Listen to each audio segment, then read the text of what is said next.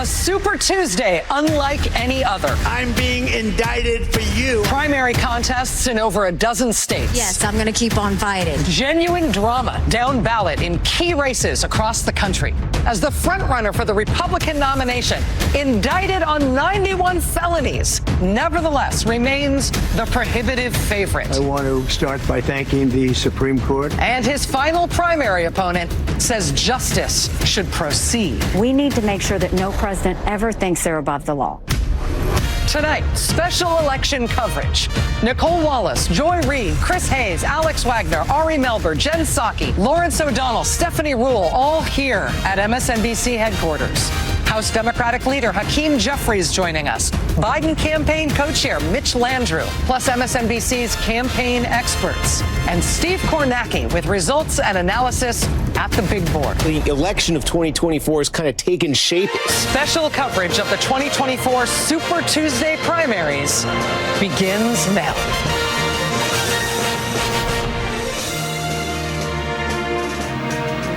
It's here. It's finally happening. It's super. Good evening and welcome. Thank you for joining us. It is Super Tuesday. I haven't slept in a week. I'm Rachel Maddow here at MSNBC headquarters in New York, along with Chris Hayes and Joy Reid and Nicole Wallace. You're back. We've missed you so much. And Ari Melber, many more of our colleagues are going to be joining us throughout the very, very long, awesome, interesting night. America has not had a rerun of the same two presidential candidates in back-to-back subsequent elections since 1956, when the incumbent president, Dwight Eisenhower, beat his Democratic challenger, Adlai Stevenson, again. When it was Eisenhower versus Stevenson, the first time in 52, Eisenhower won by kind of a lot. When they ran Stevenson against Eisenhower again in the next election in 56, Eisenhower won again, except he won by more. Nevertheless, the Republican Party seems poised to nominate the same candidate again, who lost to Joe Biden in the last election in 2020.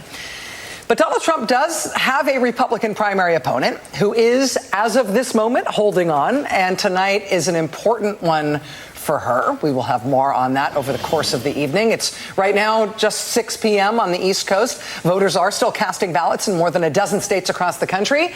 We are just getting our first Super Tuesday results, though, from Iowa. In Iowa, the Democratic caucus has never been on Super Tuesday before tonight. Famously, Iowa is always the first in the nation caucus. They always go in January. That changed this year when Democrats pushed it back. Also this year, the whole Iowa Democratic caucus was conducted by mail for the first time. But we have just gotten those results, and we have a call. Tonight, NBC News can project that President Joe Biden has won the Iowa Democratic caucus. Whew, all the suspense is over there. Obviously, this is not a surprise. Incumbent President Biden is universally expected to clean up not only in states like Iowa tonight, but in all of tonight's Democratic primaries. That said, these are the first results of Super Tuesday. First real votes out of Iowa as of just a moment ago. So we'll go to our friend Steve Kornacki in just a moment to see if there's anything more we should understand about how that went. Because President Biden does face only token opposition, the Democratic contest, as you know, it basically looks like what it looks like when an incumbent president runs for re-election. So far, President Biden's delegate count is 246 delegates for him and 2 for uncommitted. I don't know if it's Mr. Uncommitted or... on the Republican side, with 15 states holding GOP presidential nominating contests tonight, just over a third of all the delegates in the whole race are at stake tonight. On the Republican side, Nikki Haley won her first primary this weekend in Washington, D.C. If she does have a chance at winning any other contest tonight, her campaign is expecting their best chances actually in the 2 states that are going to close their polls first. Right at the end of this hour, Virginia and especially Vermont, they think are Nikki Haley's best chances. Below the presidential, though, there's a whole lot going on down ballot. In the race for the U.S. Senate seat once held by the late Dianne Feinstein in California, Democrats and Republicans will all run against each other in the same jungle primary. On the Democratic side, though, there are 3 well-respected, talented, big-name Democratic members of Congress who are all on the same ballot trying to get that seat. along with the Republicans who are competing for it as well. Tonight's Senate primary in California will determine whether the general election in November for that Senate seat will be between a Democrat and a Republican, or could it be an intra-party battle between two of those powerhouse Democrats? We will learn that tonight in California. Primaries in North Carolina today will set the field for this year's highest profile governor's race. The leading candidate for the Republican nomination for governor in North Carolina has a history of Holocaust denial. He says the moon landing may have been faked. He says Beyonce is satanic.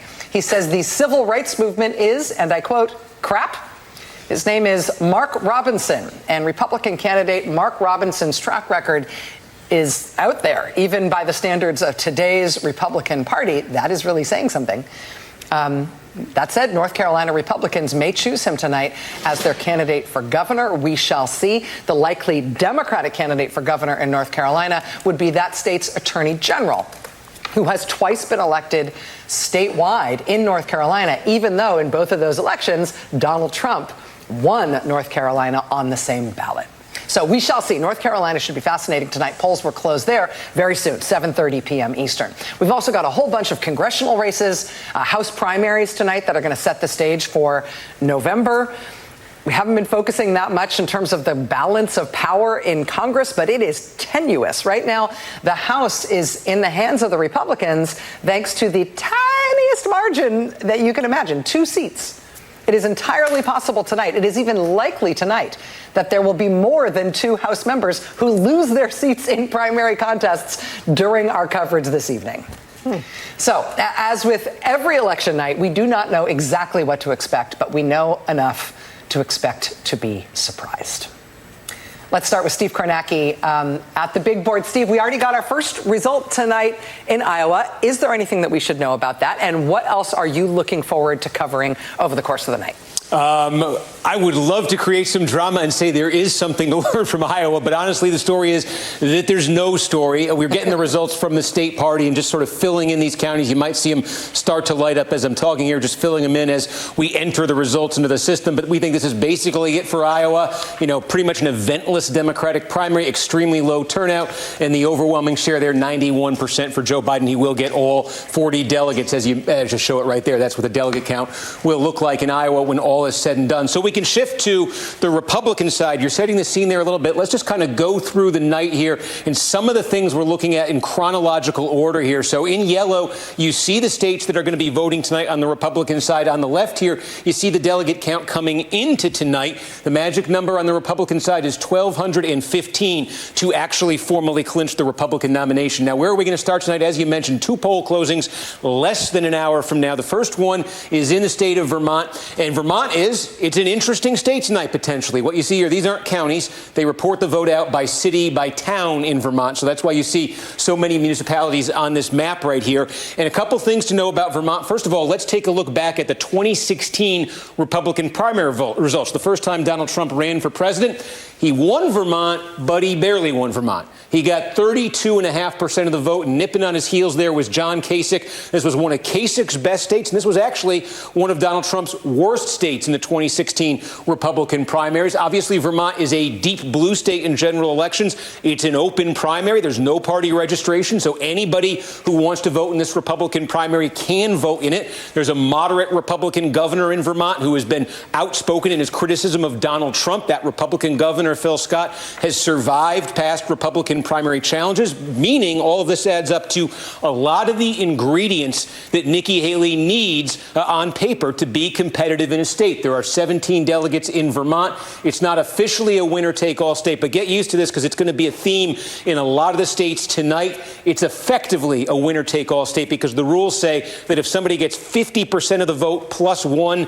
they get all the delegates. And this is effectively a 2-person race, though in a lot of states there are other candidates who either have dropped out, their names are still on the ballot, minor candidates on the ballot. So in a real close situation, both could come under 50. But basically, these thresholds effectively make states like Vermont winner-take-all states. There are areas of strength, we should say, on paper for Trump as well. Vermont does have a large by Vermont standards, working class, a white population, white voters without college degrees in rural areas. We've seen Trump do really well with them. In fact, this area here in Vermont, they call it the Northeast Northeast Kingdom. This is a culturally distinct area of Vermont. It actually, had been friendly towards Barack Obama, but it shifted in Donald Trump's direction in 2016. A section of a big blue state that got more Republican with Donald Trump and stayed that way in 2020. Expect Trump to rack up big margins here tonight, and we'll see. Vermont looms as a very interesting contest. Polls closing again in less than an hour from now. The other state where polls are closing less than an hour from now is Virginia here. And again, let's go back to those 2016 primary results in Virginia because Trump won.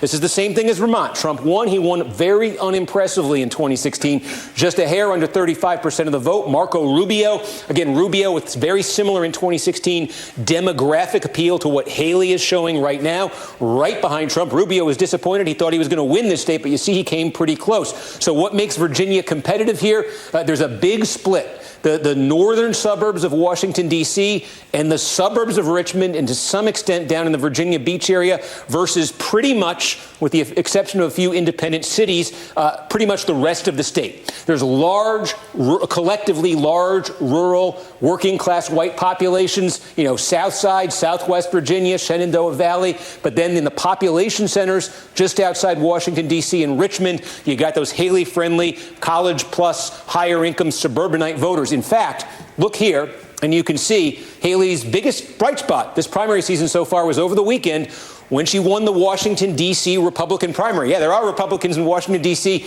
fewer than 2,000 of them, but Nikki Haley did win here. And I think what's significant, what's notable in terms of the Virginia result is one thing we've been tracking in these states, just as sort of a benchmark state to state. In a lot of these states, the Republican electorate we know is pretty overwhelmingly white. So we've been looking in each state at the white population, what share of it has a college degree, what doesn't, because that college, non-college divide has been huge in these Republican primaries. It's huge in general elections, too. Now, in Washington, D.C., the white population in Washington, D.C., 91% of it has at least a four-year college degree. That is as Haley-friendly of a number you're going to see anywhere, and it explains this result in D.C. What's interesting about Virginia, let's flip Virginia onto the map here, and let's zoom in here just outside Washington, D.C., because geographically this is tiny. But if you go inside Arlington County here, Arlington County way back, way back was actually a part of D.C., just on the south of the Potomac River. And so it's, this is really built up, and in a lot of ways, this is D.C. extended. In Arlington, with the city of Alexandria right here. So there's congressional districts in Virginia. Delegates are given out by congressional district for some of the Virginia vote. And the congressional district, it's Virginia's 8th district. It's right over the Potomac River. The white voter share that has a college degree there, it's not quite D.C.'s level, but it's pretty close. It's 80%. So Virginia's 8th district, 3 delegates in that district. Haley, I think she'd be favored on paper to win in the 8th district. And then also here in Fairfax County, which is the bigger piece of real estate here. Again, these are big, densely populated areas. Most of Fairfax County, Fairfax City within it, the 11th congressional district, that is 75% of the white population there, college degrees. So these are some of the highest numbers you're going to see anywhere in the country in these D.C. suburbs. And you move one rung out further, Loudoun County. Remember, we talked a lot about that in the 2021 Republican primary race. It's just under 60% of the vote in that district that fits that Haley profile. So what does that add up to in Virginia? It adds up to 3 congressional districts right away that Haley has a chance to win. And if she can get a lot of that crossover vote, because Virginia also is an open primary here. So if folks who don't like Trump and consider themselves independents or Democrats want to vote in this primary, they can.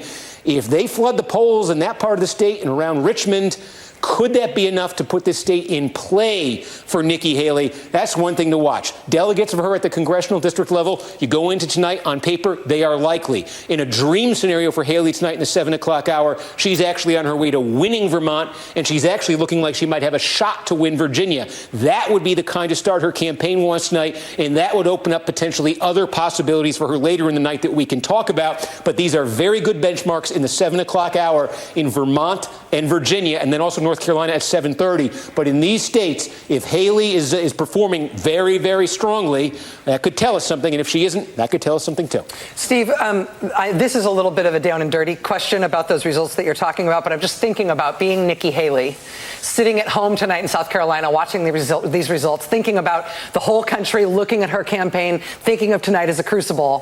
One of the things she's got to be wondering is, does Vermont count fast? And does Virginia count fast? Like, are these results that are going to come in at 3 a.m. and we're going to have seen a whole lot of bloodletting for her campaign in the meantime, or are these results that we're likely to have a pretty early idea of? So Virginia overall is an efficient state at counting its vote in the 2021 governor's race. That race was very competitive, if you recall. Youngkin, McAuliffe, and we basically had all the vote in, enough to call the state before midnight that night. But when you're asking a Haley-specific question here, and what I just went over in terms of where her strength is concentrated, typically in Virginia, some of the last places to report, the closer you get to Washington, D.C., the longer the wait has been. Now, maybe that's changed. Maybe we're in for a surprise tonight. But if what we've seen in the past holds, it's actually going to be the Trump areas that would report earlier in Virginia, and then it would be Haley kind of chipping away at that. Okay, that's important. I mean, we got ourselves, I feel like, in the 2020 election, one of the ways that we prepared for election nights, for the general election night, was thinking about the red mirage, right? Like thinking about what people's perceptions were going to be over the course of the night based on which results were likely to come in first, mail-in vote, early vote versus day of vote and all those things. There might be a tiny microscopic version of that tonight in terms of a Haley mirage with her 2 best states coming in early. That said, that pattern in Virginia might slow that down a little bit. Nicole, we're so happy to have you back. Oh, it's so nice to be back. You were off for the best possible reason. The best. Absolutely. Coming back, do you feel differently about this than when you left? I was just thinking that. I do, and I'm still getting my sea legs on the day-to-day news. But when you step away, and you get to do this, and you've all taken time off to write books, you get hit on the side of the head by the forest.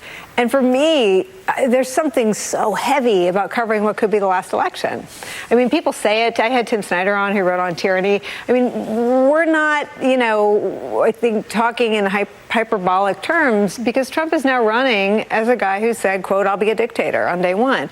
And so I feel like the very preciousness, the reason we're all here tonight, right? The reason we all sit together on these nights is because there's something majestic about, over to you, voter, your turn. And that we're actually going to be covering a general election between these two men where one isn't running on a promise to continue to have elections at all. Yeah.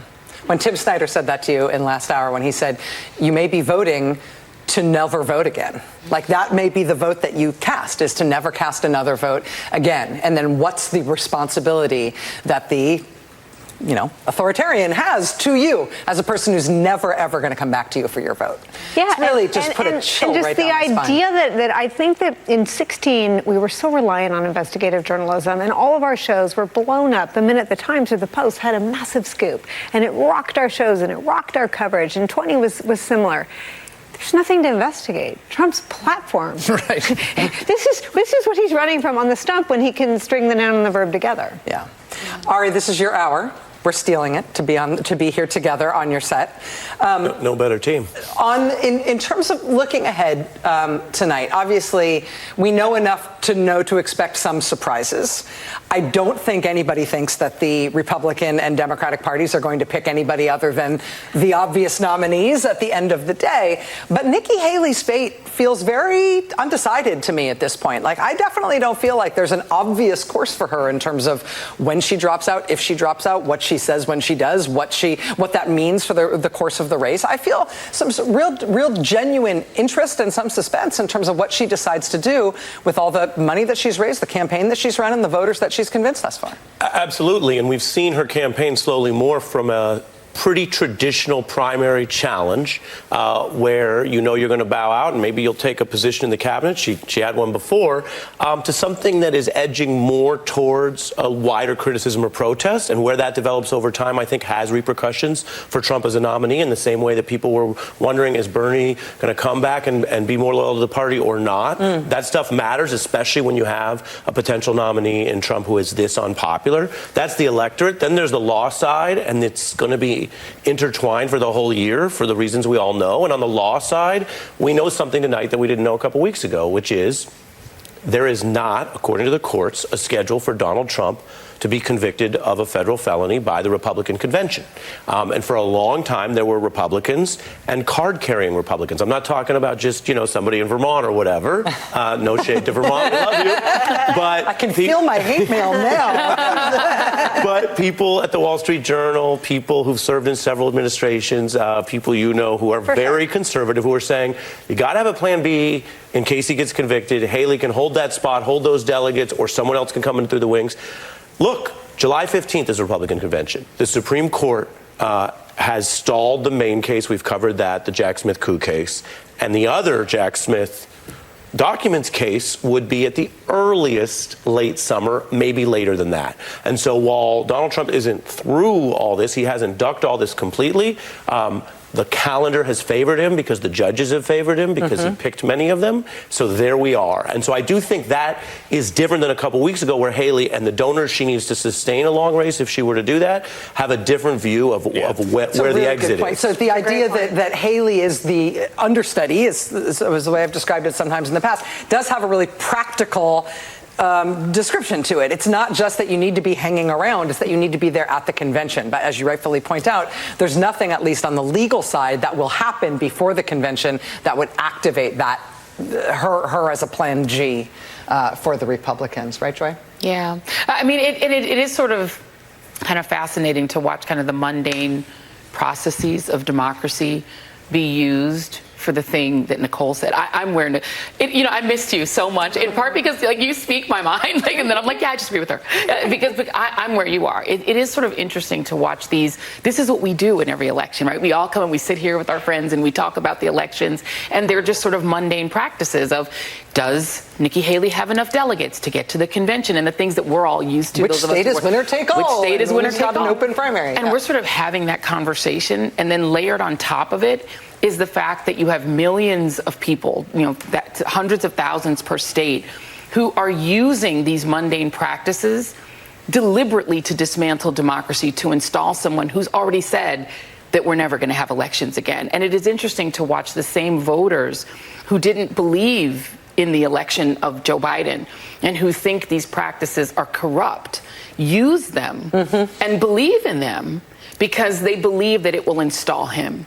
And it is just sort of freaky to watch them ignore the 91 criminal counts, ignore the bizarre things that he says, that the times when he doesn't sound like he knows where he is or who the president of the United States is, to watch all of these people ignore that as we're just sort of covering it in the way we always cover it. It is a weird dichotomy for me, for sure.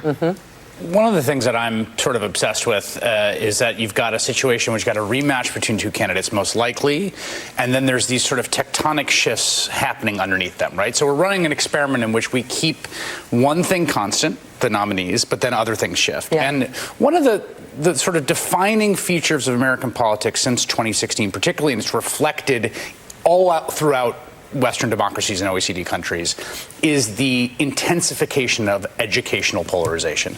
You see it in Austria. When you look, what's the base of the right-wing party in Austria? It's folks with what we would call, without a college degree, a huge bifurcation. When you see the rise of what we would call the populist right, particularly throughout Europe, when we see it in South America, that base is the same base, and it's that educational polarization is getting worse and more intense in this country. We see it in every map that Steve points to, reflected fractally within the Republican coalition.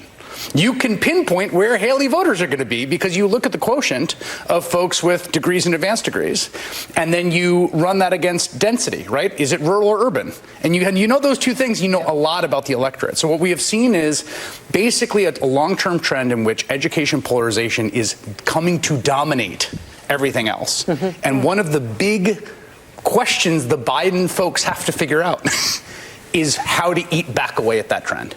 Because that is the tide that is pulling them. It's the tide that is pulling a lot of liberal democracies away from some of those core principles and has been the sort of wind at the back of right-wing authoritarian and populist movements. And so how does Biden appeal to poorly educated voters?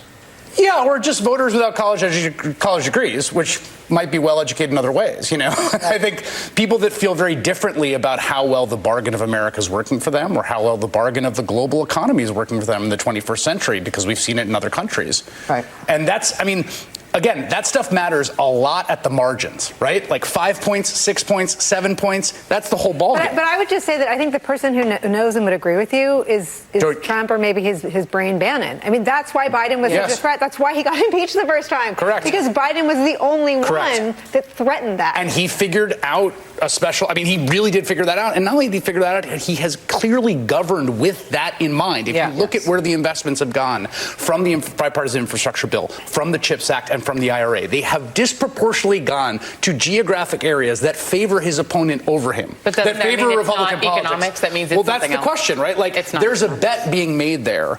And the question is, can you make good on that bet from a policy and messaging standpoint against the pull of all these demographic trends that Steve is going to highlight in map after map after map tonight, or we will know before it even comes up what the map's going to look like based on that data. Yeah, the most repeated, most memorable talking point and detail that President Biden himself and the Democrats have talked about with the infrastructure bill is this is good jobs for people without college degrees. Yes. If there's one thing they have said about that, it is that over and over again, and it's that dynamic at work exactly. All right, at this hour, we are coming up on more poll closings just ahead. We're going to hear from our correspondents in the states where it's all happening. Super Tuesday is just getting started, and there is a lot to come. Stay with us. Whoever gets into office, I hope and pray that they do right by the people of America, because our allies are looking at us, and they're looking at what we are doing and what we are not doing, and to be able to not to work with them, which we need our allies need us. And I think that in order for the United States to be as successful as it has been over the years, we need to take all that in consideration. What's going to happen to this country in November was the prime reason that I'm here today. I'm vehemently disturbed with the choices that we have, and wish for this country to have better.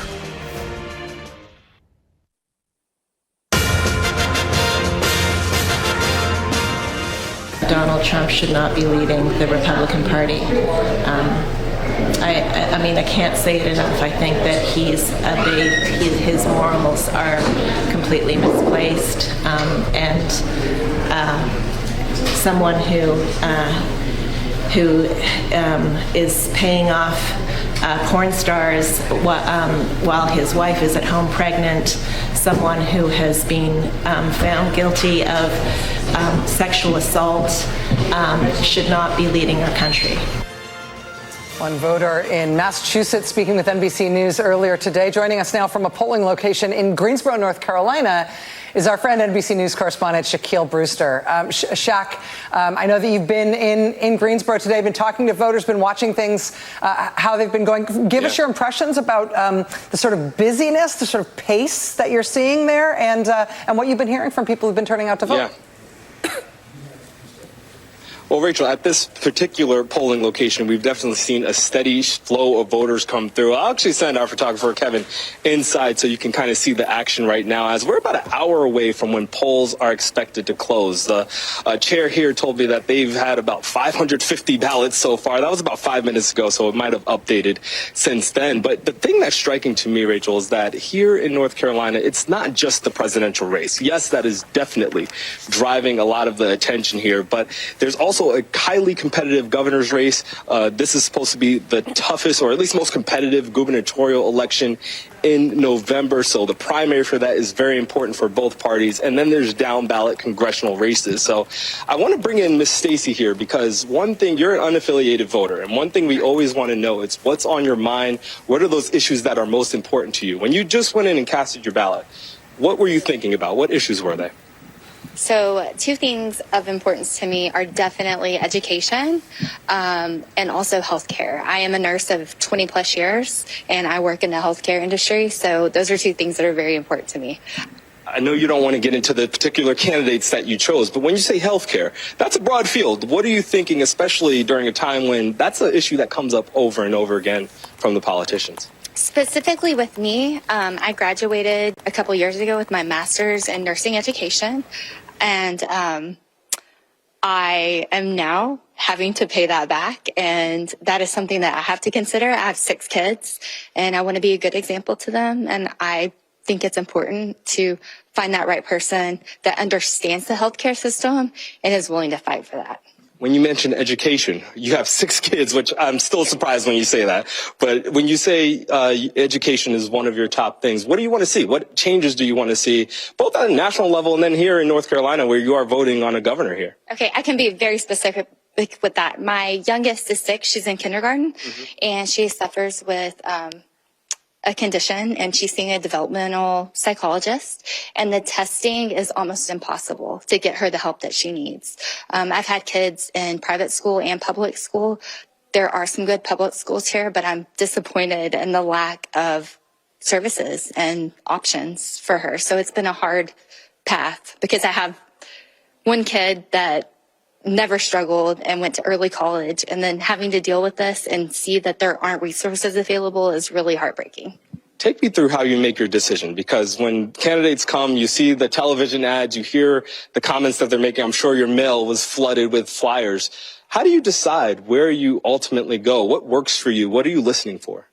The most important thing to me is to do your research. You have to be educated, and you have to come in here knowing exactly what your purpose is and be passionate about that.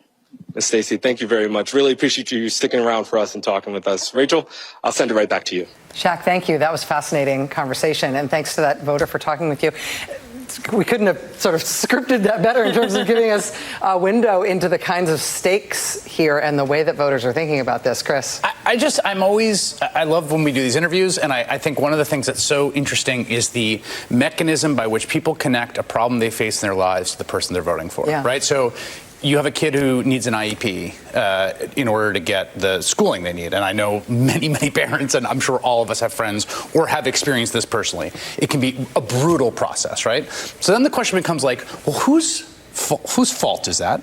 Who's responsible for that? The system is bad now. The system is bad now, and I'm having a bad experience with it. And I want something from my government it's not giving me. And then where do the different candidates stand on that question? And in order to get from A to B, there's a whole bunch of steps in between. Like, what does the different gubernatorial candidates say about spending on IEPs in the state of North Carolina, right? And to make all those mechanisms work, like, people need a press that works. Like, you need to know which of those 2 candidates are going to do that. And my concern in the current information environment is that it's harder and harder for voters to just make these basic distinctions. To do basic research. That basic information is harder and harder, particularly at the local level, to get. Well, can I just say that North Carolina is a state that was embroiled. If you remember the first time we heard about Bishop William Barber, it was Moral Mondays. It was the question of whether or not they would expand Obamacare in North Carolina. And one of the things that was happening is that rural hospitals were closing because of the refusal to expand Obamacare under the previous Republican governor. So they now have a 2-term exiting Democratic governor who actually was able to expand Obamacare. And they did an additional expansion, I believe, in 2022. I was trying to furiously Google it. But healthcare was a huge issue. And it was an issue that actually helped elect the current governor. So it's interesting to hear this. What she was not specific about, other than what she wanted, like developmental aid for her kids. It's interesting because I have not heard or read anything about that coming up in this campaign. Like the things they're fighting over are a lot more outre. It's whether or not the Holocaust is real. Right. Literally, whether or not, an issue in the North Carolina governor's primary on the Republican side. It's astonishing. Yeah, and it's whether or not, I can't even remember all of his sort of outre sort of things, but the Republican nominee doesn't have a policy agenda.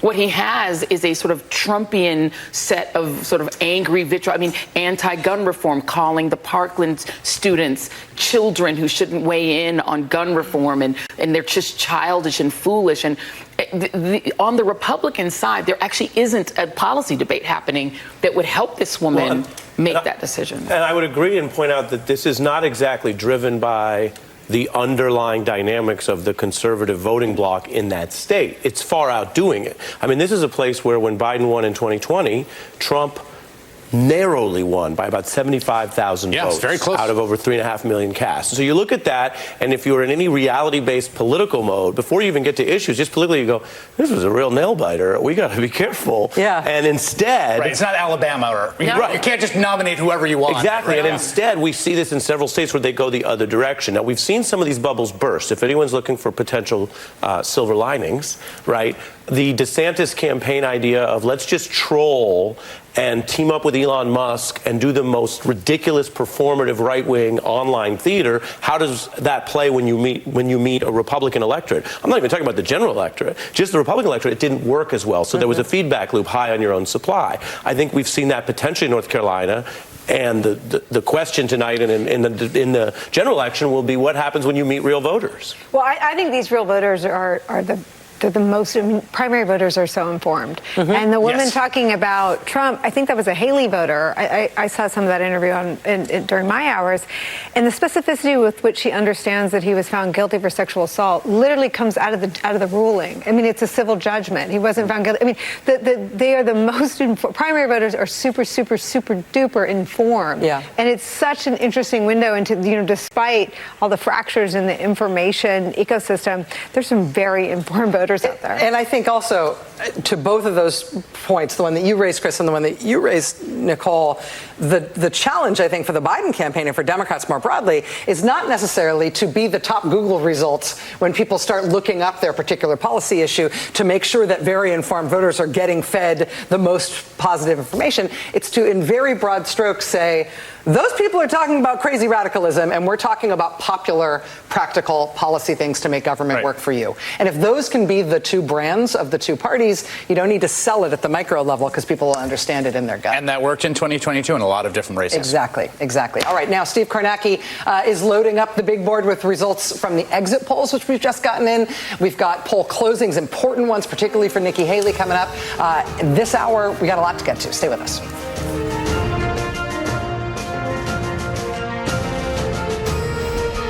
A lot of people aren't voting because they are dismayed at their choices. I think if the majority of people voted, like women, for example, who Trump has insulted multiple times, a broad swath of women, refugees, people from other countries, anyone of Hispanic origin. I mean, if all of those people voted, I don't think it would be as weird as it is now. I think it would be better. So I think people should go and vote.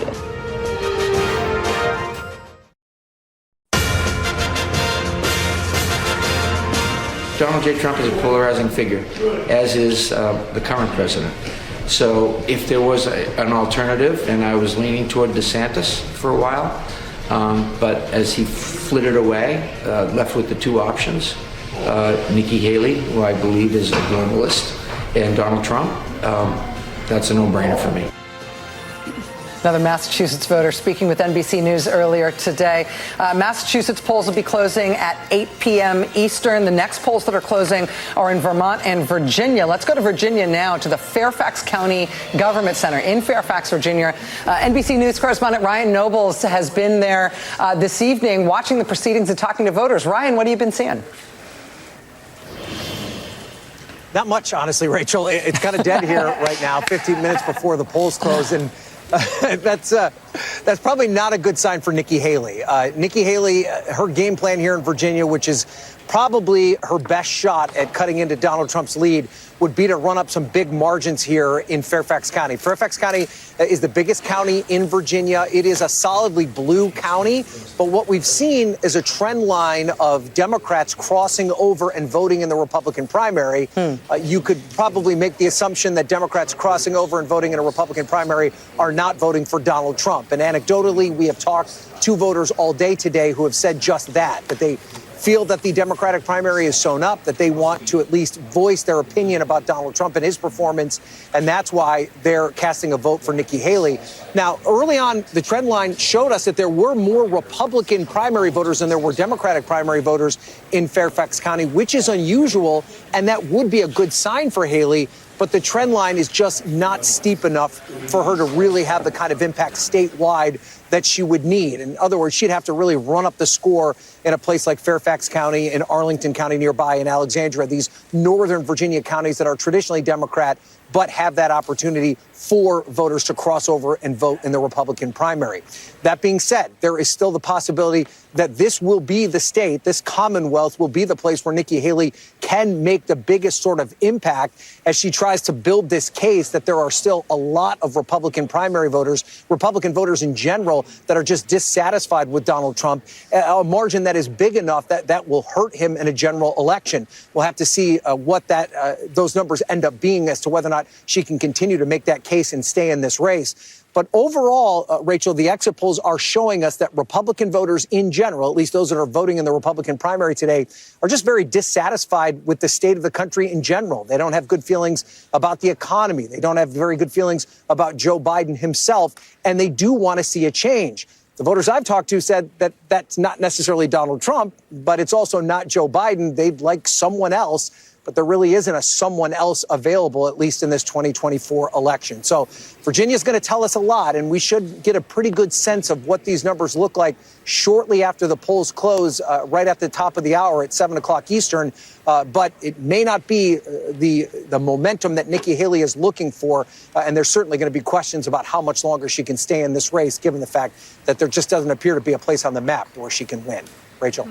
NBC News correspondent Ryan Nobles in Fairfax, Virginia for us. Ryan, thank you very much. And you know, Ryan raises an important point there about how Nikki Haley's candidacy is not seen as one that can defeat Donald Trump for the nomination, but it has been seen as a sort of proxy for this important question of whether or not a portion of the otherwise Republican electorate sees Donald Trump as unacceptable and won't vote for him in November. Steve, I actually want to ask you about this because I know this is one of the exits that we had that was asked. We don't have exits in every state tonight, but we've got them in, I think, 3 states, including Virginia. And we did ask that question about, will you vote for the Republican nominee in November, no matter who it is, regardless of who you're voting for today? What kind of results do we get there? Yeah, let me call this one up here. And okay, yes, actually you could see it is 3 states where we have the exit poll here: California, North Carolina, Virginia. Disclaimer always at this hour before polls have closed, we are still adding to this exit poll. The numbers are subject to some change, so take these with a big grain of salt. But on the question we're asked here is, it's not a candidate-specific question. It asks Republican primary voters, will you, regardless of who it is, vote for the Republican nominee? And you're seeing 59% say that in California, 63% in North Carolina, 59% in Virginia.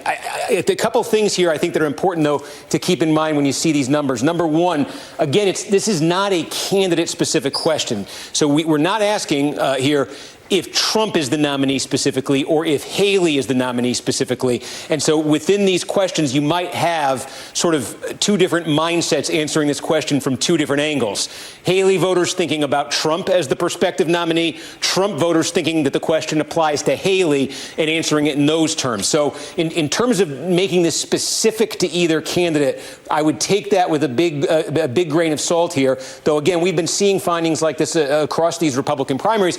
The other thing to keep in mind, too, in these Republican primaries is we've been getting at this question, and this is really true in Virginia and North Carolina tonight, not so much California, because California is a closed primary. There's no independents, there's no Democrats who are by registration who are allowed to vote in California. Virginia, not the case. It's an open primary, and North Carolina independents can participate. And a question we've been asking in these early contests, New Hampshire, South Carolina in particular, where Haley had some strong areas, is how much of that vote is independents or folks who even think of themselves as Democrats who are coming into these primaries not because they plan to vote Republican in the fall. They plan to vote for Biden, but they want to vote against and they want to register their extreme frustration with Donald Trump. And an interesting question in these exit polls, I think you also keep in mind when you see these numbers, is the approval rating of Joe Biden among Republican primary voters. So I'll show you what I mean here. Take a look at Virginia. In our exit poll, more than 1 in 5, 21% of Republican primary voters in Virginia,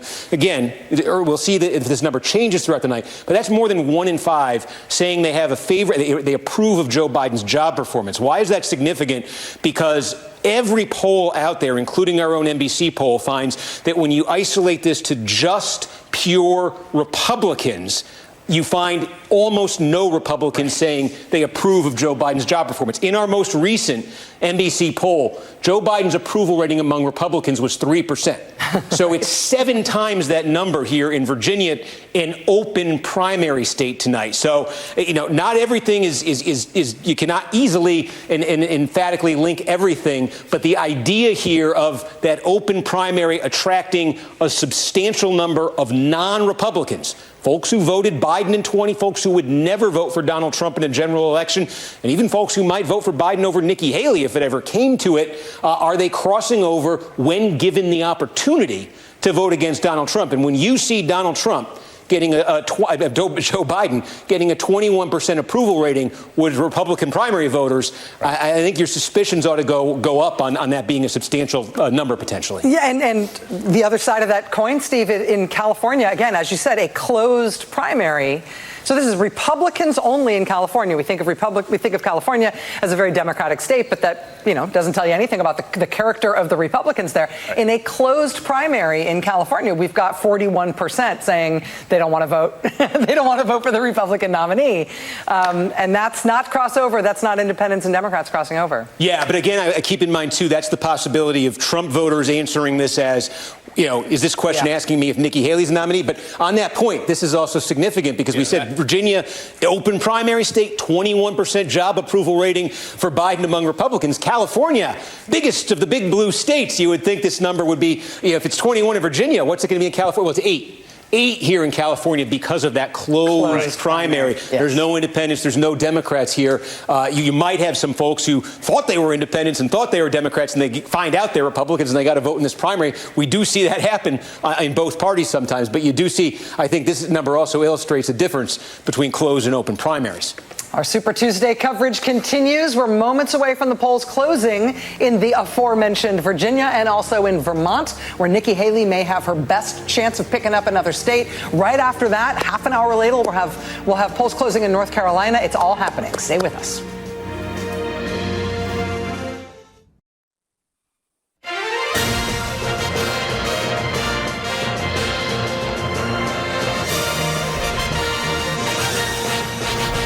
Welcome back to our Super Tuesday coverage. Polls are just about to close in Virginia and in Vermont. Our colleague Lawrence O'Donnell has joined us. Lawrence, I wanted to show you a thing from the exit poll that you and I were talking about yesterday. These are the results in the exit poll in Virginia. Virginia voters turning out for the Republican primary asked, will you vote for the Republican nominee in November?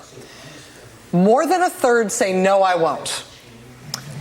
Just under 60% say they will. Does that strike you as significant in terms of general election prospects? Yeah, it is significant, and it's something that every party always worries about. If there's a primary that's contentious at all, and this one's contentious enough, and so there's a little bit of a mystery in there because, as Steve has pointed out, that question cuts against both possible Republican nominees. But you have to bet at this point that Republican primary voters, who are way more informed than your average Republican voter, know that there's only one possibility for the nominee. Like, there is not a theoretical possibility for Nikki Haley to be the nominee when you're asking that question today, leaving a polling place today. So the likelihood is that is a pretty negative indicator for Donald Trump in November.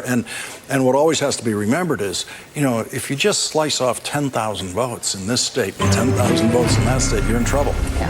And again, extrapolating from the primary vote to the general election, all sorts of speed bumps on the way, but it's impossible not to extrapolate. It's what the whole country is doing right now. Polls are closing in less than 10 seconds in the great state of Vermont and in Virginia. We'll give you characterizations from the decision desk here as soon as we've got them. Now, it's 7 p.m. Eastern, 7 p.m. East Coast time. The NBC projection at this point in the great state of Vermont, in the great state of Virginia, in the Republican primary in Virginia, is that it is too early to call, but Trump leads. Again, the projection too early to call, but Trump leads in Virginia. In the Republican primary in Vermont, the decision desk projects that the Vermont Republican primary at this hour is too early to call. Again, Trump leading in Virginia. It is not characterized that way in Vermont. In terms of the overall delegates won in the Republican primary this far, Trump stands at 276. Nikki Haley stands at 43. Nobody mathematically can get to the threshold needed to clinch the nomination tonight. Now on to the Democratic side. In the Democratic contest in Virginia, NBC News can project that incumbent Democratic President Joe Biden has won the Democratic contest this evening in Virginia and in Vermont. NBC News can now project that in Vermont, the Democratic contest is too early to call. 16 delegates at stake in Vermont. This is the overall delegate status in the Democratic race. Right now, there are 326 Democratic delegates pledged to Joe Biden, and uncommitted has 2. That race, the delegate race on the Democratic side, will be a place where we all relax and coast over the course of the evening. There's not expected to be any drama there. We'll go to Steve as soon as we got some vote totals in from either of these states. Again, the characterization on the Republican side, Nicole, in Virginia, too early, but Trump leading. No surprise there. In Vermont, too early with no characterization of the race other than that.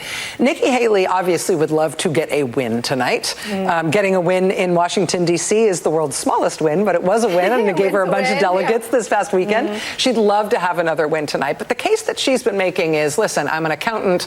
I know that I'm not winning these places, but I also know that the share of the vote that I'm getting is important. It's not a minuscule little number here. And regardless of how many delegates it translates to, regardless of whether or not I have the chance to overtake Donald Trump at any point, I'm attracting a large enough proportion of the vote that we should recognize that as a threat to Donald Trump in the general.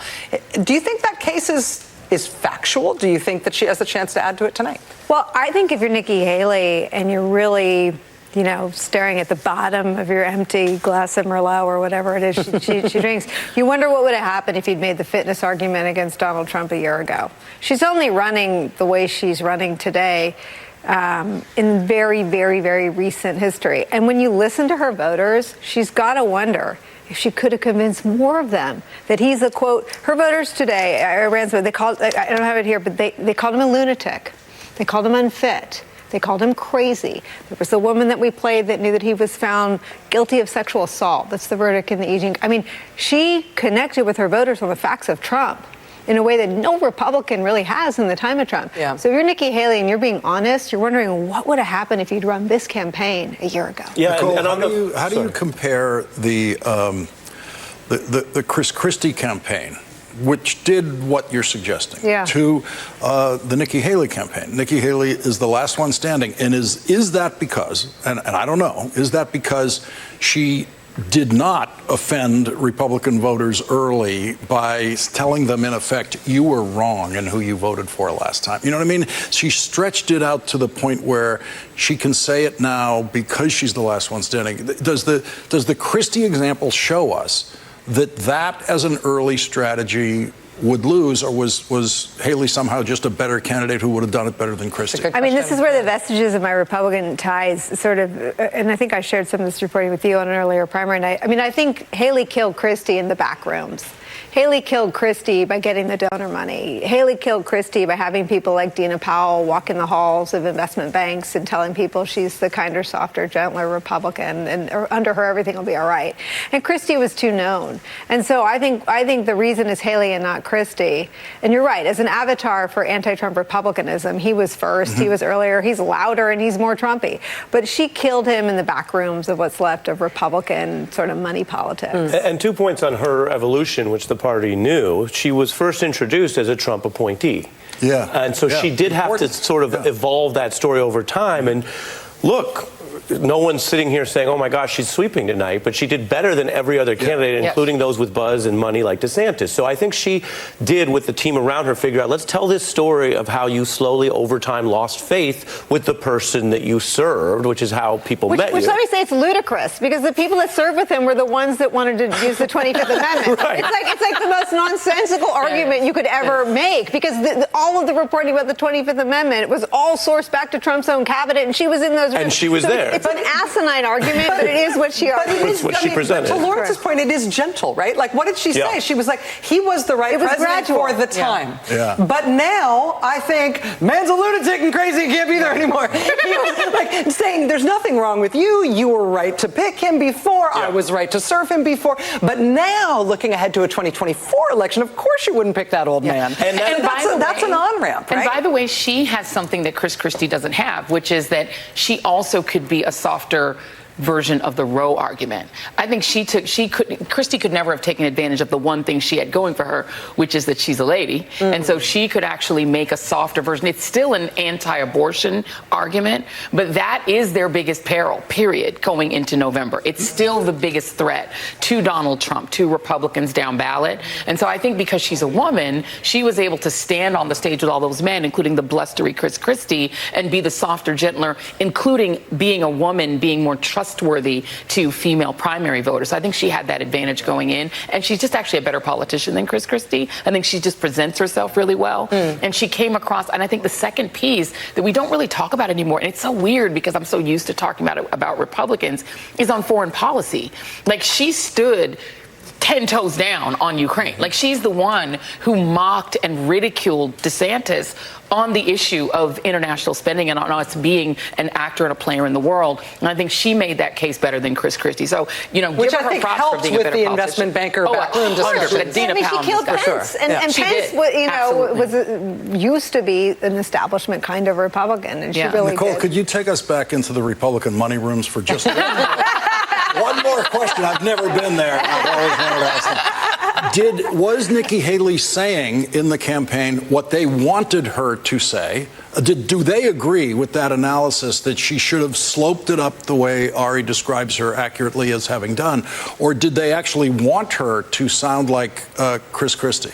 I mean, look, Steph Ruhle is going to be able to speak to what they wanted her to sound like better than I can. I mean, my sources are more on the political side. And on the political side, she just manipulated the dynamic. She manipulated the money better than he did. She made the argument that she was going to be able to bring Republican voters along. It's my understanding, I have some sources on the Christie side, that it was underhanded and backhanded in some ways. There's a little resentment there? I mean, we're talking about her. I mean, whatever it was, it worked. And speaking of talking about her, what better to add to this conversation than actual new reporting from the Haley campaign? Joining us now from outside Haley headquarters in Daniel Island, South Carolina, is NBC News correspondent Ali Vitale, who does have some new reporting as to the sort of mindset of the Haley campaign and what they're thinking about tonight. Ali. Look, guys, I was listening to your conversation. Yes to Joy on the foreign policy and reproductive rights angle. Yes to Nicole on the way that she presented in these rooms full of donors and the way that I think she was able to outmaneuver Chris Christie. Yes to Ari and Lawrence in their analysis of the role that she's played in this race in regards to Trump. I think the reason that she didn't go at him sooner, and she has said this, is because if she went at him from the start, then she would have been Chris Christie. And I think she first felt that she had to knock out the rest of the field before going toe-to-toe with her former boss. In terms of the new reporting that we have from just outside of her campaign headquarters, I'm told by a campaign source that the mood inside, and this might surprise you, is jubilant. And throughout the day, I have heard the phrase happy warrior from all of these folks that are either getting out the vote for Nikki Haley in these waning hours of Super Tuesday, or who are hunkered down after traveling to over 7 or 8 states in just as many days these last week and a half. They say they're playing music. A lot of this music has a certain female tint to it. Things like started from the bottom, now they are here. Sort of things that reference where she started in this race and the fact that she is now in a place where she is waiting to see how she does against Donald Trump. We know that she is in the Charleston area. I'm waiting to see if she does stop by her campaign headquarters or if instead she's watching these results from her home on Kiowa Island, which is also in this area. But I think the thing that's important is she has long said she will stay in this race for as long as she's competitive. Very vague word there, but it's also hard to define if you have or haven't been competitive as these results roll in if you're not doing anything that's going to be televised, if you're not going to be giving remarks to tell your view of how these results shook out. And I got to tell you, right now, we don't expect Haley to be giving any remarks. We don't expect to see her. And in fact, we don't have the next time we're going to see her on paper. There are no more public appearances for Nikki Haley or the Haley campaign. She did a little bit of press this morning, fine, but we're not expecting to see her in any kind of official campaign capacity. And that, of course, raises all of the questions that really loom over this entire night, which is what happens to Nikki Haley after Super Tuesday? Is there a world in which she stays in through next week in Georgia? Yeah, I could see that world. Or is there one where she says we gave enough voters the alternative, they voted in Super Tuesday, and I'm going to bow out of this race? I could see that happening too. And then it begs the next question of what happens in regards to a Trump endorsement. And we got to leave some stuff to talk about for the rest of the night. So I'll keep reporting on that and see if we can make any inroads. But really, the idea that the mood is jubilant here, it almost gives the sense of like dancing on the deck of the Titanic almost. Well, Ali, let me ask you to figure out what that tune is then. I mean, so you're talking about a sort of squaring a circle that doesn't make that much sense. If the campaign is not just spinning you, right? If they are jubilant, if they are playing Drake, if they are, thinking that this is meeting what she said she was going to do, which is staying competitive, then what is their explanation for why she's not speaking tonight? Why she's giving up what would be guaranteed, unfettered national airtime on one of the biggest political nights of the year? Why is she at home? No events, no planned speech tonight, or even in upcoming days? Well, she's in the Charleston area, and I think all of us have done this long enough to know that you can go from not making any remarks to making remarks really quickly if news suddenly starts going your way. So I do think that that's not something that could be out of the question, although we don't know that yet at this point. Obviously, I think that not doing remarks both takes them off the table and also leaves open the possibility that they could come back and be revived. I do think that the idea that they are jubilant and happy warriors is not new to tonight, though. I have seen over the course of the last few weeks on this campaign, as the rest of the Republican apparatus has sort of been shooing the Nikki Haley campaign out the door and saying, all right, let's go. This is Donald Trump's nomination. Time to sew this primary up. They have been very aware of that fact. And instead, they've just sort of forged ahead and played the game that they came here to play. They know the odds. They know the stakes. Their campaign manager has said that to me time and again. But I think that's why they're taking the posture of, yes, they're going down with a fight, but they're also going down by trying to hold their heads high and knowing that they offered a different vision for this Republican Party. I think where Nikki Haley might not want to contend with this idea is that in this Republican Party, because she is the only person who's against Trump, she says that she's not an anti-Trump candidate, but innately, you look at the voters I meet on the ground, the ones that we've been showing on air today, they are voting for her, yes, because they're voting for her, but also because she's not Trump. Yeah. Ali Vitale, tonight, intrepidly trying to figure out whether there might be surprise remarks, what they're thinking in terms of timing, what they're thinking in terms of maybe somewhere down the road a potential endorsement, which seems antithetical to the entire message of her mature campaign.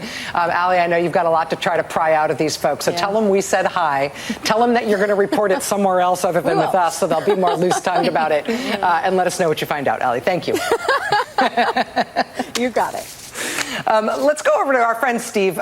Steve, I can see from your map that we are getting in some vote. We've got polls closed now 14 minutes ago in both Vermont and in Virginia. What are we seeing? Nothing in Vermont yet. You were asking earlier about whether the early votes in Virginia would be more from Trump areas or from Haley areas. You're seeing actually kind of a scattering here. These are some very Trump-friendly counties we're getting some votes in from. You go to southwestern Virginia, it's not much here from Dickinson County. This is going to be an extremely pro-Trump county tonight. But I think what's significant in what's come in so far, and actually we just got some from Chesterfield, not much. I'm looking because Chesterfield is one of the very big suburban counties right outside of Richmond. again, this is the kind of place where if Haley's going to have any kind of a night here in Virginia, this is going to be one of the counties we only have 106 votes in. But the suburban county where we do have a fair number of votes so far, Northern Virginia. This is one layer removed from Washington, the immediate Washington, D.C. metro area, but Loudoun County. We talked about this, if you remember, in 2021, that governor's race. This is one of the big swing counties in that governor's race. And you can see about 5% of the vote is now in Loudoun County. Very even race, though Trump does have in this count 49-47, a 2-point advantage there over Haley.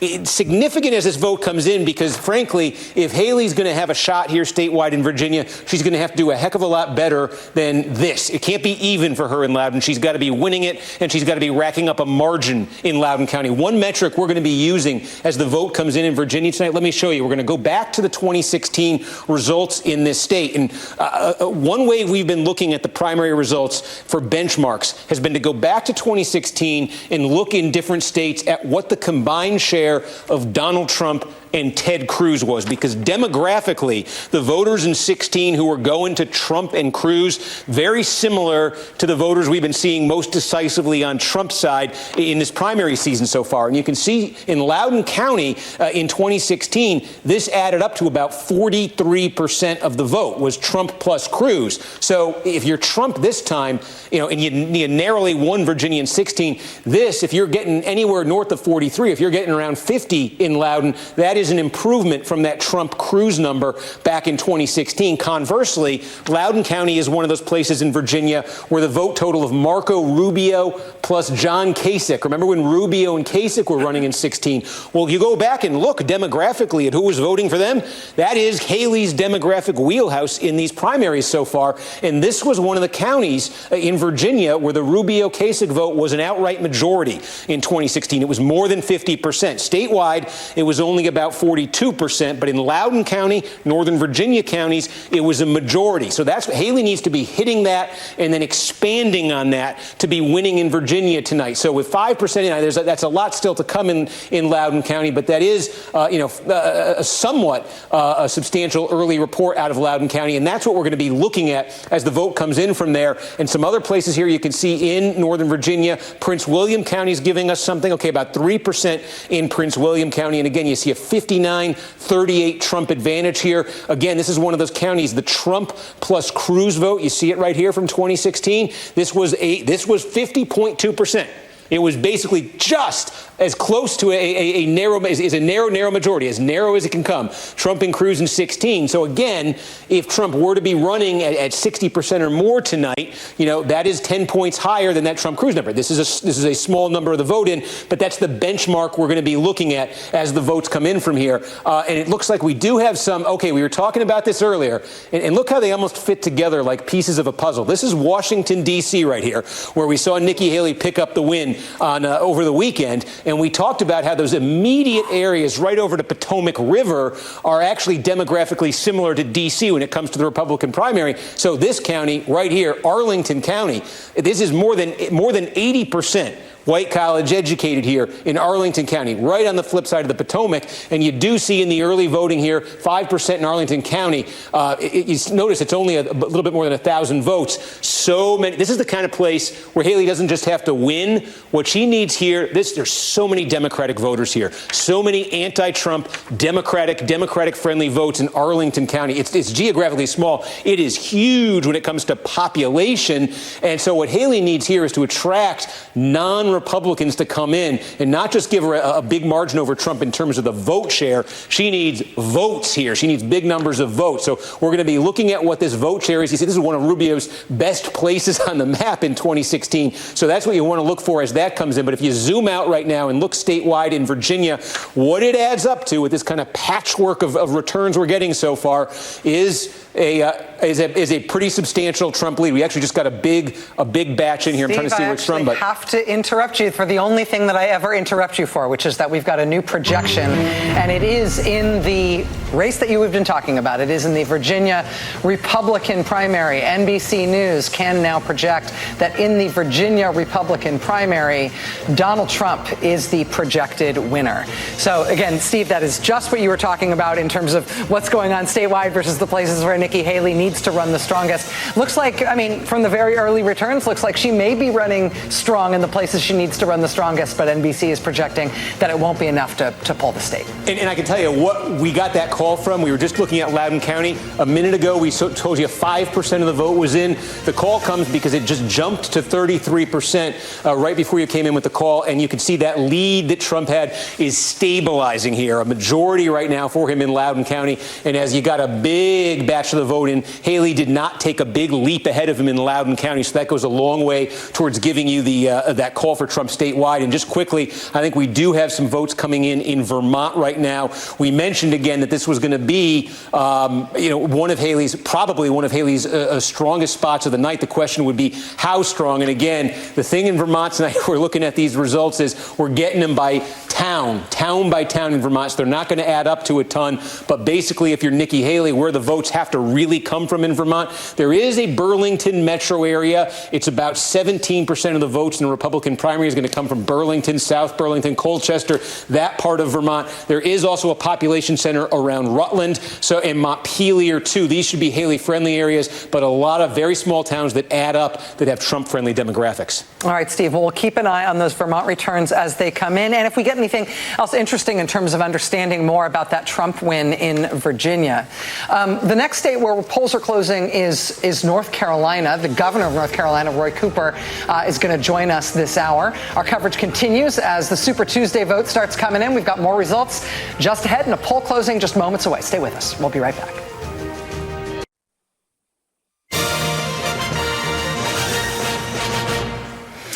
My good friend Joy Reid earlier this evening mentioned something about the sort of tenor, the kind of things you've been hearing in the governor's race that's happening tonight in North Carolina. In North Carolina, both parties are holding primaries in their governor's race. And I want to play you, Joy. Yes. A little bit of sound of an ad. This was run in the Republican primary. It was run by a candidate named Bill Graham, who is supported by U.S. Senator Tom Tillis. He's running well behind the leading Republican candidate for governor of North Carolina. This is a piece of one of his most poignant ads in this primary. Watch. Mark Robinson, he suggested the Holocaust wasn't real, downplayed the Nazis, promoted Hitler propaganda. That's just plain wrong. I'm Bill Graham. The Holocaust was real. Hitler was evil. And we must stand with Israel, defend the Holy Land, and defeat radical Islamic terrorism. If you needed a snapshot of what's going on in American politics right now, primary ads have to contain the phrase, the Holocaust was real and Hitler was evil. North Carolina tonight is holding primaries on the presidential race, also on the governor's race. On the Democratic side in that governor's primary, the state's incumbent Democratic Attorney General Josh Stein, who's not pictured here, can you drop those images? Thank you. Thanks. Josh Stein is the likely nominee. Josh Stein has won statewide in North Carolina 2 elections in a row. Both times he won as a Democrat running statewide in elections where Donald Trump was also on the ballot and winning the state. So Josh Stein, the Democratic Attorney General of North Carolina, thought to have a very good shot at the governorship in North Carolina as a Democratic likely nominee. We'll find out about his prospects in the primary in just a moment.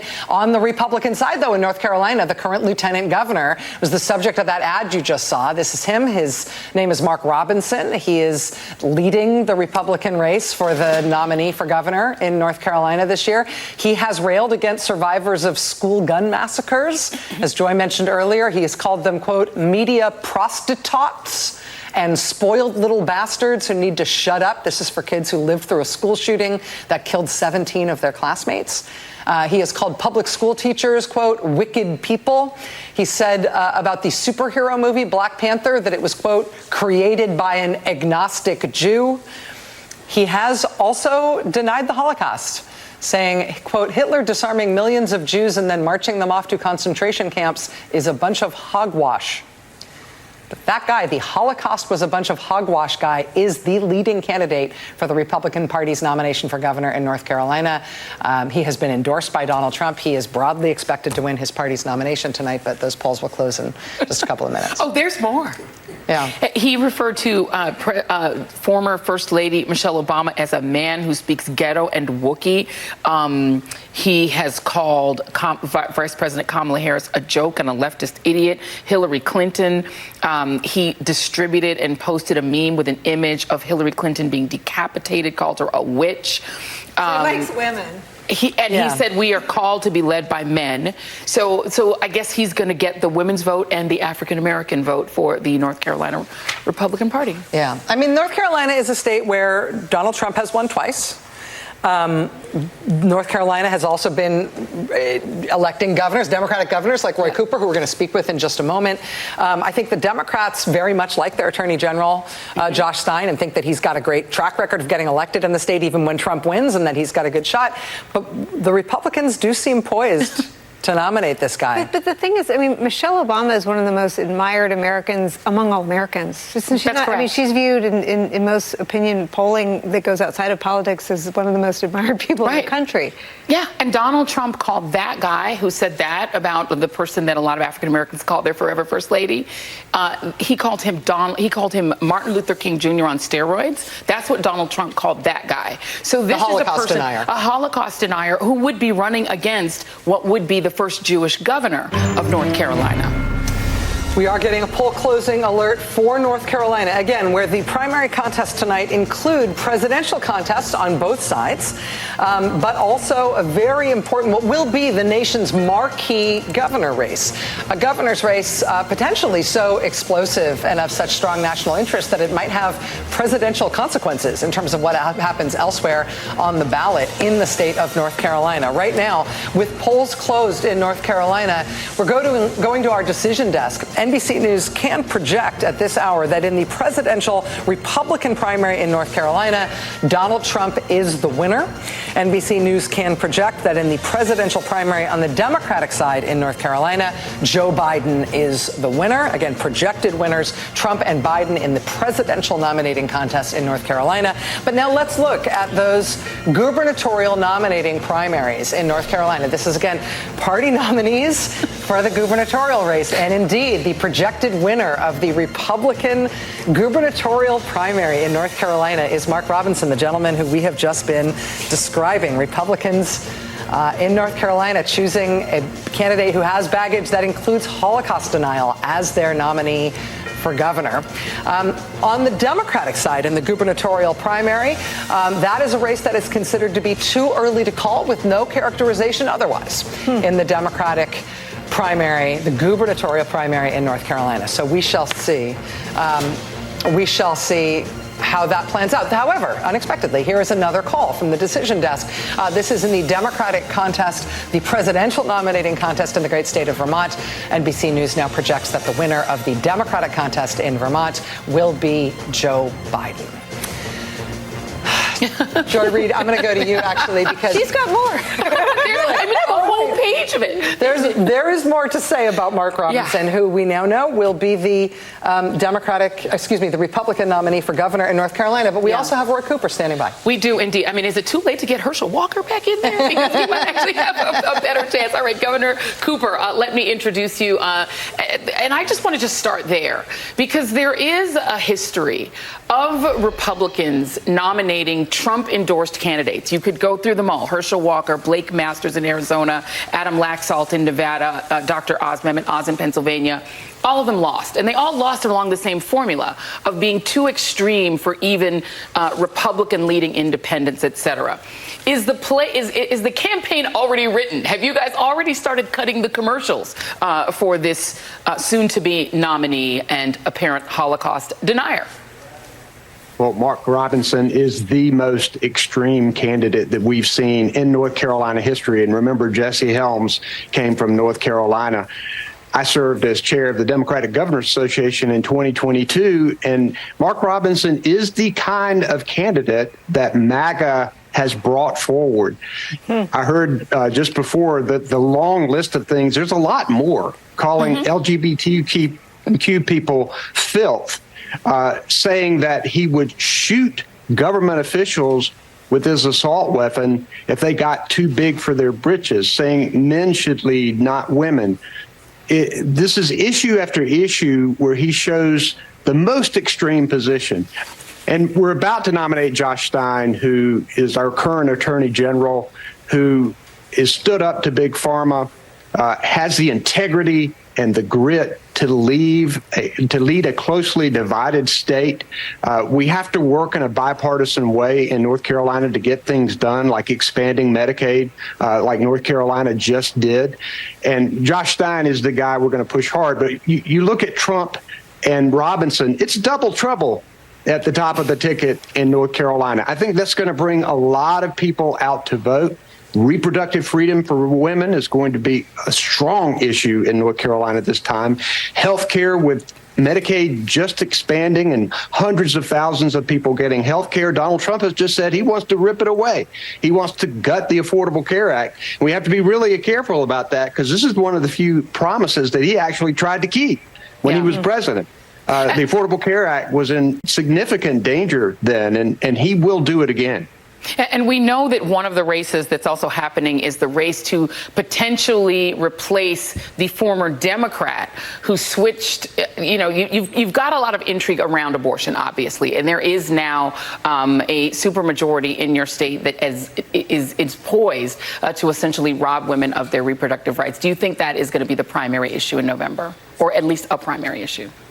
Yeah, reproductive freedom will be on the ballot in North Carolina in November. There is a one-vote supermajority in the legislature. They've already passed a 12-week abortion ban.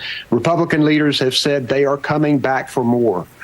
People are going to get energized in North Carolina. You've got Donald Trump, who goes around bragging that he overturned Roe v. Wade with his 3 appointments to the Supreme Court, and this is one of the few times he's told the truth. That's the truth. And then we have Mark Robinson, who is against abortion under any circumstances with no exceptions.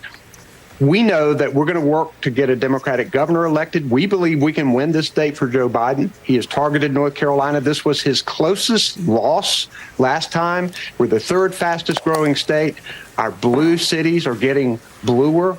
We believe we can win this race for Biden. And with this undercurrent, we're going to be working very hard to break the supermajority in the legislature so that a future Governor Stein's vetoes can be upheld, and we can stay out of these culture wars and protect women's reproductive freedom and protect our public schools and continue to fight climate change and do the things that we know the people of North Carolina want to do.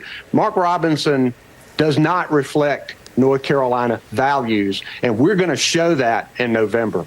Really quickly, because I am a bit obsessed with North Carolina. In 2004, this was one of the 3 states that Democrats who were sort of behind the scenes or were thinking could be a flip state. It is a state that Barack Obama did win by 14,000 votes in 2008. He only lost it by about 90,000 votes in 2012. And I went through a deep dive today on these races. Your state loves your governor's races, and actually the turnout in your 2 re-elects was higher than the turnout for either of those 2 presidential elections that I just discussed. 2.8 million people voted for you in your re-elect, and that's higher than voted in the presidential races. But there have been also some narrow losses. This is a narrow state.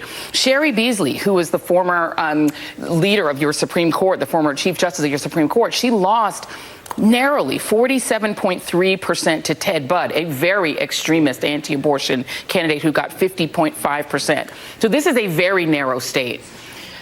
How do you then sort of, what is the strategy to make sure that it doesn't go that way again? Because Ted Budd is also an anti-abortion candidate. You have seen that kind of candidate be able to slip through. So what's the strategy against Mark Robinson? Is it just literally running ads, letting him talk and letting him say his extremist things? Because it is a state that could flip either way.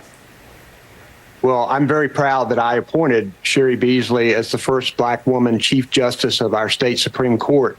And she only lost that race by about 400 and some votes in 2020, one of the saddest losses that I have seen.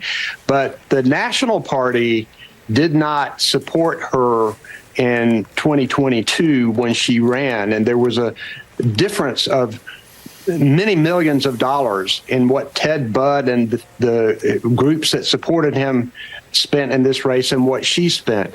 That's why it's so critical that the Biden campaign target North Carolina. We can win the state for him, and we can win with our slate of statewide Democratic candidates as well. And we've got to get them energized. This is going to be a choice here. And I think people are slowly wrapping their minds around the fact that this is going to be a Trump-Biden rematch. I think tonight's primaries, people will begin to come to that realization. And when they do, they're going to have a choice of a Joe Biden who wakes up every morning thinking about the American people and a Donald Trump who wakes up every morning thinking about himself.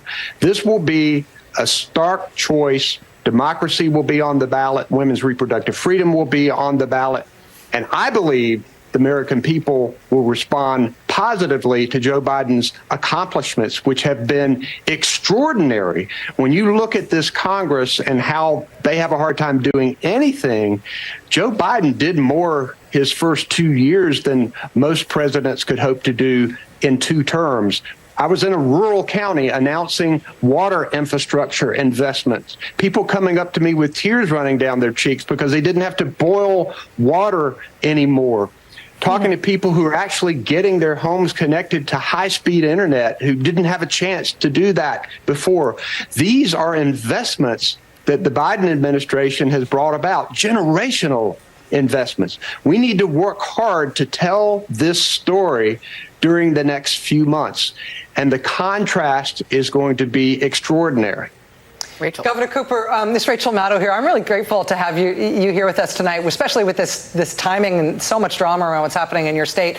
I just wanted to ask, in keeping with what you were just describing there, if we gave you a magic wand right now and you could program the Biden-Harris campaign between now and November to try to win North Carolina the way that you're describing, with Mark Robinson as this very extremist, very outre Republican nominee for governor in a very high-profile governor's race, with the likely Democratic nominee, Josh Stein, who you feel so solid about North Carolina, who has such a good track record in North Carolina, with the kinds of advantages that you think Biden and Harris can bring to the people of North Carolina to put it back in the blue column. How would you program their campaign? What issues would you structure their ads around and their campaign appearances around to give them the best shot to win North Carolina? Well, if we can get people to the polls, we win. This is going to be a strong turnout election, and we have to show the stark differences between these candidates. The people in North Carolina, the majority of them support a woman's right to choose. Yet Donald Trump, Mark Robinson, and the Republicans want to take that away. The people of North Carolina strongly support Medicaid expansion and getting people health care. Donald Trump, Mark Robinson, who opposed Medicaid expansion, Republicans, they want to take that away. These are the issues that matter to everyday people at the kitchen table. And we have to make people realize that they do have a stake in this. I understand how people can be turned off by politics right now. The vitriol out there is so rampant. But at the same time, we need to let them know that there has never been a wider choice here, a more different choice than they have right now. These are polar opposite candidates. Republicans have been taken over by MAGA. There are a lot of Republicans out there, a lot of unaffiliated, who are voting for Nikki Haley today, who don't want to elect Donald Trump. Joe Biden's got to go and get those people, as many of them as he can, to show them that, yeah, he can bring us forward. You know, he can work to make sure that we have a better future for the American people. That's what we need to do. North Carolina's Democratic Governor Roy Cooper. Sir, thank you so much for your time tonight. Fascinating results out of your state, and we feel grateful to have you with us. Thank you. Thanks, guys. All right. It's about 15, 20 minutes to 8 o'clock on the East Coast right now.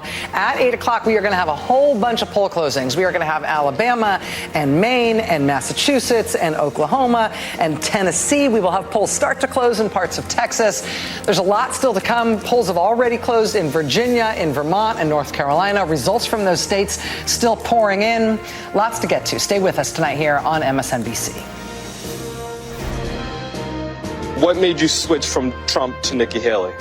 The man is a lunatic, and I think he's terrible for the country. What are you thinking about when you say that? Just that he lies, he cheats, he's bankrupted millions of businesses and people, and I don't see anything good about him. Let me ask, if Donald Trump is the nominee in November, do you support Joe Biden over Donald Trump? No.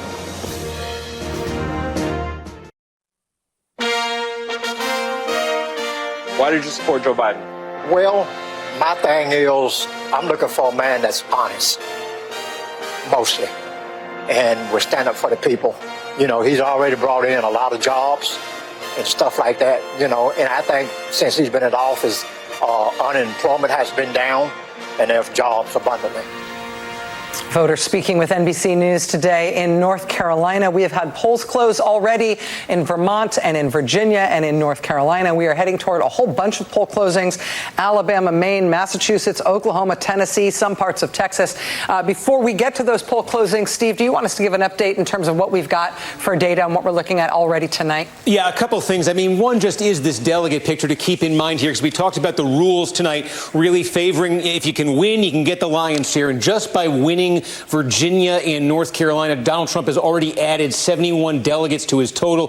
He's up to 347. Again, 1215 is the magic number. He won't hit that tonight, but if he keeps performing like he is in these first two states, if that number's near 1,000 by the end of the night, it wouldn't be surprising. So just one of those realities Haley may be facing at the end of the night. Look inside Virginia here and just look at the results right now, and there are two things to flag. Number one, the big picture overall is the scale of this Trump win, and I think what's notable about this, just relative to some of the other primaries we've had in South Carolina and in New Hampshire in particular, where Haley was able to break 40% of the vote. On paper, Virginia is a lot more demographically favorable to her than South Carolina and New Hampshire were, and yet you see her running under that number that she got in New Hampshire and in South Carolina. And a great example of it is Chesterfield County. The demographics of Chesterfield County, big suburban Richmond County, basically match that of a congressional district that Haley won in South Carolina. She got delegates out of one district in South Carolina, and it looks an awful lot like Chesterfield County. But here tonight, Trump is winning that 2-1. It's possible here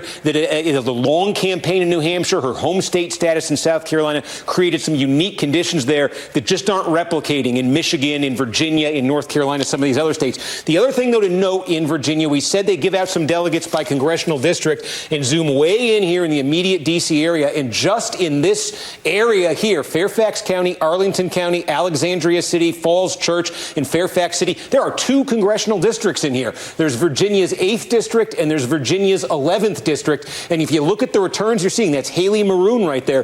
If you're looking at the returns here, they are very favorable early to Nikki Haley. So the idea that two congressional districts still might end up going for her, that would be 6 delegates if she gets them. That's a story to keep in mind there in Virginia. And then we'll just check in on Vermont, because we don't have a ton of vote in Vermont. It is a very small state. So, but you see a scattering coming in here. And I think the bottom line, rather than go through all these individual towns, is when you look at these towns collectively and you look at the benchmarks we set for candidate performance for Haley and for Trump for that matter, this is tracking right now with a very close race in Vermont. So again, it's 17 delegates. That is a drop in the ocean compared to what's at stake tonight. But if Haley is looking for any kind of a psychological victory to tout coming out of tonight, Vermont right now, of anything coming in, is the one source of hope for her. Steve Kornacki, thank you very much. We want to bring in former Obama campaign manager David Plouffe. Good evening, David. Hi, Ari. What do you see tonight in the results, both that Steve was just discussing and some of what we have thus far, and what it says for what is crystallizing as a general election matchup? Well, Ari, I think the big thing to look at is just, does Donald Trump continue to lose a third? In some cases, like Vermont, it'll be probably close to 50% of the vote. And these are not general election Republican voters. These are Republican primary voters. So it just, I think, speaks to the fact that, listen, in November, Donald Trump's going to win a huge majority of Republican voters. But, you know, Joe Biden, if he can figure out a way to get 6, 8, 10% in some of these battleground states, that can be what gets him over that margin to win those electoral college votes. So to me, the story we've seen really starting in Iowa continues tonight, which is Donald Trump's going to be on the precipice of a delegate number tonight. He's going to be the Republican nominee, but it shows the weakness underneath.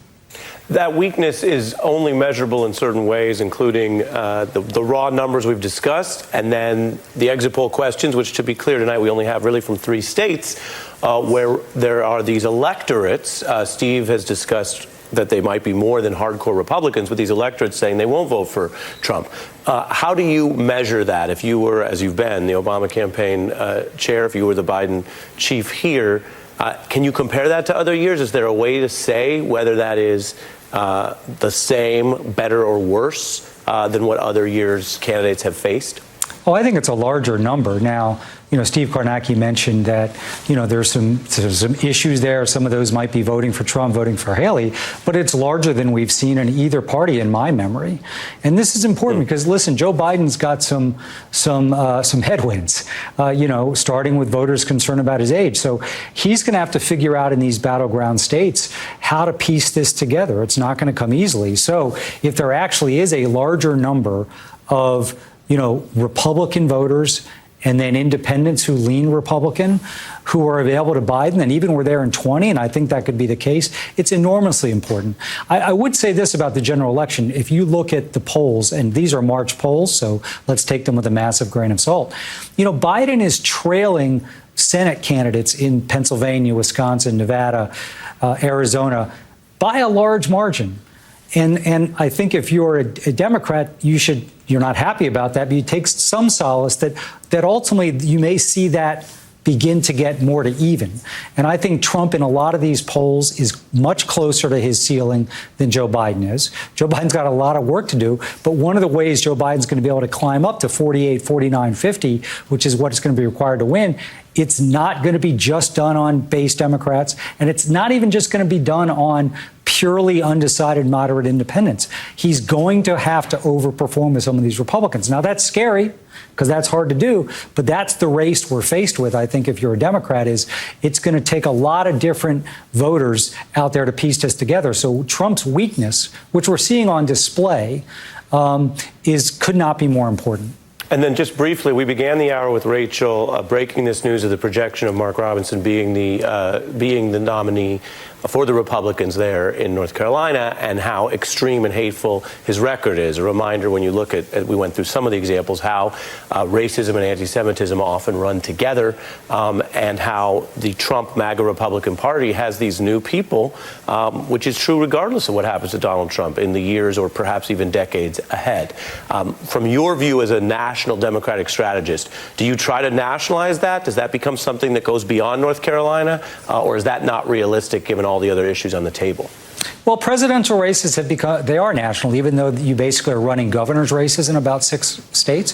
Obviously, what happened nationally is important. We really, even pre-Trump, this goes back to the Tea Party from basically 2010 till now. Think of the number of Senate races, gubernatorial races, House races Republicans should have won that they coughed up because they nominated candidates who are too extreme. So the more Mark Robinsons are out there, the more I think that's helpful to Joe Biden and Democrats generally, because I think it'll provide an incentive for Democrats to come out and vote. And I think it'll also provide an incentive for moderate voters to say they just can't sign up with the crazy. Yeah, really interesting. It's not exactly your first Super Tuesday, so we appreciate you spending this one with us here on MSNBC. Former Obama campaign manager David Plouffe. Thank you, Rachel. Joining us now from a polling location in Dallas, Texas, where polls are going to close in just a couple minutes, is NBC News correspondent Priscilla Thompson. Priscilla, great to have you with us. What are you seeing in Dallas? Yeah, we are minutes until polls close, and you still got all of these folks out here trying to drum up that last-minute support for some of these down-ballot candidates. And you've also got a bit of a line out the door here. We're going to get as close as we can, but we need to stay 100 feet away. But stragglers coming, trying to make their voices heard before those polls close. And there's been a line out the door even longer than that for about the past hour here. And, of course, the presidential primary is the big race on the ballot here. I've spoken to a number of voters, 2 women who are supporting Donald Trump. And I also spoke to a woman who is backing Nikki Haley, and all of them saying that the number one issue on their minds here is immigration and the border, also mentioning the economy, the wars in Israel and Ukraine. But the big one for a lot of folks here in Texas is immigration. And that is important because in addition to the presidential primary, there is also a big down ballot race here with the Senate and determining who is going to take on Senator Ted Cruz. You've got 9 Democrats vying for that opportunity. And if no one gets a majority, this could be headed to a runoff, which means that we may not know who that Democratic candidate will be until May. But I did have an opportunity to catch up with the front runner in that race, Congressman Colin Allred, and I talked to him about that. And he said that his message is not going to change, that he is going to be focused on Ted Cruz and really hitting him on abortion and those types of issues, taking his message to a general election audience, regardless of if he has to duke it out with his fellow Democratic field for another couple of months. And notably, I did ask him if President Joe Biden comes here, if he would campaign with him. And Allred did not give me an answer on that. I pressed him 3 times on that, and he said anyone who comes, his message is not going to change. So you see him really trying to make the pitch for voters. And I will tell you, the woman I spoke to who voted for Nikki Haley says that if this race comes down to Donald Trump and Biden, she kind of smiled and wouldn't tell me who she would support, but she did support Trump in 2020. But notably, when I asked her who she would support in the Senate race, she said it would be Allred. So conservative on issues like the abortion and the economy, but says that she leans much more with Democrats and independents when it comes to some of these social issues like abortion. Rachel? You know, Priscilla, on this point that you're making about the down ballot races in Texas, the down ballot stuff in Texas right now is fascinating. Obviously, that Democratic primary to win the right to take on Ted Cruz is a huge deal with big national implications. There's also crazy drama, like soap opera level drama when it comes to Texas state legislature and these vendettas among various Republicans getting revenge on their enemies within the party. There's a bunch of congressional seats where we've got members of the House of Representatives, the U.S. House, who are potentially going to lose their seats in Texas. With all of that drama, as it were, in the Lone Star State, has that translated, as far as you can tell, just anecdotally, into big turnout, into people having a high level of awareness about this primary and to getting out to vote? Yeah, I mean, it's not something that has come up among a lot of the voters that we've talked to. They've really been focused on the presidential primary and that big Senate race. But as you know, there is a lot going on with Texas politics here right now. And one thing to note as it relates to some of these statewide races, you know, a lot has been made of Beto O'Rourke in 2018 and how he was able to come within 3 points of beating Ted Cruz. But the reality is Democrats here have not seen those tight of margins since then. They have not won a statewide race in decades, so they certainly have their work cut out for them. Rachel? Priscilla Thompson for us live in Dallas, where polls are about to close in about 15 seconds. Priscilla, thank you so much. That noise means that we are about to get poll closings. Now, in Texas, there are counties in West Texas where the polls will be open for another hour, so we will not get any projections right now out of Texas, where although some polls are closing, not all are. But that said, we do have poll closings in a handful of other states, starting with Alabama. Looking at the great state of Alabama, not starting with Alabama, starting with Massachusetts. Thank you. That's not the order in which I was expecting to get this news, but alas, there it is. NBC News, our decision desk, projects that in the state of Maine, the Republican presidential contest is too early to call. Now, I'm going to guess the next one is Massachusetts. Hey, there we go. Nailed it. Doing this just because I live there, so it'll be hard for me to go home. NBC News projects that the Republican presidential contest in Massachusetts is too early to call. Next, we go to Alabama, where NBC News projects that the Republican presidential contest is too early to call. Next, we go to the great state of Oklahoma, where NBC News projects the Republican race is too early to call. Next, we go to Tennessee, where NBC News projects the Republican race is too early to call. And again, we're taking a look now at the delegates overall. You see Trump there overall in the Republican presidential race. Thus far, he's now got 347 delegates locked up. Nikki Haley at 43. Up in the upper right-hand corner there, 1,215 delegates needed to clinch the nomination. Nobody will get there tonight, even with Trump having that massive lead on Haley, a lead that is expected, of course, to grow over the course of the night. He will not clinch tonight. Now over onto the Democratic side. The decision desk looking at the Democratic presidential contest in Maine says it is too early to call on the Democratic side in Maine. Now going on to Massachusetts. The decision desk, NBC News, projecting that it is too early to call in Massachusetts. Now on to Alabama. NBC News projecting it is too early to call in Alabama. Now on to Oklahoma. NBC News projecting it is too early to call in Oklahoma. And now on to Tennessee. NBC News projecting it is, you guessed it, too early to call in Tennessee. Looking at the Democratic delegate math, which is always hilarious. Right now, incumbent Democratic President Joe Biden stands at 422. But look at that close call with uncommitted, with two delegates on the Democratic side. So we just got a whole bunch of polls closing, all of which is too early to call. Yeah. So we have zero information out of any of those states. Can I just mention one thing about the Biden? So the Biden campaign folks, the way, when you talk to them, the way they're looking at tonight, even though it is we're sort of giggling along that it's sort of the call and, 2 versus 422 is pretty overwhelming, is that I think what the campaign is, what will tell you is that what they're looking for is a sense of finality. You heard Governor Cooper say that, that what they're looking to is sort of end of sort of fantasy football. There is this kind of fantasy, this sort of side story that's happening among some Democrats, where they have this wish casting of this other campaign that will happen. Oh, that it's not going to be someone President else Biden. Will be Biden, right? That it won't be Biden-Trump. That somehow maybe it's not Dean Phillips, but there'll be some Deus ex machina ending that removes somehow Joe Biden, and it's someone else that's going to be the nominee.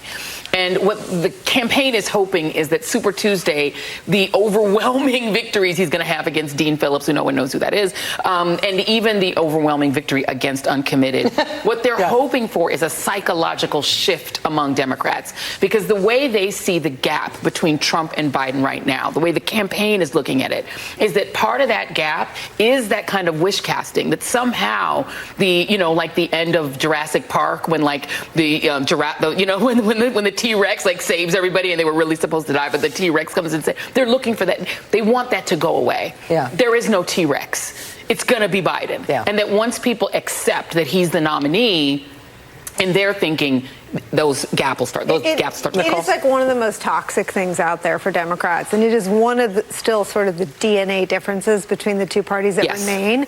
Republicans, the woman who thinks that Trump is a lunatic goes on to say in that interview with NBC News that we cut it off where she says she won't vote for Biden. She goes on to say, well, I don't wait to see who Trump picks for VP. Republicans still fall in line. Yes. Democrats still wait to fall, not just in love, because I think they do love Joe Biden. They think he's a good man, and they love his agenda. They want to be madly in love. Yeah. And they're waiting for They want to be excited. They want to, there are two, it is so toxic for as many Democrats as I run into just anecdotally, and I think it shows up in some of the polls, to be waiting about, casting about for some scenario that is never going to happen. There's also just a wild asymmetry in the levels of neuroses and anxiety. Oh, yeah. I mean, just like manifested time and time again, actually is like a deep political truth about the two coalitions, about how sort of like anxious and sort of second guessing and self-guessing the Democratic Party coalition, its elites, its sort of spokespeople, like the intellectuals, right,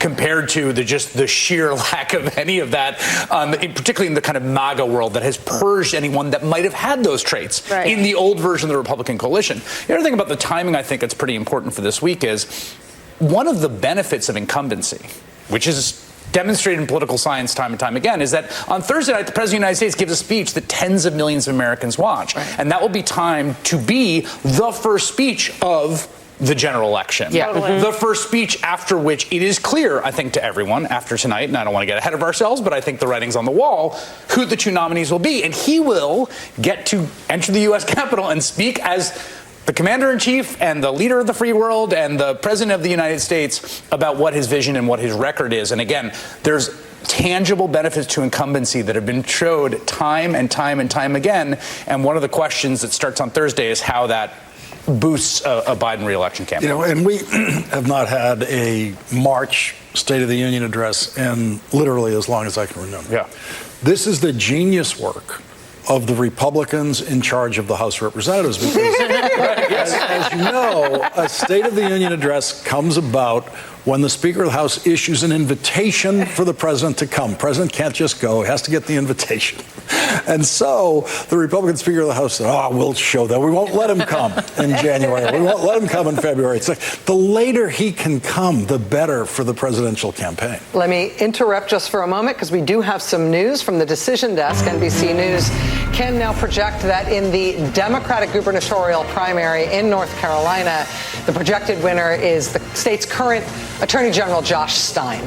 So with Josh Stein as the projected nominee of the Democratic Party and Mark Robinson as the projected nominee of the Republican Party in that North Carolina governor's race, there are two big governor's races this year that are going to be in swing states, or roughly swing states. They are in North Carolina and in New Hampshire. And this North Carolina one is going to curl your hair with a candidate as extreme as Mark Robinson there in a state that the Democratic coalition and that the Biden campaign really does want to put on the map in the presidential race, with Mark Robinson on the ballot as a Holocaust denier, running against the man who would be the first Jewish president of North Carolina, coming off of two terms of very popular North Carolina Democratic Governor Roy Cooper, who is, we just saw both barrels tonight going for both Biden and Stein at the two men at the top of the ticket there in North Carolina. It just puts North Carolina on the map politically this year like they have not been since the Obama years. And it is the most winnable southern state, more so than Georgia. It is built more for a Democratic win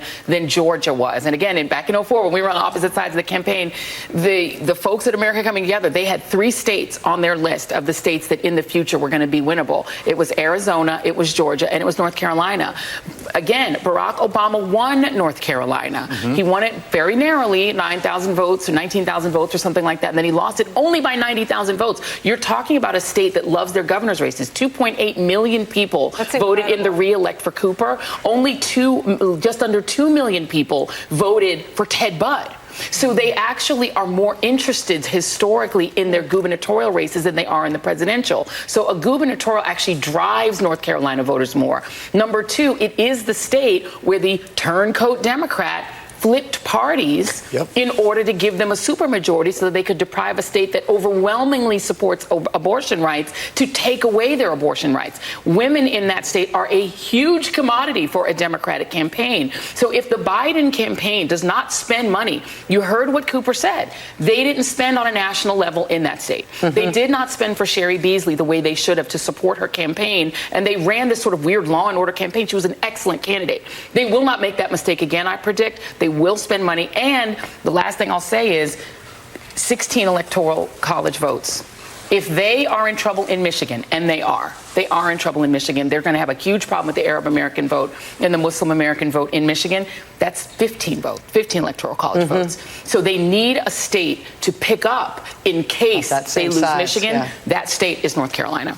Steve Kornacki, I know you're looking at some of the vote coming in these states where we've just had closings at 8 o'clock. I have to tell you, I'm also curious about a state that closed at 7, Vermont, the prospects of Nikki Haley making a run for Vermont, plus all of these 8 o'clock states. What are we seeing? Yeah, I mean, look, Vermont, again, it's coming in very slowly here, but, it's not quite 10,000 votes, and that is about 14% of all the vote in Vermont. This is a small state, after all, population-wise, but basically you could see Trump here with about a 6.5-point lead statewide. And I think the big thing we're waiting on here is this area, right, city of Burlington, which is the largest city in Vermont, and then the immediate area around there, some in Vermont terms, good-sized towns in this area. Again, the immediate surrounding area, you call it the Burlington metro area, is going to make up 17% of all the votes, give or take, that come out of this entire state tonight. But these are the kinds of places where Haley should do her best in the state. And so the question here is, can she rack up some big numbers here,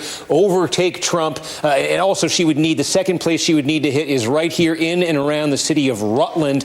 Can she, between that and the state capital of Montpelier, it's these 3 areas. Can she build a big enough pad here to withstand there's a ton of very small towns here, working class, rural, white voters without college degrees, all these groups we've talked about that have been very Trump friendly, where you can expect him, and especially in the Northeast Kingdom that we talked about earlier, You can expect a lot of big Trump results there, but Haley has some potential to offset it here. If she can win, if she can get 50% plus one, she would get all 17 delegates in Vermont. It is a very competitive race there right now. Take a look in Massachusetts, where the polls just closed. Only one town, Norton, has reporting results right now. You see Haley winning the town of Norton. That's basically so far. That's basically what that reflects. Look, Massachusetts, you think of it as, a very, very blue state, and it is. And it's also demographically, it's almost 50% of its white voters have college degrees. That's a very high number nationally. That's a demographic that's been favorable to Haley. The thing in Massachusetts is there's a real split. There is a very small number of actual registered Republicans in Massachusetts. They make up 9% of the entire electorate in Massachusetts. That 9%, though, I think defies what a lot of people think of when they think of Massachusetts. That 9% is a very pro-Trump 9%. How pro-Trump? The Republican governor of Massachusetts a few years ago, Charlie Baker, was very popular overall with voters statewide. Had his second term, facing the possibility of running for a third term. He concluded that he could not win a Republican primary, and he declined to seek re-election in 2022. So Haley tonight, what's interesting is you figure that 9% is going to be very big for Trump. It's a good chance that's going to be enough. But how about this number? There is 60%, 60 of the electorate in Massachusetts is independent. I don't think there's a state where there's a bigger spread between the share of voters who are independent and the share who are Republicans. And this 60% can take part in this primary. So it's a bit of a wild card to keep an eye on as the results start to come in. One other New England state, again, we just have very little from Maine right now. And again, you might think New England, blue state in the fall. Remember, Trump has won now twice one of Maine's 2 congressional districts in general elections, getting an electoral vote out of Maine both times. There are some basically suburban areas, higher population relative to the state in southern Maine along the coast, affluent suburbs, some of it's sort of almost Boston suburbs, a long way to Boston, but it's still doable. Haley can rack up votes there, but overall, the votes here really shift more towards that blue-collar, white voter without college degree demographic than in other New England states. So that looks like an uphill climb for Haley. Steve, let me interrupt you just for one moment. I'm sorry, but we do have a call to make. In the great state of Oklahoma, over to the decision desk, NBC News can project winners in both the Republican and Democratic races for president in Oklahoma. The projected winner of the Republican presidential contest is Donald Trump, and the projected winner of the Democratic contest is Joe Biden. We also have an additional call in Tennessee in the Democratic contest, where the projected winner is Joe Biden.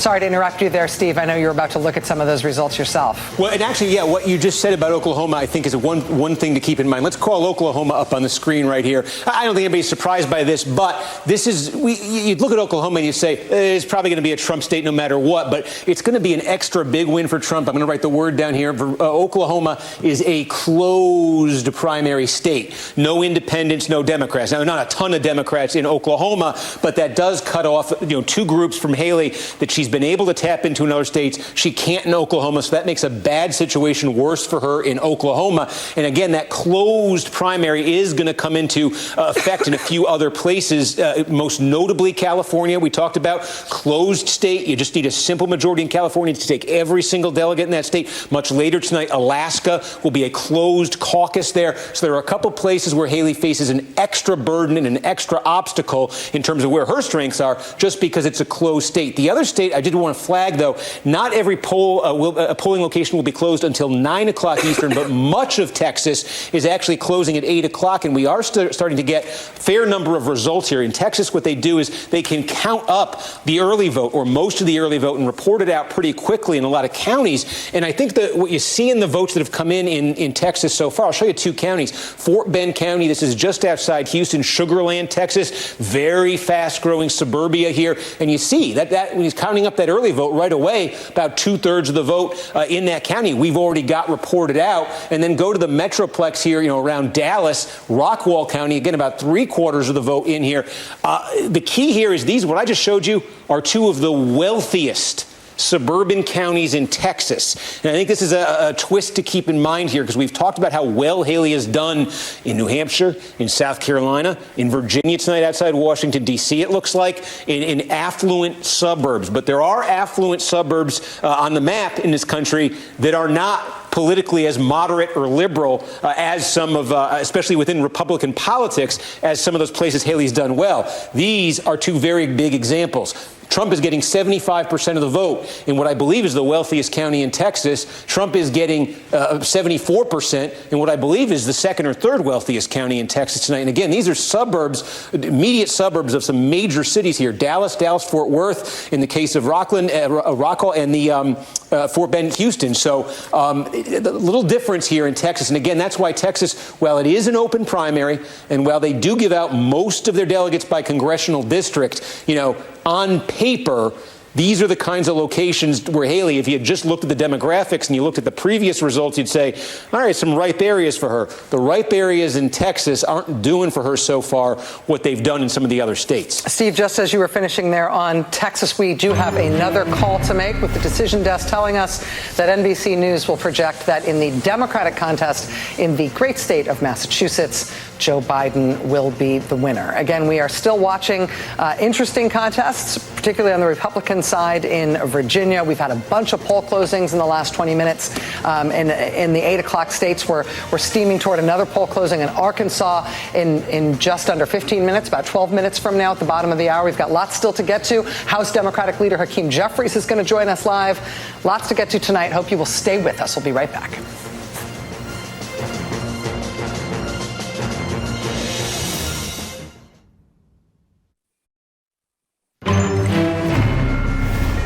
One more projection for you from the decision desk. NBC News can now project that in the Republican presidential contest in Tennessee, the projected winner is Donald Trump.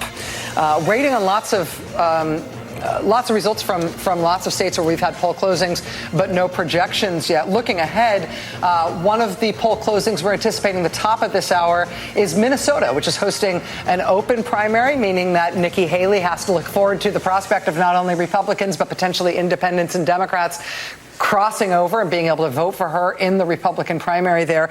Standing by for us in Minnesota is Jesse Kirsch, who's in Minneapolis. Jesse, what have you been seeing? Yes, Rachel, we've got two different precincts here at this location. This is a church in Minneapolis. You can see one precinct over there. That's Precinct 9. This is Precinct 8. And we're going to take you outside because we want to talk about some of the politics of what's been unfolding here in Minnesota. But we have to do that outside of this building. Officials here tell us, by the way, between the two precincts, we're approaching around 600 voters here. And we've got just under 40 minutes till the polls close here.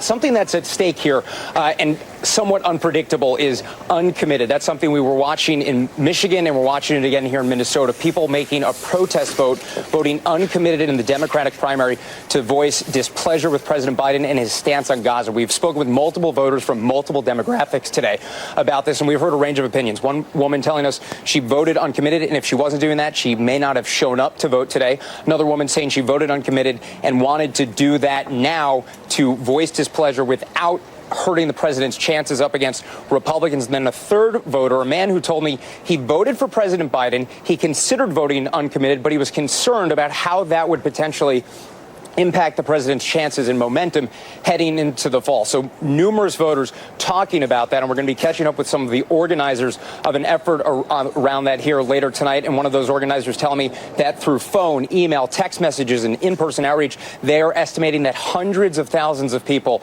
here in the state of Minnesota may have been contacted leading up to tonight around those uncommitted efforts. And Jesse, in terms of what you're seeing, obviously we've got Republican and Democratic contests in Minnesota, and I think that the Democrats feel very confident about what's going to happen for them in the general election in a state like Minnesota. But how does that affect the Republican primary tonight? Nikki Haley does have to look forward to the prospect of not just Republicans, but potentially independents and Democrats crossing over and voting for her in what would be an open primary in Minnesota there tonight. Donald Trump showing his standard level of strength, though, in polls and prospects that we've seen heading into tonight. Yeah, so we spoke with a gentleman earlier who said he voted for Nikki Haley, saw her as the lesser of problematic options, the lesser of evils, if you will. That was his perspective on why he voted for her. And he said he couldn't even tell you anything specific about her policy positions. He just knew that he wasn't going to vote for other people who were on the ballot. So that's the perspective of at least one person we spoke with here. And I've spoken by phone with someone from the state Republican Party here, and he thinks in the fall he could see this being a competitive state for former President Donald Trump up against the incumbent President Joe Biden. And he believes that both at the federal and the state level, the actions of Democrats could give some momentum to former President Trump at the ballot box. Rachel. Jesse Kirschforce in Minneapolis tonight. Jesse, thank you very much. Lawrence, you know, there's been a lot of discussion about the prospect of Democrats voting, doing a protest vote, voting uncommitted, voting no preference. We saw that manifest in Michigan for sure.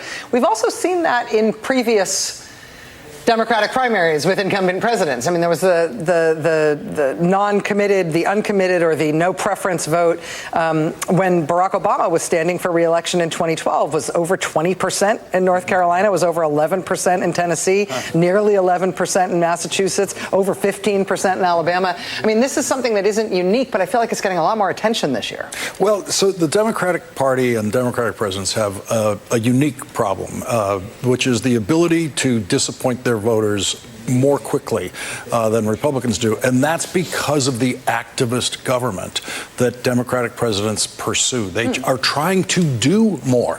They will talk to you about forgiving your student loans. And it turns out, you know, they ended up forgiving her student loans, but not mine because of these complexities of rules. And so there's a possibility of a greater sense of dissatisfaction generally with Democratic presidents. And as Nicole has pointed out, the Republican voters are just two things. They're much more disciplined about this, and you cannot disappoint them just by failing them on one issue. For example, building a wall on the southern border. What if you don't? Like, what if you don't at all? It's okay. It's okay. We're with you. I'm still with you. Yeah. Infrastructure. But when you look at the comparable thing on the Democratic side in terms of policy, if you promise something as big as that, you know, on the Democratic side, and you don't do it, there's this sense of failure. And so in this uncommitted expression against Barack Obama, which I think is a great example of it, he managed to do something over the course of the 4 years of the presidency that made those voters not so enthusiastic as they were in 2008. And then, of course, they showed up in November. The uncommitted is simply the most polite possible way you can say to a Democratic president in a presidential primary, I'm not happy with you. We've seen the rude ways, you know, starting in 1968. It's with real candidates running against the incumbent president who get real votes and do real damage. Pat Buchanan did it on the Republican side. So we've seen what it's like when it's something much more dangerous than uncommitted. We did just get one additional call. Let's go to the decision desk right now. We have a new projection. I believe this is in the Democratic contest in the great state of Maine. The projected winner in the Maine contest is Joe Biden. We're just coming up on an 8:30 poll closing in Arkansas. Before we do that, Steve, can I check in with you briefly again about what's going on in Vermont on the Republican side as the vote comes in there? I know you said it's been coming in quite slow. Yeah, we are starting. It's picking up, and if you're looking for any outcome suspense in the Republican side tonight, it is in Vermont. Right now, Haley has just taken the lead in the statewide tally.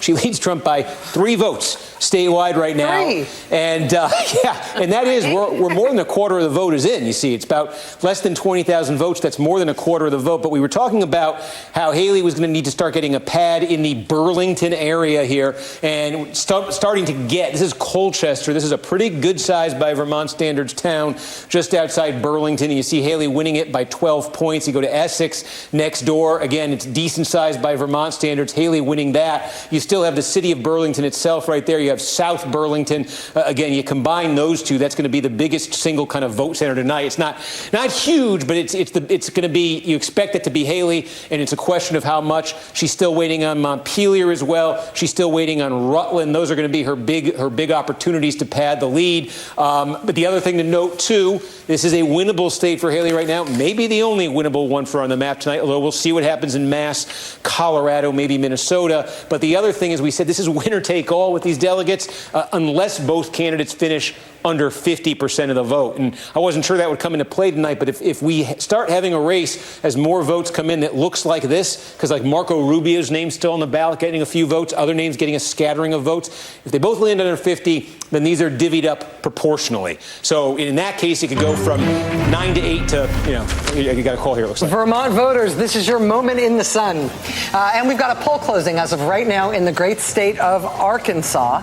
Let's go over to the decision desk to see what they can tell us about the Arkansas race at poll closing. On the Republican side, I believe where we are starting in the presidential contest in the Republican side in Arkansas, it is too early to call. On the Democratic side in the presidential contest in Arkansas, it is too early to call. And we've also got a projection in American Samoa where there is a Democratic caucus only. There isn't a Republican contest today in American Samoa. There's a Democratic caucus, and right now that is too early to call on the Democratic side. So we've got those polls closing. Our next poll closing is looking ahead to the top of the hour at 9 p.m. Will be Colorado and Minnesota and the last parts of Texas that have not yet voted. But we are starting to get into a little bit of drama in Vermont. I have to say, as somebody who lives quite close to southern Vermont, I live in the part of western Massachusetts that is essentially southern Vermont. Mm-hmm. And so each town, as we're watching those votes come in, I can tell you what beer is made in each of those towns and whether I have driven to that town to buy beer from that brewery and been able to project vote in that county. You're not allowed to leave tonight until they call Vermont. If it's 4 a.m., you're here. I agree with that. You're here and you're calling it. We have a change in the projection in Vermont, I believe, which hopefully means that my days are numbered here. No, it's now a new projection in Vermont. Very Late interesting. night in Vermont. Too close to call. As Steve was just saying, it was it was 3 votes between them. He was speaking moments ago. It's just a few dozen votes between them right now, but it is essentially a tie right now in Vermont, and the official projection from MDC News is that it is too close to call. Who knew Vermont would be the drama? I kind of knew Vermont. What's Haley going to do?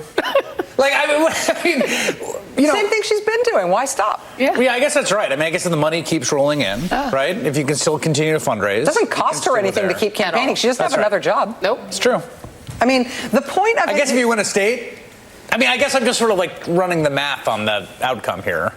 Well, what are the reasons to run for president? People run for president to win the presidency. Yeah. People run for other reasons too, right? I don't think that any of the third-party candidates, for example, that we have ever thought they were actually going to become president, except perhaps for Ross Perot and Teddy Roosevelt.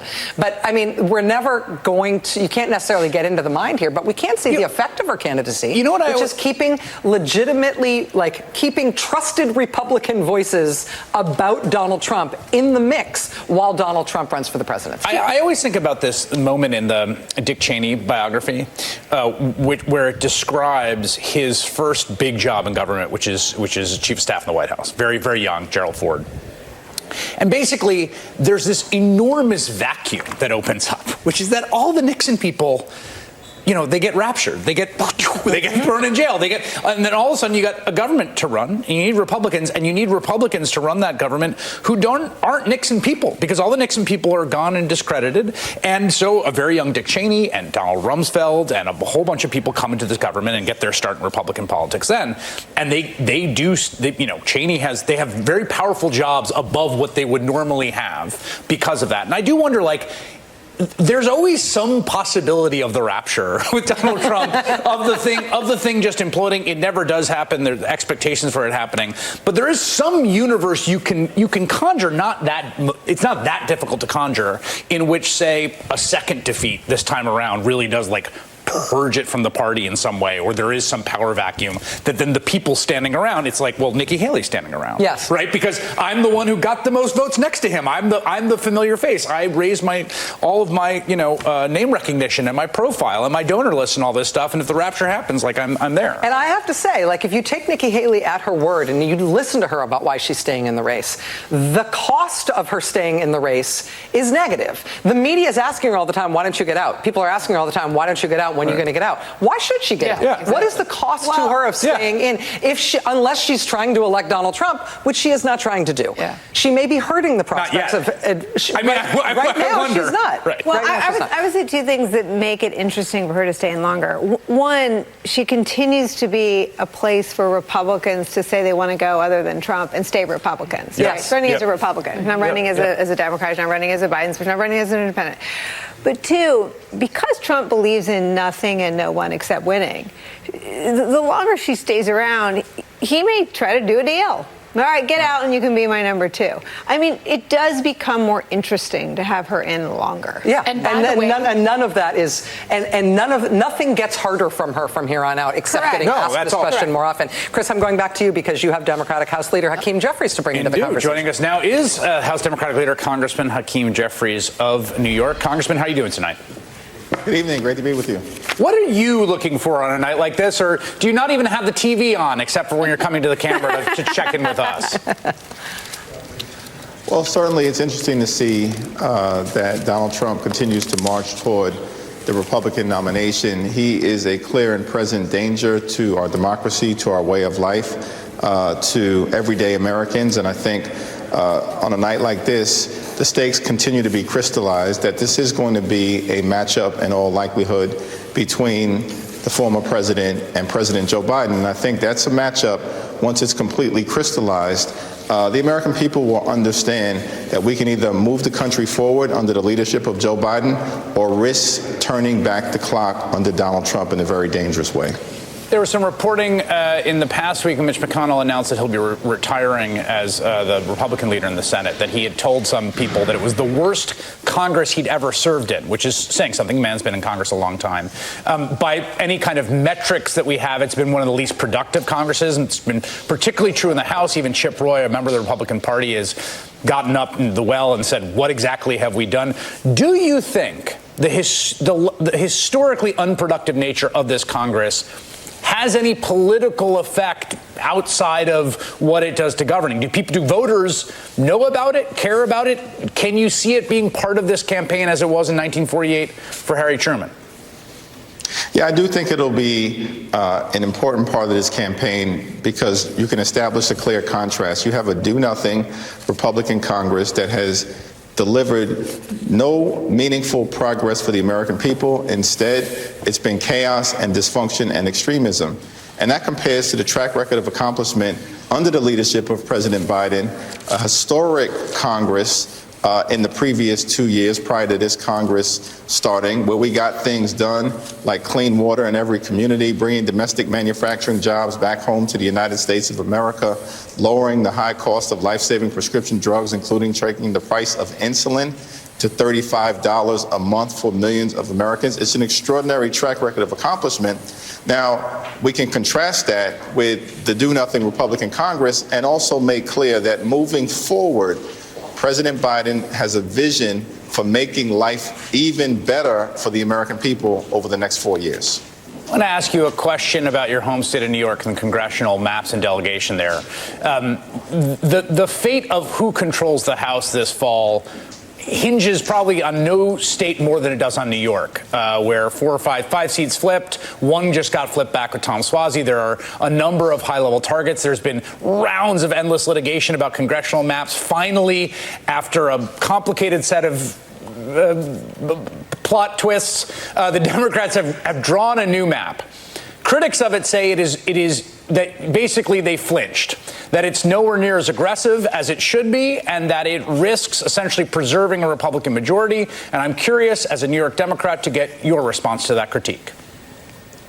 Well, I strongly disagree. I think the New York State legislature did a good job in drawing the fairest possible map that is a meaningful improvement on the map that had previously been drawn by an unelected, out-of-town special master that broke up communities of interest and seemed to have been done in a way that provided a partisan political advantage to Republicans. Now, that said, it was under the current map, not the new map that we will be running under in November, that Tom Suozzi decisively defeated a Republican and basically swung the district by 15 points from the congressional election in 2022. And of the 5 competitive districts that we have in New York, the Swazi district was the toughest. And so I think we've got a lot of room moving forward. They'll all be close races, but in the 4 other super competitive races that we have, we've got a lot of room to get the job done. Final question for you on primary challenges. It has been your position, as I understand it, as the leader of the Democrats, that you defend incumbents across the ideological spectrum and across the coalition. There's been reporting that about $100 million has been raised by several pro-Israel groups, often from large checks from Trump donors, Republican and conservative donors, to basically take out and challenge a number of your members who they view as insufficiently pro-Israel. What is your position on what's going to be a huge amount of money spent trying to take out some of your members? Well, I'm going to continue to stand behind members of the House Democratic Caucus. We're a diverse family. We're an enthusiastic family, but at the end of the day, we're a family. We're progressives, we're New Dems, and we're Blue Dogs. And so I believe that the value of House Democrats range from the entire spectrum, from Representative Ocasio-Cortez to Representative Josh Gottheimer, and all points in between. And as has been the case under the leadership of Speaker Pelosi and other Democratic leaders, I'm going to continue to stand behind our members. All right, House Democratic Leader Hakeem Jeffries, thank you for your time tonight. Rachel. While you were speaking with Hakeem Jeffries, I do believe we got another call, so let's hop over to the decision desk where NBC News can project some winners in the great state of Arkansas. Starting on the Republican side, the Republican presidential contest, the projected winner is this guy, Donald Trump. On the Democratic side in Arkansas, the projected winner is this guy, Joe Biden. We're going to take a quick break. We've still apparently got this nail biter in Vermont, where it is too close to call between Nikki Haley and Donald Trump. We'll be checking in with Steve about that, plus much more to come. Plus, we've got a whole bunch of exciting 9 o'clock poll closings coming up. There's so much to get to. We'll be right back.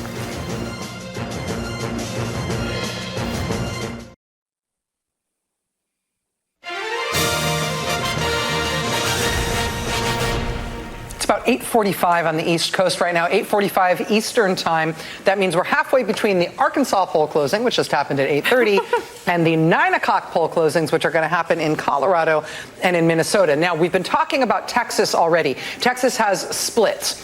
Most of the state closed at 8 o'clock, closed about 45 minutes ago. The reason we're not giving you any statewide projections in Texas is because there are places in the western part of Texas that have not yet closed. So it's different times. That said, most of the state has closed. And for non-statewide races that are confined to the places where the polls have already closed, we can give you some results, including some that will be of national interest. Specifically, I am thinking of this race, which is the 18th congressional district in Texas. Now, this is Sheila Jackson Lee, veteran Congresswoman Sheila Jackson Lee, a progressive force in the House and a very recognizable, nationally recognizable Democrat. The reason that this race was of interest and on the map in Texas is because Sheila Jackson Lee effectively left her House seat and was no longer going to defend it because she was going to go run for mayor of Houston. She did not win the Houston mayoral race and then decided, you know what, I think I'm going to defend my seat. Whereupon other people had already jumped into the race, including Amanda Edwards, who is a future star in Texas Democratic politics and who was running a very effective race there. And people thought that she was really going to give Sheila Jackson Lee a run for her money just because of the logistics and the timing around that seat. But Sheila Jackson Lee will be returning to the House, and Texas, through that strange circumstance, has minted somebody new to watch out for on their bench of Democratic candidates. I feel like I've been at MSNBC long enough that I've been through the Texas will someday turn blue sine wave, and then coming down the other side to Texas will never be blue. But the part of it just switch to Texas used to be blue. Texas used to be blue. Which will always be true. Texas will always be true.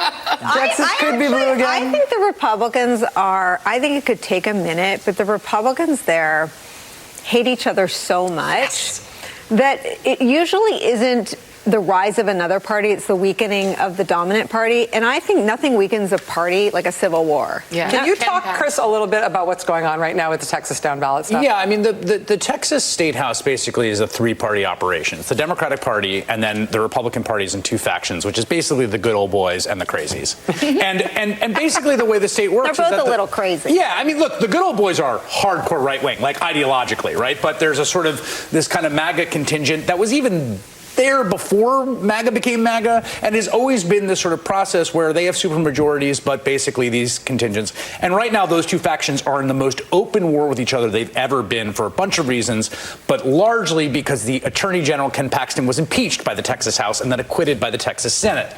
Now, after being acquitted, he and his allies are out for revenge. So they are raining down holy hell on the people that targeted them most, chiefly on the Speaker of the Texas House, who is facing this well-funded challenger who's been endorsed by Donald Trump. You've got John Cornyn, the Texas senator, and Ken Paxton talking trash to each other, him telling Ken Paxton it's going to be hard to run against me from jail. So this has always been there in Texas politics for the last 20 years, as long as I've covered Texas politics. It is now the most pitched, brutal, and bloody it's ever been. And it's possible the Texas House Speaker tonight in that contested primary actually loses his race. The Paxton revenge campaign is targeting more than 30 incumbent Republican state legislators. There is a separate revenge campaign being mounted by the Republican governor of Texas with a totally separate issue, and the revenge campaigns don't match. No, because Abbott, what's interesting about this actually is that Abbott is in that, tripartite schematic. He's a good old boy. I mean, he was sort of on the good old boy side, but he has also recognized where the power and the energy and the vanguard of Texas Republican politics are, and has been navigating that in a very But he's trying to way. get, I think there's 10 Republicans he's trying to get his revenge on. There's 30 Republicans who Ken Paxton's trying to get his revenge on. In at least one instance, Paxton is trying to get revenge on one guy who Abbott is trying to elect. Correct. And so the revenge I mean, it's absolutely insane. And in the middle of this is the deeply, deeply, deeply unpopular incumbent United States Senator Ted Cruz, who is up this year.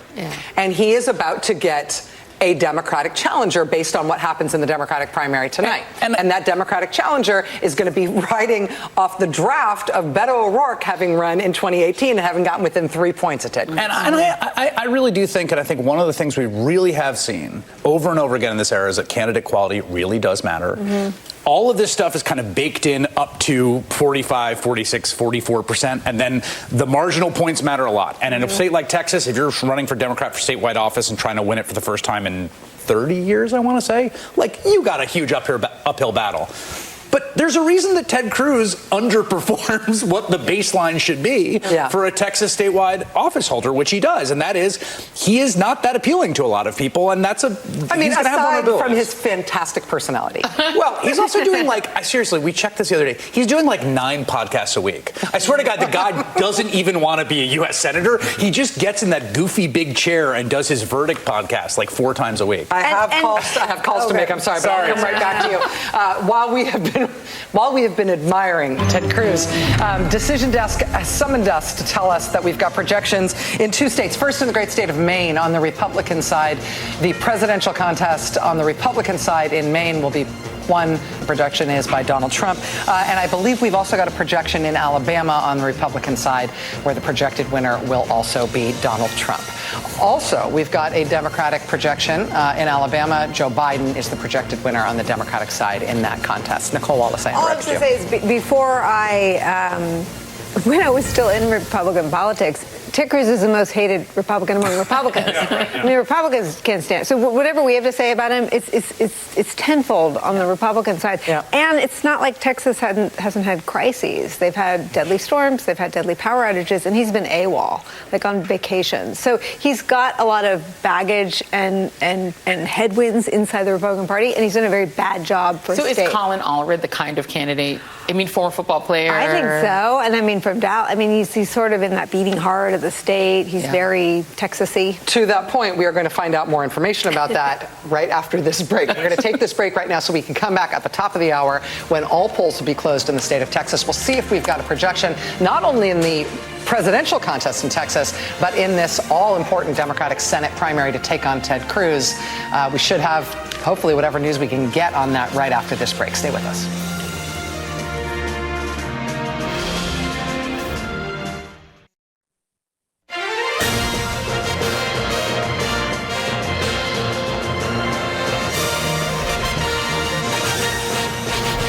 This is getting to be the exciting part. We have had polls close already in Vermont and Virginia, North Carolina, Alabama, Maine, Massachusetts, Oklahoma, Tennessee, Arkansas. We are about to have polls close in Colorado and in Minnesota and in the overall state of Texas as we're heading toward those poll closings at the top of the hour. Steve, let me check in with you as you've been watching vote come in terms of what you're seeing. Yeah, I mean, look, you can see here the delegate totals keep adding up for Trump as you call these states. The closest one we've been talking about is Vermont here, and you can see Trump now with about a 2.5-point advantage over Haley. We talked about the Burlington area being so important to her chances. It's too close to call, and it looks like it may be a long night in Vermont. And look, I love a close election as much as anybody. I want to watch town by town as it comes in Vermont. But I think one thing we got to keep in mind here is we're talking about a very small number of votes in a state that is demographically a massive outlier in the Republican primary. And I think the big picture story that's coming into focus with these results tonight is, Nikki Haley has been campaigning the last few weeks in this idea of what she calls the 40%, the roughly 40% of Republican primary voters who didn't vote for Trump in New Hampshire and in South Carolina. The idea that this was a steady number she was going to be representing in state after state, part of the justification for her candidacy. And I think we have to say tonight she's falling far, far short in the big states voting tonight of that number. You take a look here in Virginia with 60% of the vote in. She's running at 33% right now. Demographically, if she was getting the kind of support she was getting in these areas here that fit right in her wheelhouse from what we saw in New Hampshire and South Carolina, and if she was performing at those levels, this state would be a nail biter right now. Instead, she's getting beat 2-1. You go down to North Carolina. I mean, look at this. She's running 50 points behind Donald Trump with more than half the vote in now statewide in North Carolina. You take a look at Tennessee. Tennessee has, it's early here, but about a fifth of the vote is in. She's running 50 points behind. There's a 67% threshold in Tennessee to get all the delegates. We didn't think Trump was going to clear that tonight. Right now, he's north of that number. So we're seeing numbers like this in state after state. Most dramatically, the state where the polls are about to close. We've got more than 40% of the vote in Texas. And look at this. She's not even cracking 20%. And this is with some major suburban population centers reporting their votes. Just look around the Metroplex here where Dallas is and look at, these are supposed to be Haley's best counties. This is the kind of county demographically she was doing quite well in when you looked at the earlier states. But look at the numbers you're getting in and around the Dallas area here tonight. Look down in Austin. Look at Travis County here. Almost half the vote is in. This is supposed to be one of her worst counties in the state. And then even look in the border counties where Trump has moved voters in the general election, and you're seeing Trump get up. Look at this, over 90%. And it's not many votes, but near 90% here. So it adds up to that massive lead for Trump statewide in Texas. It adds up to this massive delegate advantage. And we're going to follow Vermont all the way to the end tonight. Hope it's a very close and suspenseful election, because we love close and suspenseful elections. But the big picture here is if you add up all the votes that have come in tonight across all these states, she's nowhere near the 40% she was getting in South Carolina and New Hampshire. All right, Steve, we'll keep watching that as more data comes in. We're about 10 seconds away from poll closings in multiple states at 9 o'clock. We'll see if we've got projections from the decision desk as those polls do close. Again, what we're looking at here is Colorado and Minnesota and Texas. Go to the decision desk now. NBC News can project at poll closing. On the Republican side in the Texas presidential contest, Donald Trump is the projected winner in the Texas Republican presidential primary. Sticking on the Republican side in Minnesota, in the Republican presidential primary in Minnesota, it is too early to call. Minnesota, too early to call. Again, staying on the Republican side in Colorado, Republican side, it is too early to call. Colorado. Looking at the delegates right now on the Republican side, again, this is overall for the overall status of the Republican presidential race at this point. Nikki Haley at 46 delegates, Donald Trump at 566. Before we go to the Democratic side, let's look at the Senate race in Texas. This is incumbent Republican Senator Ted Cruz. He is the projected winner in the U.S. Senate Republican primary. The action there, of course, is among the Democrats in terms of who will be set up for the general election in November to run against Ted Cruz. But let's go over to the Democratic side and the presidential side first. In Texas, in the Democratic presidential contest in Texas, NBC News can project that incumbent Democratic President Joe Biden is the winner in Texas. In Minnesota, in the Democratic contest, it is too early to call. In Colorado, in the Democratic contest, it is too early to call. Looking at the delegate total thus far in the Democratic presidential race, which is going to be my favorite part of the night, the whole night, uncommitted stands at 2. With a bullet. 2 on the way up. Joe Biden at 826. But now let's look at that Texas U.S. Senate primary. Oh, sorry, we've got one more. This is from an 8 p.m. Poll closing time in the Massachusetts Republican presidential contest. Donald Trump is the projected winner. Now, do we have the Democratic Senate projection in Texas? Or am I wrong? I'm hoping for one. Look, there's one. Too early to call. Okay, so this is in Texas. This is the Democratic primary to see who will be able to take on incumbent Republican Senator Ted Cruz, which we've been talking about a lot this evening. Colin Allred with a commanding lead there in the very early returns with about just under a third of the results in. But with only a third of the results in, this is too early to call, and there's no other characterization of this race from the decision desk at this point. I should tell you that aside from Steve Kornacki, all the men have left. We are now entering girl power. Begin its work. We are entering the girl gang Pinky Pescadero point of the evening. Alex Wagner and Jen Psaki, good to have you both here. Alex, let me ask you first. Watching what you have seen tonight, the drama appears to be in the presidential side in Vermont, which is exciting. Wait for it, in Vermont. In Vermont, there is a bunch of down ballot excitement, a lot of which is not yet resolved. What have you been watching for tonight? Well, listen, I think it's the frog boiling slowly in a pot of water situation here. Let's not lose sight of the fact that Donald Trump's stranglehold on the Republican Party seems to be near complete. The capitulation is just astounding when you look at how Nikki Haley is not, as Steve points out, passing 20% in some of these races, like in Texas, where she very well could, given the dense, kind of educated urban areas that are voting tonight. And I don't think we should lose sight of that. But I'm very interested in North Carolina. I'm interested in what's happening in these swing states that are going to be critical to the general election. North Carolina is very important. Probably slightly more important to Republicans than Democrats because they got more paths, but nonetheless, it's sort of the Texas of the year 2024. It's like, when is North Carolina going to fully realize its blue potential?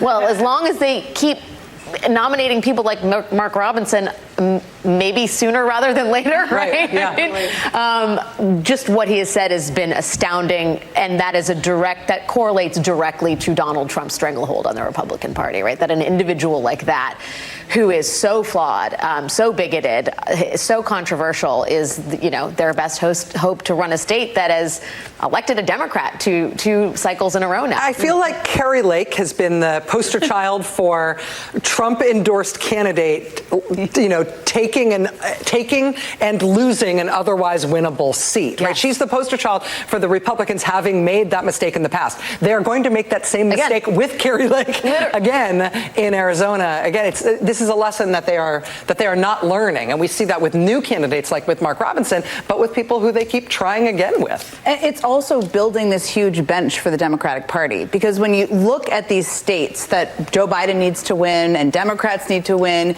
the governors and how they're doing in Pennsylvania, in Michigan, is a tell that the Democratic Party is actually strong there, even if Joe Biden needs to make up ground. That's a way better place to be. And if you look back at say, 2020, the Republican Party was becoming unpopular, right? And that was a problem for Trump. So that's a good place for them to build on. And if they keep nominating these wackadoo right-wing candidates, that's going to keep happening.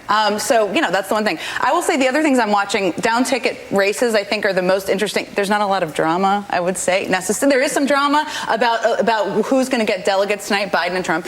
But the down-ticket races are really interesting. I think, obviously, Texas has a bunch that are interesting. Texas 23 is a race where the Republican current member of Congress voted for Trump's impeachment, did the right thing, I'll say, on guns, supports gay marriage, and he was censured in Texas, right? Mm-hmm. And the person running against him led the censure. So let's see what happens there. If somebody from the right wins, that's maybe a pickup opportunity for Democrats. That's a good opportunity. California 22 is a very interesting one because only 2 people, because of how the jungle primary you've all been talking about this evening.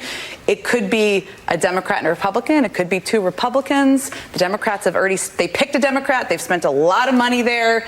If they don't get a Democrat on the ballot there, that's going to be a disappointment. But that's another pickup there, potential for them. So I'll be watching those as well. I mean, we should not lose sight of the fact that in California, where polls won't close until 11 o'clock Eastern, there is some chance, a not impossible chance, that in a U.S. Senate race, you may end up with a Democrat running against a Democrat. Yes. You may end up with a Democrat versus a Republican, but because of that new primary process, the contest to replace Dianne Feinstein in November may be 2 Democrats who are running against each other. And 2 Democrats who are already angry at each other. I mean, Katie Porter and Adam Schiff have different points of view, I think it's fair to say. Katie Porter has been very critical of Adam Schiff supporting the Republican in the race by spending a lot of money on ads.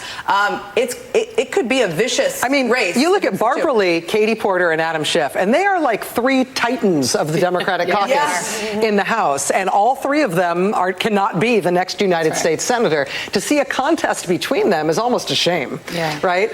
What a waste. Because they are all incredible talent. And LaFonza Butler, she's great too. Yes, who's leaving the seat, who held it temporarily. While we have been talking, we have another call. The decision desk summons us to the great state of Colorado. We're on the Democratic side in the presidential contest in Colorado. Look, you guys, the winner, projected winner, is Democratic President Joe Biden.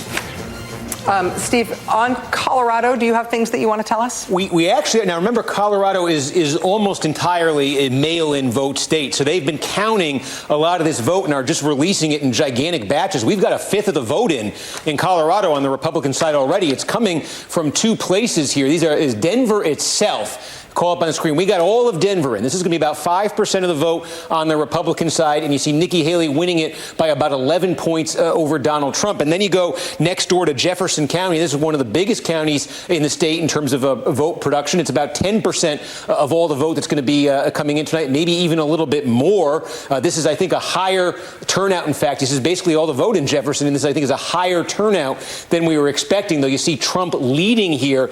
The significance of Colorado, and especially this area right around, in and around Denver. Oh, we also just got, this is in the western part of the state where Grand Junction is, Mesa County. We expected this to be Trump-friendly. It's very Trump-friendly. Colorado's coming in very, very fast right here. So this picture may come into focus awfully quickly. So before it does come into focus, I'll tell you the significance of Colorado is this. We've talked so much about the education divide within the Republican Party that's been rearing its head in primary after primary. Nikki Haley's been doing so well compared to Trump when it comes to white voters with college degrees. Trump has been absolutely cleaning up when it comes to white voters without college degrees. Well, there's no state in the country where the share of white voters with a college degree is higher than in Colorado. Exactly half of the white adult population in Colorado has a college degree. And this is a primary that allows, it's not a fully open primary, but independents can participate. And so I think Colorado coming into tonight loomed as, if you ask me what the single biggest test was,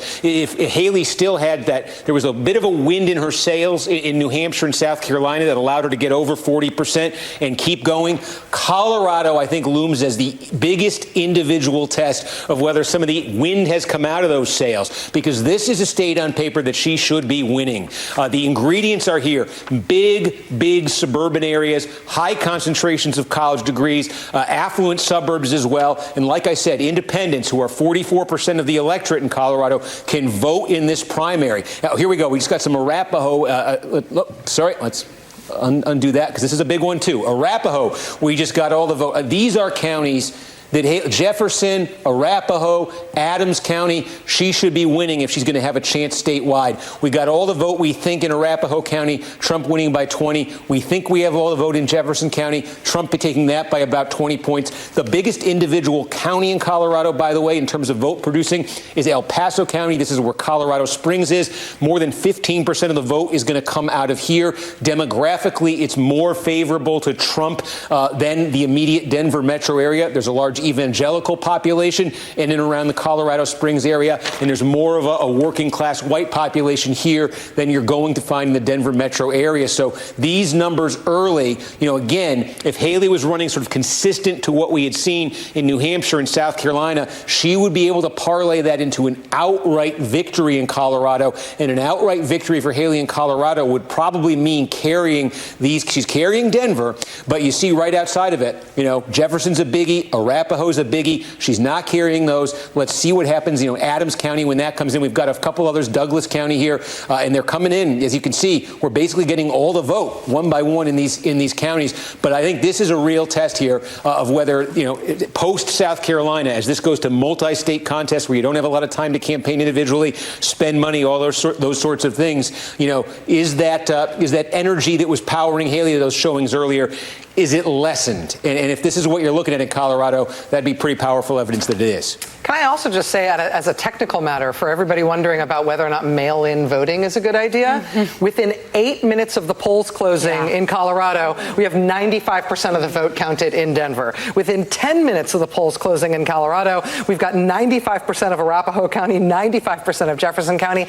Gee, it sort of seems like if you let people vote conveniently by mail in advance and allow elections officials to tabulate those ballots, not in a terrifying rush with tons of pressure, you can have very efficient, quick results. It's a model for the rest of the country. It's obviously a terrorist movement. Yes, they're very, very slick con artists. The RNC is actually spending a ton of money on mail-in ballots and encouraging people. This is so ironic, right? Because they're spending millions and millions of dollars on these programs to get people to vote early and vote by mail. And then the leader of their party and the nominee is going out at every chance and saying, it's not safe, don't do it. So they're banging their head against the wall. Republicans used to, I old enough to remember when Republican campaigns were all, Karl Rove ascended in Republican politics as, a direct mail guy. But the mail vote used to be a huge part of So how do they campaigns. this is a purposely naive question, but how do they make up for that? Because it's not just that Trump is committed to this message about voter fraud now. His daughter-in-law, who he is installing at the RNC, Laura Trump, did an interview the other day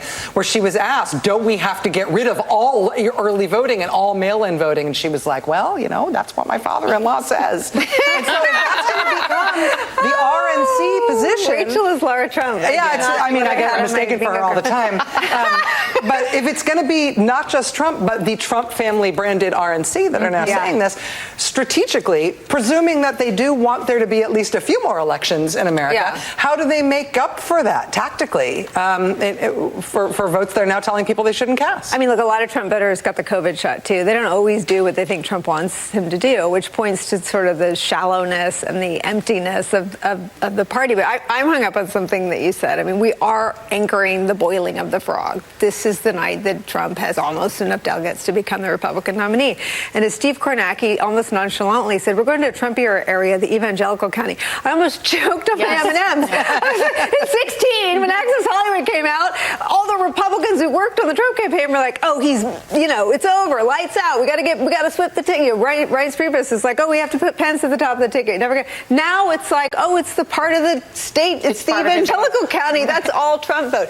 It's wacky how completely saturated the Republican Party is with Trump and Trump is with the Republican Party. It's over. It's Carrie Bradshaw. It's so over we need a new word for over. Well, and I cannot get over the fact that this is the state that produced the kind of Republicans who would file a lawsuit to keep him off the ballot. That's Colorado. Right. That produced the kind of Republicans. And we had one of them on my show last week, and she was so refreshingly normal. Like, she sounded like a person that had normal political instincts and said, you can't have somebody with 91, criminal counts against him and who also tried to overthrow the government. And, Colorado is the state that now is famous in the Supreme Court's, analogs forever as the state that did try to enforce Section 3 of the 14th Amendment, which has now been rendered inoperable by the Supreme Court just for him. And the 5 conservative men all decided that they went further than saying that they didn't want Colorado to make that choice to keep him off the ballot, but also they sort of inoculated him and every other insurrectionist that was with him in Congress and said, we're going to go further than say that Colorado has to keep him on the ballot, which obviously he is, and he'll probably win or whatever. But that insurrectionists are insulated unless Congress passes a law specifically saying they can't. Which the Supreme Court will then decide whether, which is inevitably going to go to the Supreme Court. It's just a consolidation of Supreme Court power. Yeah. Can I say one thing to your point about evangelicals, which because I have a lot of free time, I've been just very interested in the roots of how evangelicals became such a potent political force. And in some ways, it's a homecoming for them, right? It was 1980, and it was really school desegregation efforts, and it was the Bob Jones fight against the IRS that brought evangelicals into the movement. Explain the Bob Jones fight.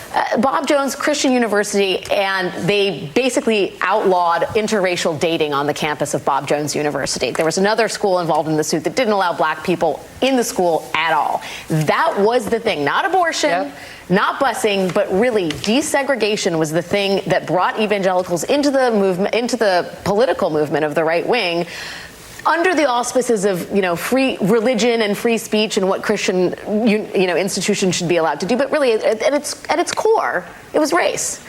And in some ways, we think about evangelicals and Trump as being so different, right? These godly, faithful people and this unfaithful person who's been found guilty in civil trial of sexual assault.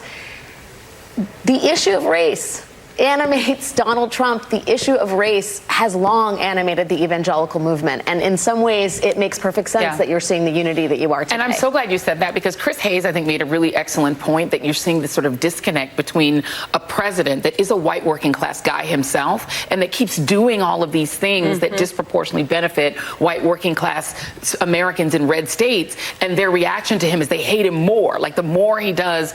And it is because the most economically vulnerable voters tend to be young voters who tend to be more voters of color. They're economically vulnerable, and they tend to hold the president to account if they can't afford their lives or can't pay their student loans. They vote that way. But Republican voters don't vote that way. They don't vote based on economics or based on the benefits they're getting economically from the president.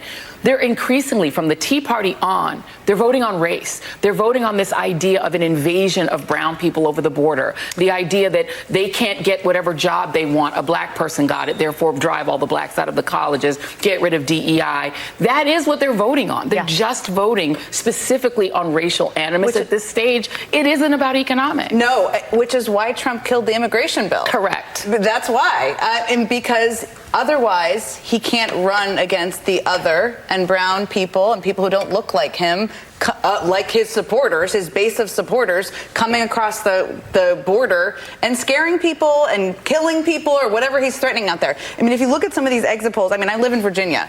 Immigration was the #1 issue. I mean, again, these could change in Virginia. Well, Virginia does have a border with West Virginia. Very, very contested area. Build the wall. Like, what? I mean, when I was in New Hampshire, people were talking about the northern border as a threat. Because Trump has indoctrinated people with this fear of people who do not look like them being a threat to them. But as I mean, in every election cycle, particularly when there's a Democratic incumbent, we get reminded about the borders.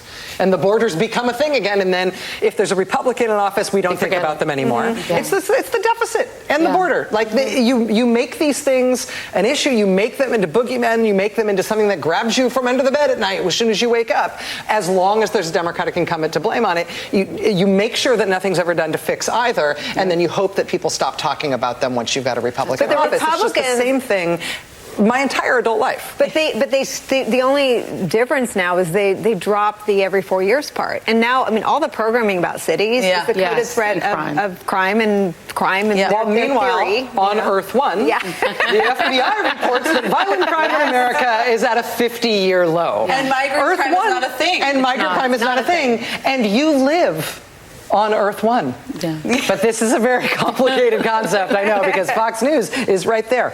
All right, I have to tell you one thing, and then we have to take a break. The thing I have to tell you is that we have a new projection from the Decision Desk. We are going to follow their lead to the great state of Colorado, which we have just been discussing.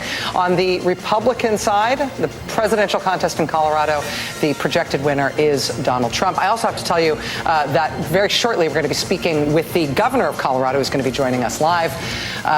We're also still watching Vermont, where there is not a projected winner at this point between Nikki Haley and Donald Trump. There's lots still to come. Stay with us. We'll be right back.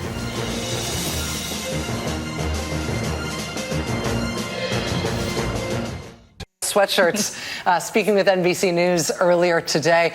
It's just about 9:25 right now on the East Coast. At 9 o'clock Eastern time, we had poll closings, among other places in the great state of Colorado. We have since had projections in Colorado. On the Republican side, Donald Trump is projected to have won the Republican contest tonight in that state. And on the Democratic side, Joe Biden is projected to have won that state. But I'm going to hand it over to my colleague, Alex Wagner, now, who brings us a very special guest. Thank you, Rachel. Joining us now is the Democratic governor of the great state of Colorado, Jared Polis. Governor, thanks for joining us on this busy evening for you and the people of your state. I wonder if you could tell us a little bit more about how the Supreme Court's decision on the 14th Amendment has animated voters in your state. I mean, Donald Trump's name never actually left the Colorado ballot, but it was certainly an issue that was litigated fiercely both in the Supreme Court and in the court of public opinion. Do you think it animated Democrats more or Republicans? And what do you think it portends for the coming months? Well, first, thanks to everybody who voted. So excited about the turnout, Republican, Democratic, Colorado, across the country. So many voters across the country had their voice heard. You know, I mean, it's kind of like reading tea leaves. Everybody sees something different in it. Obviously, it highlights the role that President Trump played on January 6th, which obviously animates voters who care about protecting our democracy and integrity and the institution of the presidency. Obviously, the prospect of removing somebody from a primary ballot animates people. But he always was on the Colorado primary ballot. That was never in jeopardy. They went out. In fact, not only are Nikki Haley and Donald Trump on it, but a number of candidates who've actually dropped out are on it, like Ron DeSantis and a number of others. And then I voted in the Democratic primary in Colorado. There's a bunch of people I never even heard of, in addition to President Biden, who won overwhelmingly here in our state. Governor, in addition to the people you've never heard of, there was a line for not committed or non-committed. Uncommitted, known colloquially to the rest of us in the rest of the other 49 states. That was not an option until December, I believe, when the Democratic State Party of Colorado decided to add that option for voters in your state. Can you talk a little bit about why Democrats felt that was necessary and what it signals to the incumbent, Joe Biden? Well, I can't speak to why it was included. I know it has in prior elections, but I can speak to the fact that President Biden won overwhelmingly, a higher percentage of the vote than Donald Trump in the Democratic primary. I think it's good that it shows his strength, and there's people making a big show of voting for nobody, and they're only a few percent of the electorate. It really shows that it's an empty threat, and people value President Biden's leadership, both globally, of course, seeking peace in the Middle East, as well as here at home, fighting to reduce prices and make Colorado and the country more livable for everybody. Yeah, the reporting on the decision was that young voters needed to feel included in the process and that having an uncommitted section would get them to the polls. Do you think that that's at all an issue for Democrats in your state, making sure that young people feel energized and animated by the Biden candidacy? Well, looking at the percentages, obviously what excited people was Joe Biden. I think that none of the above had to get 15% to get a single delegate. It doesn't look like it was anywhere close to that in the initial figures that I've seen. So clearly what was driving the turnout was the president. Perhaps having another option drove supporters of Joe Biden to vote more, obviously just as having competition on the Republican side led more people to come out to vote for them. If there's no competition, I think there's less of an impetus that people might have to vote. But I'm just thrilled thrilled with everybody who voted. In Colorado, unaffiliated voters can vote in either primary of their choice. About a third of the primary electorate was unaffiliated. Some voted Republican, some voted Democratic, but it's a great chance for everybody to be heard. Are you surprised at how Nikki Haley is doing, given the sort of demographic realities in Colorado and how well she could have done? Well, again, I mean, I know she might have campaigned here a bit. I haven't seen much advertising or promotion for either of the candidates, and obviously the former president has greater name recognition. So, I'm not terribly surprised to see that. Of course, it still is a competitive race, and I think that there's a lot of Haley supporters that are also going to be open to supporting President Biden in the general election because of the integrity and character issues that are really an important part of who he is.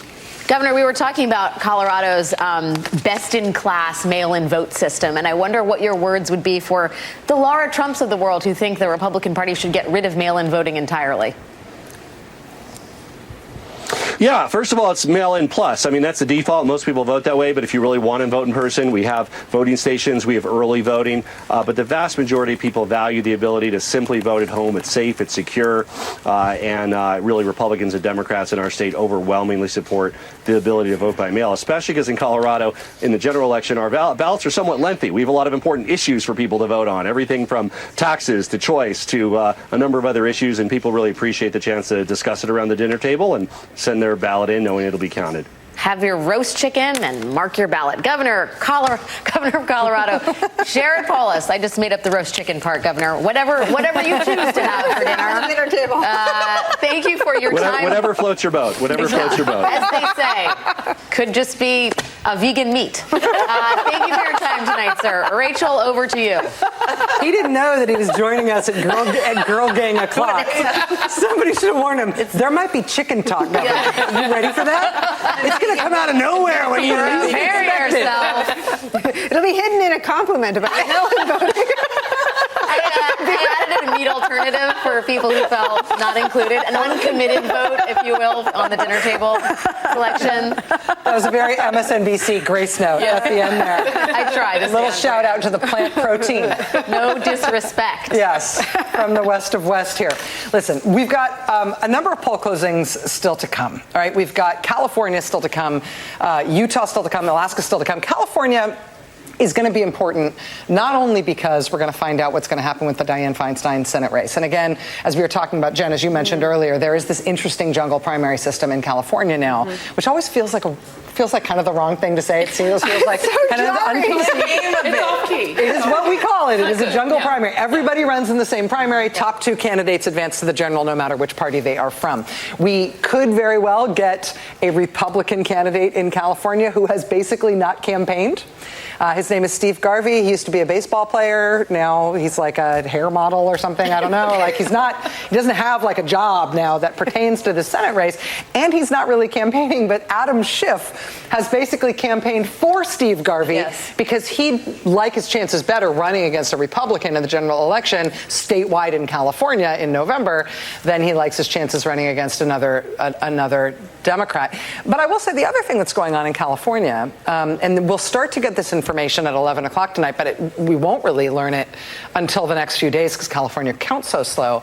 We may get a really important piece of information about who's going to control the United States House of Representatives. Because there are incumbents in California who are very well potentially going to lose their seats tonight. And there are incumbents who are leaving to run for other things, whose seats may be replaced by somebody from the other party. There's only a 2-seat margin for the Republicans right now in the House. And there's all these interesting seats up in California with all of these wild cards and this crazy primary system. I mean, what's going on in Washington right now may change tonight because of what's happening in California. Yeah. That's exactly right. And also, what's been so interesting to me is to watch the Republican Party and outside Republican Party groups try to finagle who's going to be in the Republican Party a year from now. Maybe this is a good sign. I don't know. I'm going to be an optimist for a moment. Where they're spending hundreds of thousands of dollars to try to knock out Trump Republicans from these primaries so that they can get more of a normie Republican to win. One, because it will help them in the swing districts, but also because they want more normie Republicans, all these outside groups, which has been fascinating to watch. But as you just said, I mean, this could determine tonight in the next 24 hours could have a huge impact on who is sworn in and could be getting the next president through Congress next January. I mean, that's what we're looking at over the next 24 hours. And that dynamic that you're talking about, Jen, in terms of, seeking, for lack of a better phrase, normie Republicans to run against what are considered to be potentially difficult contests against Democrats, it's very, very hard to do that through the process of voting in a Republican primary tonight in California because it's a closed primary. Yes. Donald Trump's campaign came into California and said, I have very, very specific ideas about how you should be running the California Republican primary this year, which has a massive number of delegates, and I want it to be run in such a way that's going to maximize my ability to win all of the delegates without even trying and spending any money. And so it's a closed primary, it's winner take all, and a very small proportion of the California population is going to be able to vote in that primary. And the idea that you would use it to get some non-Trumpy candidates through, it's just not the reason, not the purpose for which that primary was built the way it's built. Right, or why people may turn out. I mean, it's a huge, challenging, multi-layered issue there for them. So the complexities of the Republican Party tonight, I think, are going to be on best display when we get to California. But as we're looking across the studio here at Steve Kornacki, we're all still wondering about what's going on in Vermont, where it does seem like there is a real race on between Nikki Haley and Donald Trump.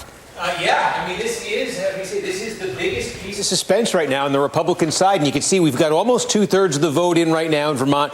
Trump has regained the lead over Nikki Haley. It's about a 2-point margin for him. I think is looking at this, and again, a lot of these are very small towns, is Vermont. But in terms of where Haley is looking for votes tonight, one of the places was around Rutland. And actually here you can see it's Trump red in this area. I'm trying to get inside there. You can't quite get it, but you do see the town of Rutland here.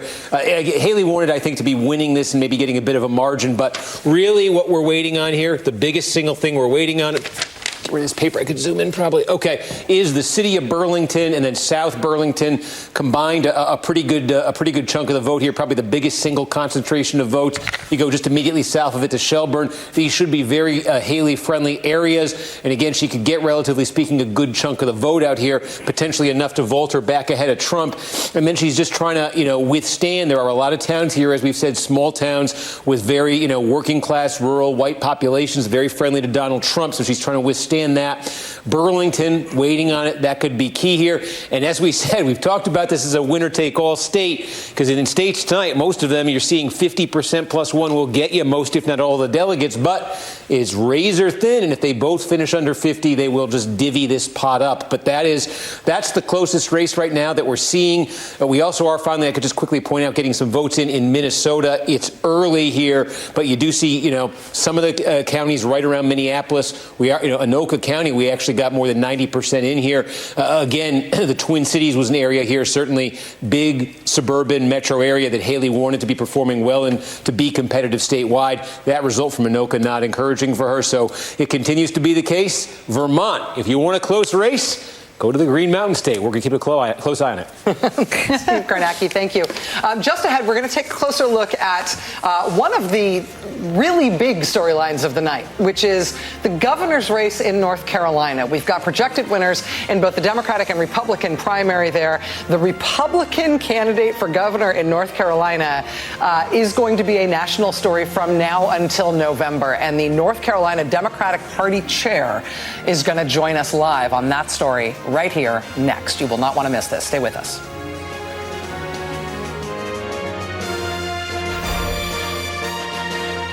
Although I don't by far done 100% everything that Biden has done, I have been personally impacted by the policies that Trump made when he was president, immigration policies, Muslim ban, his COVID era policies, and being personally impacted by those things in a negative way.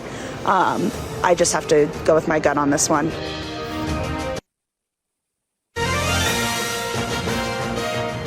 Nikki Haley is irrelevant. Why irrelevant? Because it's obvious that she's just there representing the rhino part of the Republican Party, and she has no chance. And she knows it, and everyone knows it. It's self-evident. In particular, I mentioned concern about Mr. Trump. His statements about NATO are a threat to the security of this country.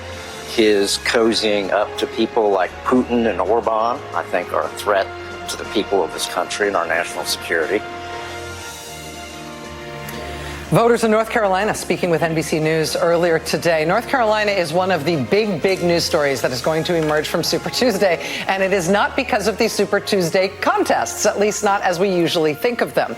The presidential contest in North Carolina went as you would expect, but it is the gubernatorial primaries in North Carolina that are going to be making headlines all over the country tomorrow and one way or another between now and November.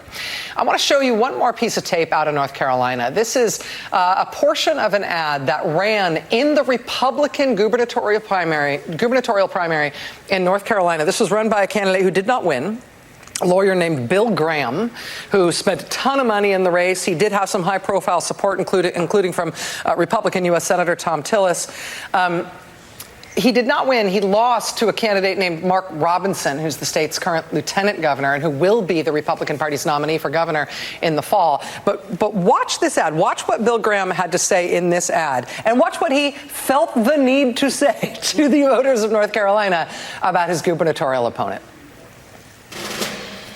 Mark Robinson, he suggested the Holocaust wasn't real, downplayed the Nazis, promoted Hitler propaganda. That's just plain wrong. I'm Bill Graham. The Holocaust was real. Hitler was evil. And we must stand with Israel, defend the Holy Land, and defeat radical Islamic terrorism.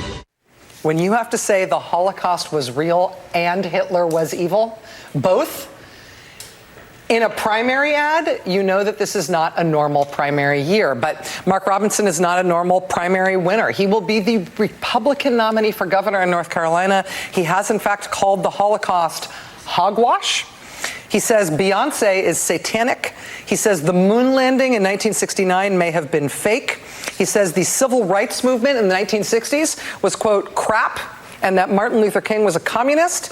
He also says there is a secret ruling cabal that is part reptile, meaning part human, part reptile. He will be the Republican Party's nominee for governor in the state of North Carolina, in swing state North Carolina, in a Republican presidential year where Democrats not just hoping but planning to put North Carolina back in the blue column. Joining us now live from North Carolina is Anderson Clayton. She's chair of the North Carolina Democratic Party. Ms. Clayton, we're honored to have you with us. Thanks for making time. Thank you for having us. We really do appreciate the opportunity. So your party also picked a gubernatorial nominee this evening, Josh Stein, who's the current Attorney General of the state of North Carolina. It seems to me from the outside looking in at this primary that Mr. Stein, even if you knew nothing else about him, you certainly could take to the voters, hey, Josh Stein has run for Attorney General, run for statewide office in this state twice in elections where Donald Trump won the state twice, and Mr. Stein nevertheless won as a Democrat. That's a pretty good track record to take into a general election where Donald Trump is once again going to be running North Carolina. I imagine that's been a real focus of the campaign.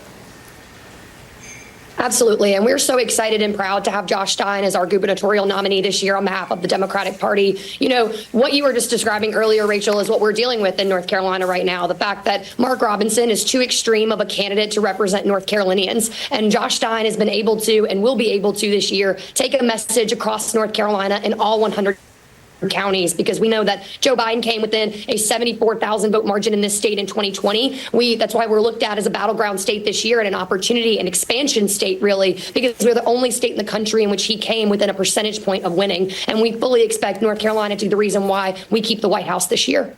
I want to talk to you in detail about that concept, that idea about North Carolina being Joe Biden's closest loss, it being the state, if he is going to flip one that he lost, North Carolina is his best bet at having been so close. But let me ask you about Mark Robinson. I mean, Mr. Robinson, he's almost a point of fun, I think, for a national audience because he is so extreme, because he has said things that are so crazy, including the Beyonce stuff and the reptile person stuff. But him excusing the Nazis and saying that Hitler wasn't so bad and saying the Holocaust didn't happen isn't just crazy. It's obviously dangerous. And I wonder, I wonder what your assessment is of how the Republican electorate in North Carolina, knowing that about him, how they decided on him anyway. He won resoundingly tonight.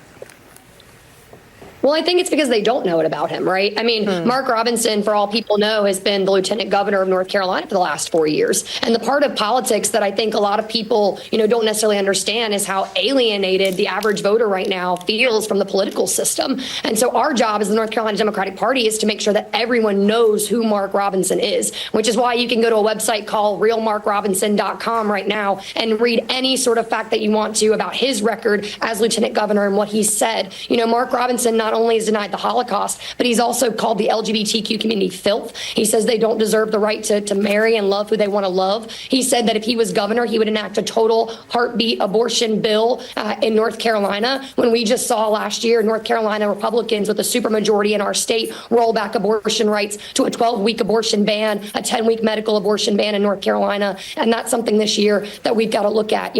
Our governor, our president is not just on the ballot in North Carolina. It's our state legislature. It's our court systems. It's everything this year that we're trying to make sure that folks understand the value of and really labeling what's at stake in this election cycle. Ms. Clayton, you've been earning a reputation nationwide for the work you and your colleagues are putting in North Carolina and the effort and the hustle that's happening in North Carolina to put that state back in the blue column. When you talk about that 74,000 vote margin, and we spoke with Governor Cooper earlier talking about this being North Carolina having been Biden's closest loss, and if Democrats didn't see North Carolina as a place they could take back before, let the Mark Robinson race prove to them that this is a winnable race. If I gave you a magic wand, if I gave you carte blanche to tell the National Democratic Party how to run to win North Carolina, what issues to run ads on, what types of events to do in the state, what types of surrogates to tap, what issues to engage people on, get people talking about in the state, what would you most want? I mean, I'd ask them where are they sitting in North Carolina right now, because I think the problem with Democratic messaging is that we define that there's only one. And I think that North Carolinians, in Western North Carolina right now, we've got thousands of people that are dying from the opioid epidemic out there every single day. In Eastern North Carolina, we've got CAFOS farms that have restricted and made it so that clean water access is not eligible for a lot of our Eastern North Carolinians. And in the Piedmont, broadband access has been a huge issue. Across our college campuses, abortion rights and reproductive freedom is a huge topic that we're hearing.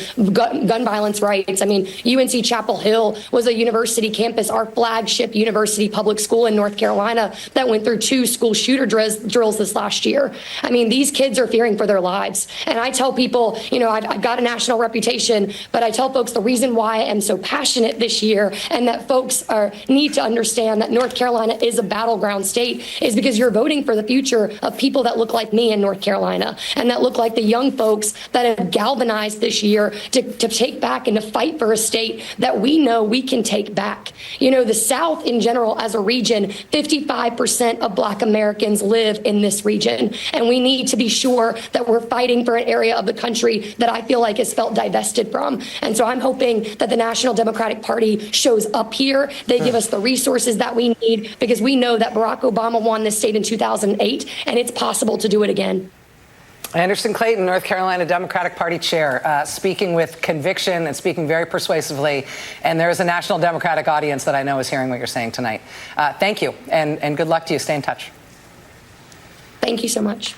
Since we've been having this discussion, we have a new call to bring you. The decision desk brings us to the great state of Minnesota, where I believe on the Republican side in the presidential contest, we have a projected winner in Donald Trump. And in addition, on the Democratic side in the presidential contest in Minnesota, we have a projected winner who is Joe Biden. All right, we've got a quick break ahead. 3 states still voting at this hour: Utah, Alaska, and California. That means more races to call, more results to track. We still don't know which of the 2 Republican candidates has won in the great state of Vermont. We've got lots to get to tonight. Stay with us.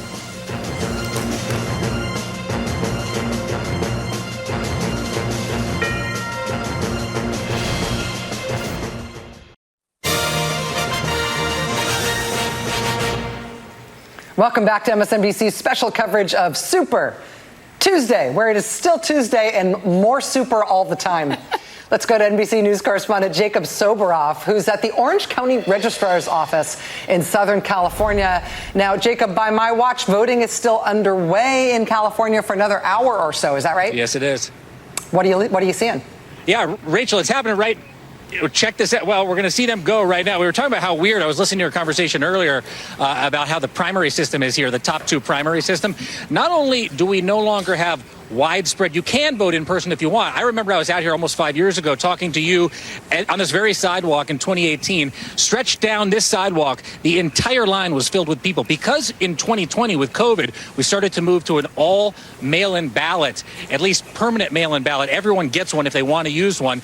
Everybody's doing sort of a different thing. We have drive-through voting, and I just want to give a very special shout out to our election workers because we love our election workers. Tell me your name again. Hi, Sandra. Sandra, you said you're a social worker when you're not doing this? Yes. So have you been meeting a lot of interesting people as they've been coming through on the drive-through vote tonight? Yes. What are they telling you? They're happy to be coming out here? Oh, very appreciative of our service and the availability for them to drive up to the ballot box. Well, let me tell you something. We're appreciative of you. Thank you for being here. Thank you for doing this. Rachel, as we wait to see if another car comes through, what I want to tell you about what is so interesting about this, particularly about the Senate race here. Here in Orange County, not only is the presidential race going to be potentially decided, in this building, the fifth largest election jurisdiction in the country for California, because there are so many Republicans here, but also the Senate contest and also those House races that you mentioned. And the Senate race is so interesting in California because of the top two system. You have seen Adam Schiff spend an incredible amount of money to essentially prop up, and this is both an allegation from Katie Porter, who he's running against, but also he admits this strategy. He is spending a bunch of money to prop up Steve Garvey as his Republican opponent because he'd rather face a Republican in the general election in California than face a fellow Democrat, Katie Porter. Whatever happens in this race, all of these members of Congress, Barbara Lee included, running for office, are going to be vacating their seats because they're running for this Senate seat.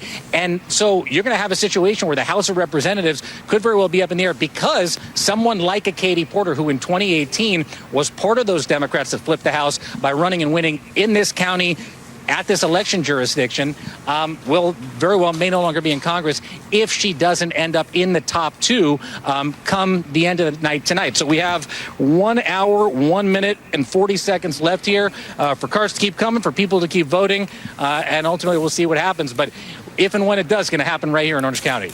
Jacob, can I just ask you too, we've been talking about the jungle primary system and this sort of, it's not California didn't invent it, it happens in some other places, but the idea is it doesn't matter what party you are, if you finish as one of the top two people in the primary, you move on to the general election. California hasn't been doing this for very long. It's having profound consequences in terms of the contours of the race, spending, the politics, the strategy of the race, as we're seeing, especially in this dramatic Senate race to replace Dianne Feinstein.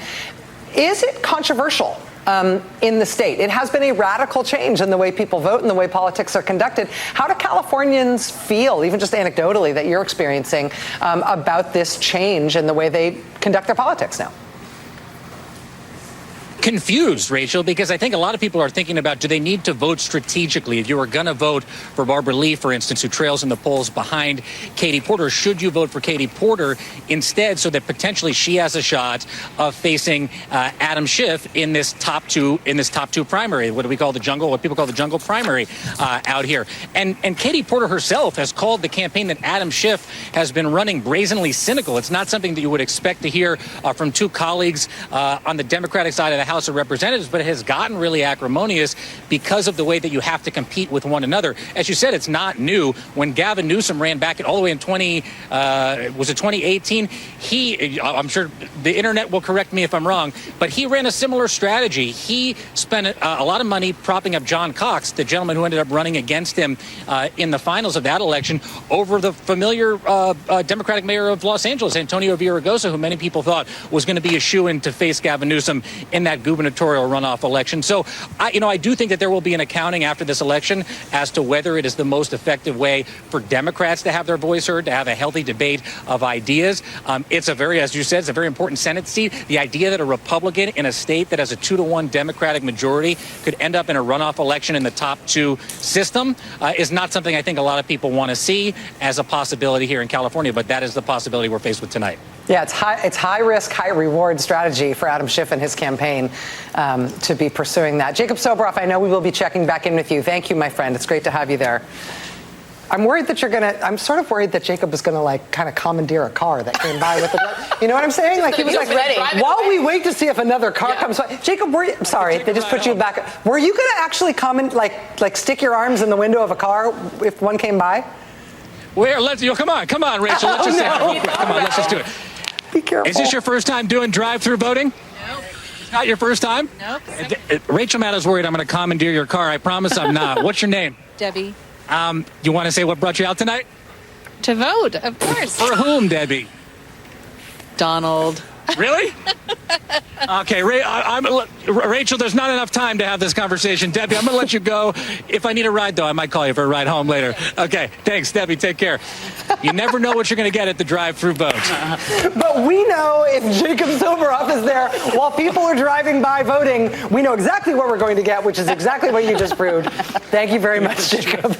But she even gave him Donald. Yeah, she was so proud. She might have meant a different Donald. What do we know? It's in a swing district. There was exactly a 50% chance of getting that answer in that particular district. Fair. But in other places, you wouldn't get that. Because it was Jacob Soboroff that we knew we would get an answer. Yeah. Honestly, if any of us were out there doing that stand-up right now, us stopping that car, it would have been the start of a crime. The car wouldn't have stopped. The car wouldn't have stopped. There would have been an altercation. It would have been very... But Jacob just somehow charms people into being like, oh yeah, hop in. You want to come meet my mom? There's no difference in his life on camera or off. Yeah. I've seen him on the streets of Los Angeles without a camera, just going to restaurants. It's the same guy. Same guy, same behavior. Sometimes he walks backwards, sometimes sideways. He wears socks and sandals on and off TV.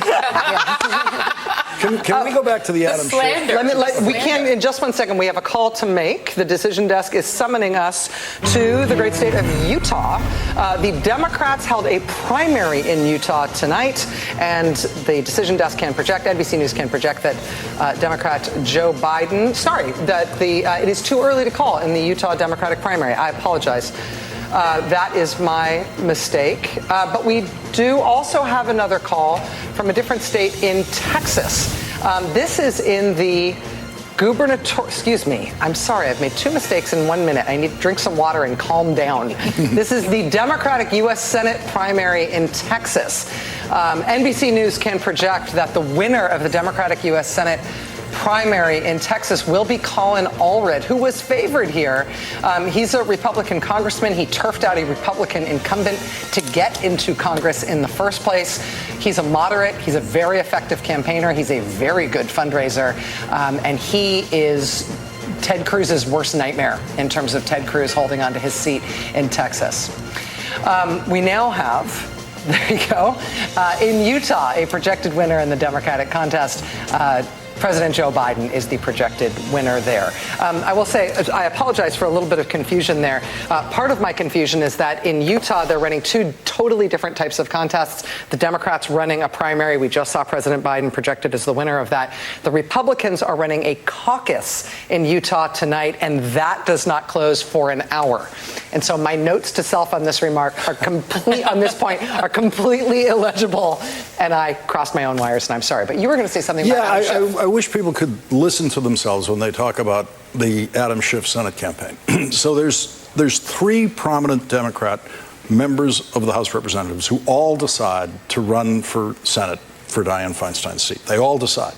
And so that makes it a difficult decision. And there's a Republican who's not very prominent but decides he's the most prominent Republican. So Adam Schiff and Katie Porter and Barbara Lee, they had a choice in campaigning. And there was this really convenient choice there, which is when you're up there campaigning, you can run against the Republican, or you can run against Katie Porter, or you can run against Barbara Lee. And Adam Schiff made the correct strategic choice that every Democrat should have made: run against the Republican.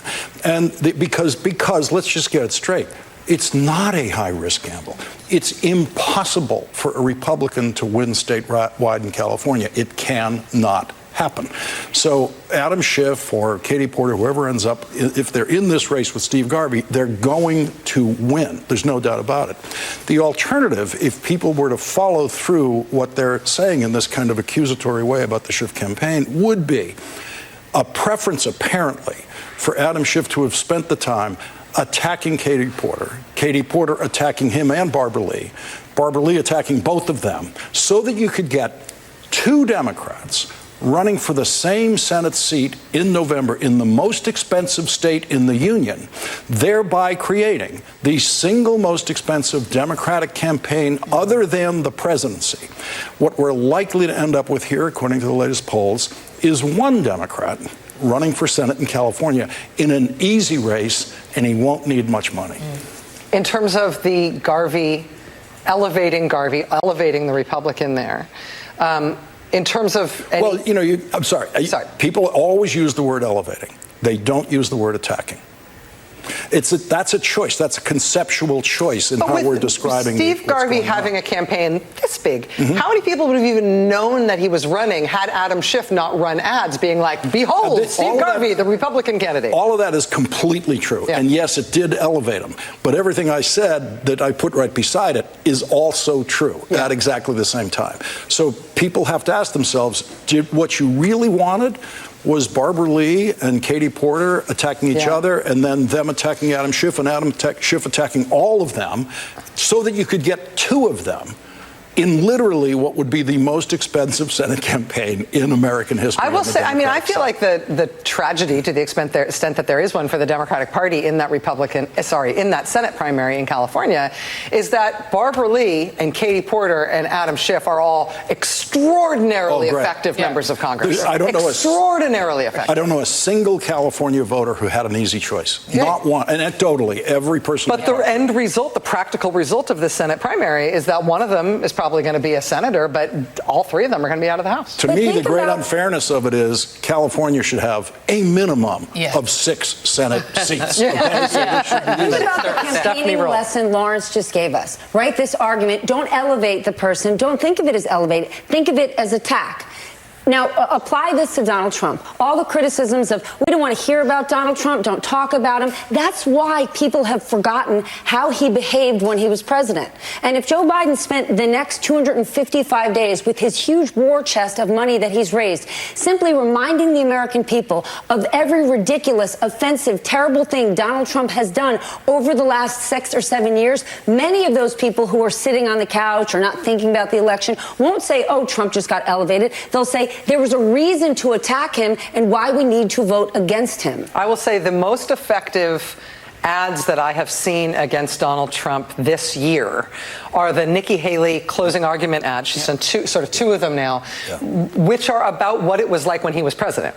And so she made this argument overtly to voters during the primary. I was proud to serve as his UN ambassador, and he was the right president at the time and everything. But what she's arguing now is remember what a nightmare it was for him to be the president of the United States, and just cutting together news clips and clips of him at the White House and reminding people what it felt like. And by the way, the Democrats are facing a very tough election cycle. Of the three, this is one of the tougher ones. And now they're going to have to fight for a Senate seat in Maryland because the former governor is running. They're going to have to elevate the hell out of him to make sure people don't take a chance on re-electing a fairly moderate former governor and give up a Senate seat there. So I think the point that Lawrence makes is really important. They have to decide where they're going to spend their money.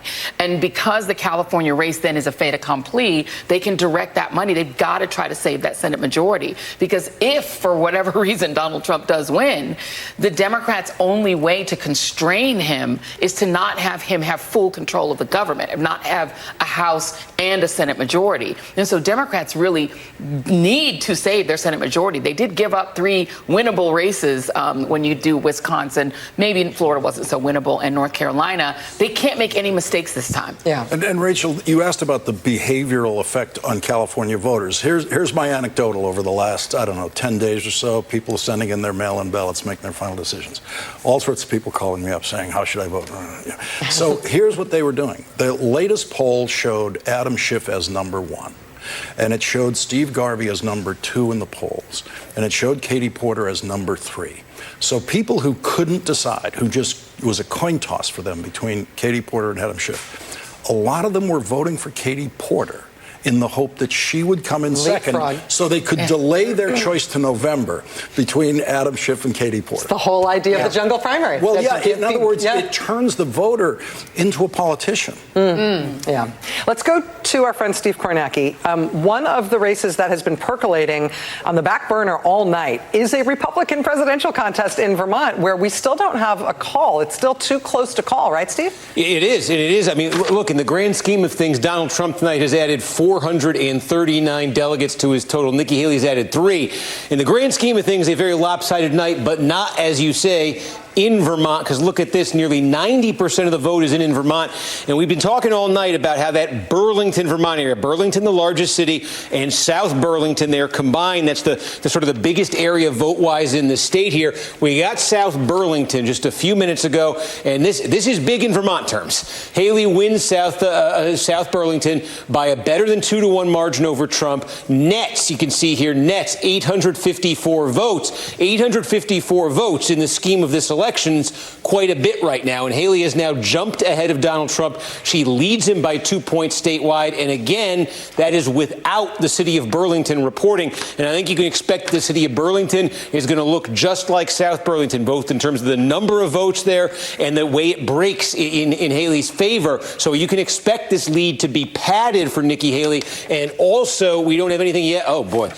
I messed that up badly. But we don't have anything yet. There we go. From Montpelier, another place I think you can expect Haley to be getting the lion's share of the vote. And again, in Vermont terms, padding that margin. So honestly, this is the kind of situation right now in Vermont. You'd rather be Trump nationally, but in Vermont right now, you'd rather be Nikki Haley than Donald Trump. And one question to keep in mind as these final votes do come in here, there are 17 delegates at stake in Vermont.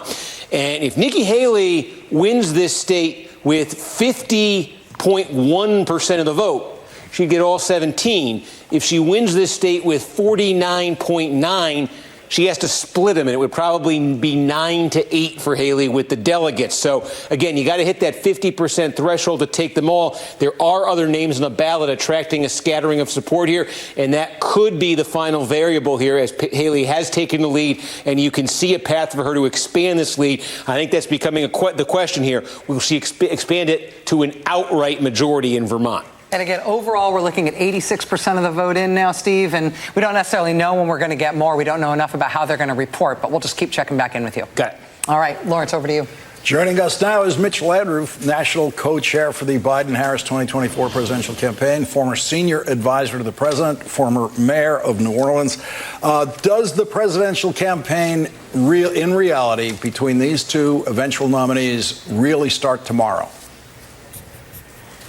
Well, I think it started a long time ago. You know, we've been saying this is going to happen. Folks just kept thinking that it wasn't. But it's been clear to me and many other people that this race was going to be between the future and the past, between two candidates that are men that are very different from each other. Their visions of the country are very different from each other. And as you guys were talking about early, reminding people what the country was like when Donald Trump ran it.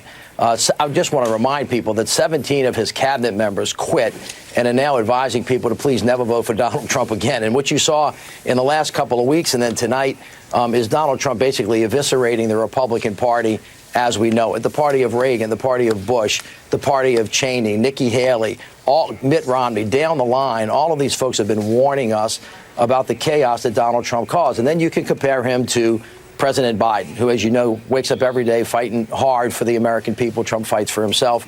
The president brings people together. Trump splits people apart. And what he's promised us, President Trump, is that he's going to do more of what he did before, and that revenge is going to be, his method of going forward. So I think it's going to be really a clear choice, and I think that people are going to pick going forward rather than going backwards. David Plouffe, as you know, successful presidential campaign manager, was with us earlier in the evening, and he was saying that President Biden has got to pick up some of these disaffected Republican voters who are currently voting for Nikki Haley, who will be available to get in November. It won't be all of them, but some of them will be available. You live among those voters in Louisiana, like Nikki Haley, a Southerner. You know how to talk to them. What is your coaching for President Biden on how to reach that voter? Well, I would never presume to coach President Biden about anything. He's the president of the United States, and he's the only guy that we know standing that's ever beat Donald Trump, and he's going to beat him again. So having said that, let me say this. I think what you're seeing in all of these primaries is that Donald Trump's got a real problem. And he's got a real problem in places where presidential elections are actually won and lost. And one of the reasons is because he's taken the Republican Party as we knew it and turned it into extreme MAGA party that basically oppresses people. And there's nothing more evident in this than him basically putting 3 justices on the Supreme Court that reversed Roe versus Wade and took away the reproductive rights of women in America. And as a consequence, you see things like completely abandoning the rights to have in vitro fertilization. I think people are going to turn away from that extremism, and I think they're going to vote for Joe Biden in the future. Mitch Landrieu, New Orleans former mayor, joining us from America's favorite city. Thank you very much for joining us tonight. Thank you, Lawrence. Amen to that. Thank you. We are keeping an eye right now on Trump campaign headquarters, where I believe we are expecting remarks. Remarks have just started for former President Donald Trump. Let's listen in. And nobody thought a thing like this would be possible. We wouldn't have Russia attacking Ukraine. We wouldn't have Israel being attacked. Iran, as you know, was broke. When I was running things, they were broke. They didn't have money for Hamas. They didn't have money for Hezbollah. We had no inflation. Inflation is destroying the middle class. It's destroying everything. Inflation, if you look back over the history, hundreds of years back, inflation is called a country buster. And that's what it's doing to our country. What's happened with inflation has been unbelievable. A lot of people say, a lot of experts have said the stock market's the only thing that's doing well, and that's doing well because our poll numbers are so much higher than Joe Biden's.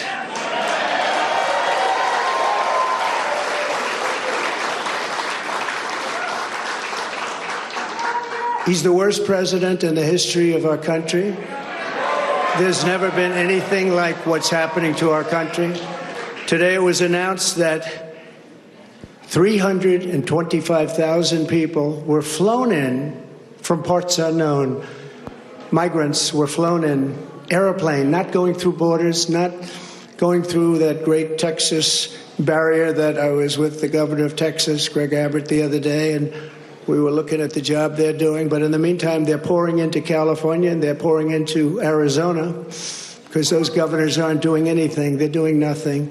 But today it was just announced before I came out. It was unbelievable. I said, that must be a mistake. They flew 325,000 migrants, flew them in over the borders into our country.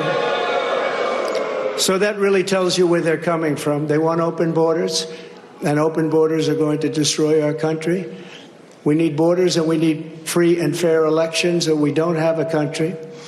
This is an incredible group of people. So many celebrities that I'm not going to introduce any because I'm just going to get myself in trouble if I do that, because I'll leave out most of you. But this is a room chock full of incredible, talented people, like some of the guys standing right in front of me, right? Big futures, big, fat, beautiful futures. Oh, I'd love to be your age. I'd pay you a lot of money to be your age. But we have some tremendously talented people in this room, including tremendously talented political people that have helped me right from the beginning. We had the safest border in the history of our country. We built 571 miles of wall. We had Mexico supply us with 28,000 soldiers because we wanted them, that's why. And they said, we won't do that. I said, yes, you will, you will. And in the end, they did. It was an easy negotiation, but we had the safest border, the best numbers we've ever had, and now we have the worst numbers probably in the history of the world. It's sad to see what's happening to our cities. Our cities are being overrun with migrant crime, and that's Biden migrant crime. But it's a new category of crime, and it's violent, where they'll stand in the middle of a street and have fistfights with police officers, and if they did that in their countries from where they came, they'd be killed instantly. They wouldn't do that. So the world is laughing at us. The world is taking advantage of us. 3 years ago, we were at a level, we were energy independent. We were going to be very shortly energy dominant, and today we're getting oil from Venezuela. Can you believe it? And we're doing numbers on that oil. You know what we're doing? We're refining the oil. We have our refinery for that oil. It's really, I call it tar. It's not oil. It's terrible. We have real stuff. But we're refining it in Houston. So for all of the environmentalists, you ought to look at that, because all of that tar is going right up into the atmosphere. You just ought to take a look. It's the only plant that can do it. We have the only plants that can take tar and make it into oil, and that's what it is. It's a shame. But we were energy independent. We were going to be energy dominant. We were going to be supplying oil to Europe, all over the world. And then a tragic thing happened during the election. It was a tragedy, because you wouldn't have, think of it, all of the problems that you have today, I don't think you would have had any of them. You'd only have success. And that's what's ultimately going to unify this country and unify this party. We have a great Republican Party with tremendous talent, and we want to have unity, and we're going to have unity. And it's going to happen very quickly. And I have been saying lately, success will bring unity to our country. And it happened before. We had the best economy our country's ever had. And people were calling me that I would have said will never happen. It'll never happen. They wanted to get together African American, Asian American, Hispanic American, women, men, people with diplomas from the best schools in the world, and people that didn't graduate from high school. Every single group was doing better than ever before. And it was a beautiful thing. Our country was coming together. Our country was coming together. And now we have a very divided country. We have a country that a political person uses weaponization against his political opponent. Never happened here. It happens in other countries, but they're third world countries. And in some ways, we're a third world country. We're a third world country at our borders, and we're a third world country at our elections. And we have to stop that. We need a fair and free press. The press has not been fair, nor has it been free, but maybe someday they will be. They're being beaten up pretty badly. People aren't trusting them. They're not believing them. And really, it's a very important factor. The press used to be the policeman. It used to police our country. Now nobody has confidence in them, and we have to get that confidence back. It's so important for the success of our country. So important.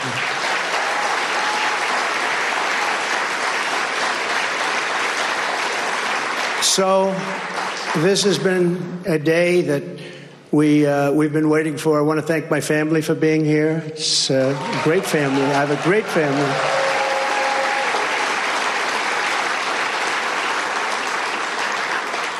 They've had it very easy since I decided to run for politics. They say, thanks a lot, Dad, we appreciate it. But they're strong, and they're very capable people, and they love the country. They really do love the country, and we appreciate it. And I want to thank everybody, my staff, Susie, Chris, incredible job. Incredible job you're doing.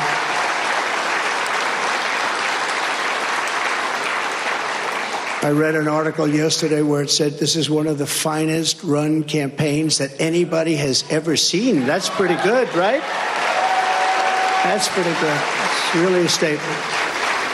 And we have no choice. Yeah, okay.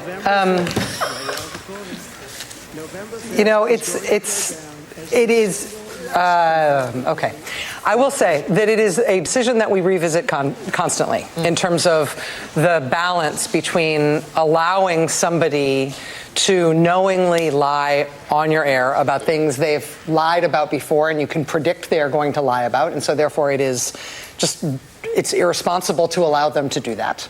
It's a balance between knowing that that's irresponsible to broadcast and also knowing that as the soon-to-be de facto nominee of the Republican Party, this is not only the man who is likely to be the Republican candidate for president, but this is the way he's running.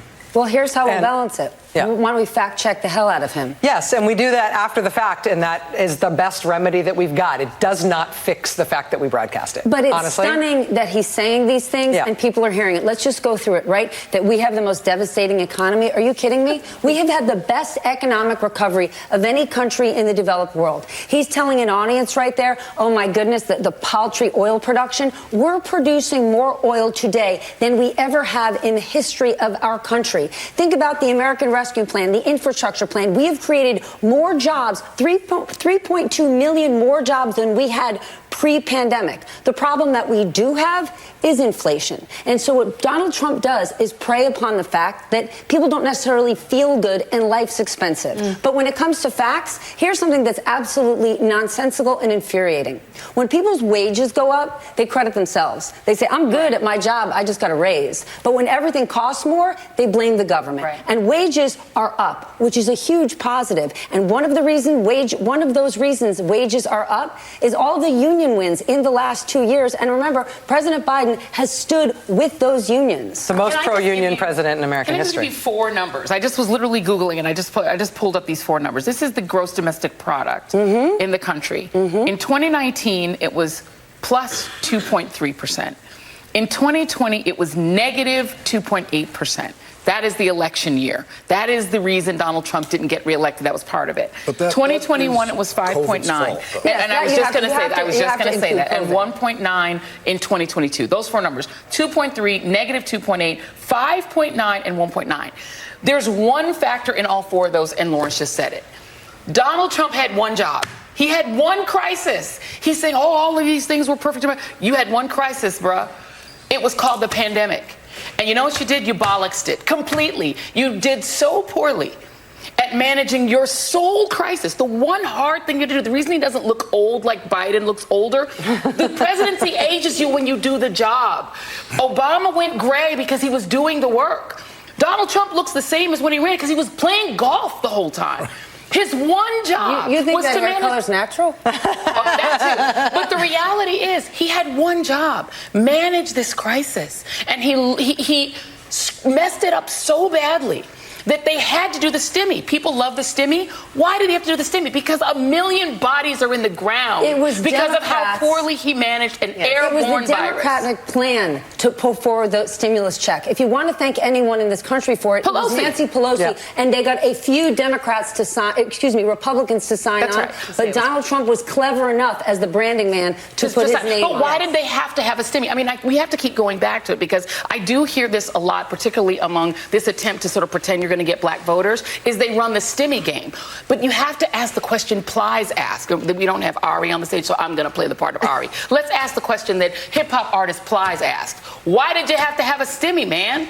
Because you messed up the pandemic so badly that the economy crashed. It cratered. It went into negative GDP. People were literally unable to work, unable to earn money, unable to literally survive economically. People were going to literally lose their homes, their apartments, everything. You had everyone locked in the house. And the only thing that you could do was do massive government spending, which is a Democratic thing. Which is one of the reasons we're dealing with inflation. Yes. Which is sort of a necessary evil that got us out of the devastation that we're in. But one of the reasons the stock market is doing so well, not Donald Trump, because traders think you're going to win, is because we didn't have a hard landing. Yes. We didn't have a crash. We had the best post-COVID economic recovery of any major country in the world. 5.9% GDP in 2021. That's Biden. There is a tactical approach that television news could try here because we know what's coming. You could give him half the screen, and you could pre-write this scroll that you could just keep rolling by. Stuff you know he's going to lie about? That says America is producing more oil than any other country on Earth and the most in history. That the economy is stronger than it has ever been. It is bigger than it has ever been. The stock market is at an all-time high. You can just Mar-a-Lago isn't a room full of celebrities right now. Right. But you can just plug in those things. things and run them, because he's going to say all this stuff repeatedly, and just put it there right beside him on the screen while he's saying it, because they are the same lies over and over again. Cities are overrun with crime. Crime is down. Put in the FBI. Violent crime is at a 50-year low. 50-year low. Unemployment is at a 50-year low. You just plug them in and just roll his speech and just let those things cycle by while he's talking. It's more than just crime is down. I mean, last week NBC News came out with a study that said in the cities that have received the most migrants, yes, crime is down. The DOJ has a report. In the cities that have received the most migrants, there is no homicide rates, robbery. There's no there. Biden migrant crime is going to be, that's his new line. And let's not forget the xenophobia inherent in all this, the racism that's inherent in all this. Not only is it incumbent upon the news media to correct the record, it is also incumbent upon the Biden administration. Yes. Because thus far, they have really sort of played footsie with this narrative that there is a problem with our immigration system. It, of course, needs to be fixed. Immigrants are also central to the American economy, and they are not, they are not single-handedly the cause of fentanyl coming over the border. They are not all criminals. They are not laying waste to the American project. And it is incumbent upon all of us who care about the truth on Earth One to push back and correct the record on a group of people that has been maligned in spectacular And fashion. by the way, if you want to do another chart of when you saw the spike in border crossings, because it was down to record numbers under George W. Bush and President Obama. It spiked again because of COVID. COVID is the spike again. You just look at the chart. All of these crises that Donald Trump inherited a strong, growing economy and managed to ruin it by messing up his one crisis, which was COVID, which is why the border went crazy. It's why inflation went crazy. All of those crises Joe Biden has had to fix. Joe Biden's job creation rate is second only to Bill Clinton. He's not only fixed it, he's actually been more successful as a domestic policy president than any modern president. All of the things Donald Trump is trying to take credit for on the campaign trail are Biden things. And Biden needs to run out there and take credit for it. Well, the president has done a little bit of that while we have been talking. We just got a statement from President Biden on these Super Tuesday election results. May I read it to you? Please. Tonight's results leave the American people with a clear choice. Are we going to keep moving forward, or will we allow Donald Trump to drag us backwards into the chaos, division, and darkness that defined his term in office? 4 years ago, I ran because of the existential threat Donald Trump posed to the America we all believe in. Since then, we've made enormous progress. 15 million jobs, wages rising faster than inflation, taking on Big Pharma and the gun lobby, and winning. But we have more to do.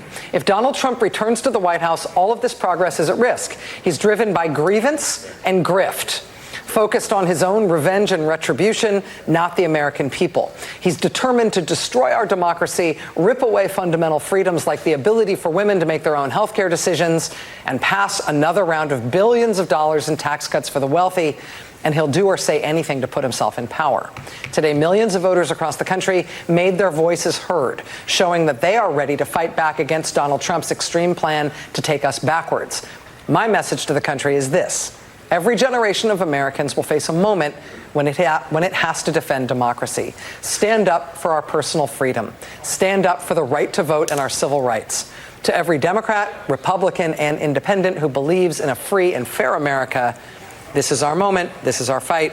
Together we will win. Statement from President Biden tonight on the Super Tuesday election results, making some of the case that y'all were just saying that he needed to be making. 15 million jobs, wages rising faster than inflation, taking on Big Pharma, taking on the gun lobby, and winning. But why does the president have to tell people every single thing he's done economically? Can I just give a couple examples? Yeah. If I had my student loans forgiven, I would know that. I'd be happy about it, right? If junk fees are no longer an issue for me, that's great news. Just today, it hasn't been enacted, but the White House announced that they're going to cap credit card fees. These are things that impact people every day of the week, and it is stunning to me how many still don't credit the administration for it. When your drug prices just got renegotiated and And that has not happened in decades. Joe Biden was trying to do that when he was in the Senate 20 years ago. So yes, we, like everybody else, rightfully say, man, this White House has to get their messaging down. But the American people also have to realize, holy cow, look at all these great things that have just happened for me. Did they think that happened out of thin air? Right. Yeah. Yes, they do. That's the problem. Everybody personalizes for example, the benefits. When those credit card bank fees, when that kicks in, no one's going to look. I mean, the people who need to look at that statement and go, oh, Joe Biden did that. They're not going to have any idea who did that. They won't know. No. But people don't know. They don't have government work. I mean, we have a crisis of civics in this country. People actually don't know how these things change. And there is a sort of, there's a systematic problem that politics, we talked about this before, is broken because the connection between politics and the things that happen in my life has been severed. People think when things go wrong, they look at the quarterback on the team, like they do in football, right? When the team wins, the quarterback gets the credit. And when they lose, the quarterback gets the blame. So the things that hurt them, the things that make it harder to afford your life, they blame Biden. But the things that help, they think, as you said, I did great at my job. I did this. I created. I got a raise. But there isn't a connection between the way that the government actually functions, which is what Democrats are good at, and the way you feel, which is what Republicans are good at. Yeah. And that's, I mean, the Democratic message for Joe Biden is as simple as it is positive, right? It's the best jobs market since the 1960s. Markets are at record highs. Inflation doing better than every other major country in the world is dealing with inflation. COVID recovery better than every other major country in the world dealing with the COVID recovery. Drug prices, progress. Wages, progress. Most people with health insurance in this country we have ever had. It's simple. Gas prices, progress. Right. Oil production. Exactly. I mean, there aren't very many things that you can talk about in terms of the economic, measurements that mean things to people on which Biden doesn't have bragging rights. The question is how the volume of their bragging is set and whether people are willing to listen to the White House and listen to Democrats and listen to the campaign when they say, hey, everything that's getting better is getting better in part because of Joe Biden policies that were designed to make it better. That lesson, that disconnect that you're talking about in terms of our politics being disconnected from our feelings about how the country is going, that's a Democratic project to fix it. And I firmly believe, I keep saying this, and I think I'm boring people with it, but I firmly believe the message is practical, popular policies. We want to do normal stuff. And they are talking, literally, Donald Trump is hosting Hungarian dictator Viktor Orban at Mar-a-Lago on Friday. And they're talking about building camps for millions of people. Right? I mean, that's the kind of stuff that they're talking about doing. Building camps for millions of people. Oh, and invading Mexico. Oh, and putting the U.S. Army with live ammunition in the streets of the United States to shoot American citizens. And they can do that, Rachel, because their voters don't vote on the economy. I mean, I think we just have to accept. Everybody keeps telling us that they do. Their voters don't. Economic dislocation that explains the Trump vote. The people who are the most economically sensitive are younger people. Older people have savings. They've got a house that's got equity. They've got money. The people who vote for Donald Trump aren't the poor. They're people who have money. Whether they have a college degree or not, they're fine economically. The economically sensitive people are young people who can't pay their rent. They're young people who can't pay their student loans. That's called a Democrat. Young people are more often people of color. They're more economically sensitive, and they also have super high expectations. These young people, their first president, a lot of them, was Obama. So they expect a lot. They have high expectations to love and like the president. And they also are super sensitive economically. When things go a little wrong, it goes really wrong for them. So Biden has to speak to people who do vote economically. Trump can just speak to people who are feelings people. And all really they care about is how they feel. Do vote Republican because they know that their taxes aren't going to go up. They know that President Biden did not chit-chat with the CEO community, right? And he walked the picket line with the UAW. He didn't. Yes, that's right. And that's even though Donald Trump speaks at his rallies to the masses, remember, he walks into Mar-a-Lago and says, look at the stock market. That's right. Your taxes are going to go down. So you have to remember that. Think about Mitch McConnell today was just complimenting Kyrsten Sinema, of all people, because what did she do? Protected carried interest. And that really wealthy class sits there worried, what could Joe Biden, I don't have Joe Biden in my pocket in a way that they would like to. Democrats are a risk for them economically. Kyrsten Sinema, we haven't talked about her tonight. She's not running for re-election. It is amazing to all that effort and all the people, all the man hours it took from all the different people to become the first Arizona senator in a generation to get in there so that you could do the carried interest loophole and block efforts to make prescription drugs cheaper and to make sure the minimum wage didn't go up. I mean, that's what her legacy is in the Senate. And Republicans are like, wow, that was really our kind of Democrat. It's a real shame to lose Kyrsten Sinema. It's just, all it did was make the math bad for a long time in terms of trying to count votes on anything. But yeah, Kyrsten Sinema is out. She's likely to be replaced by a Democrat who votes like a Democrat in the Arizona Senate.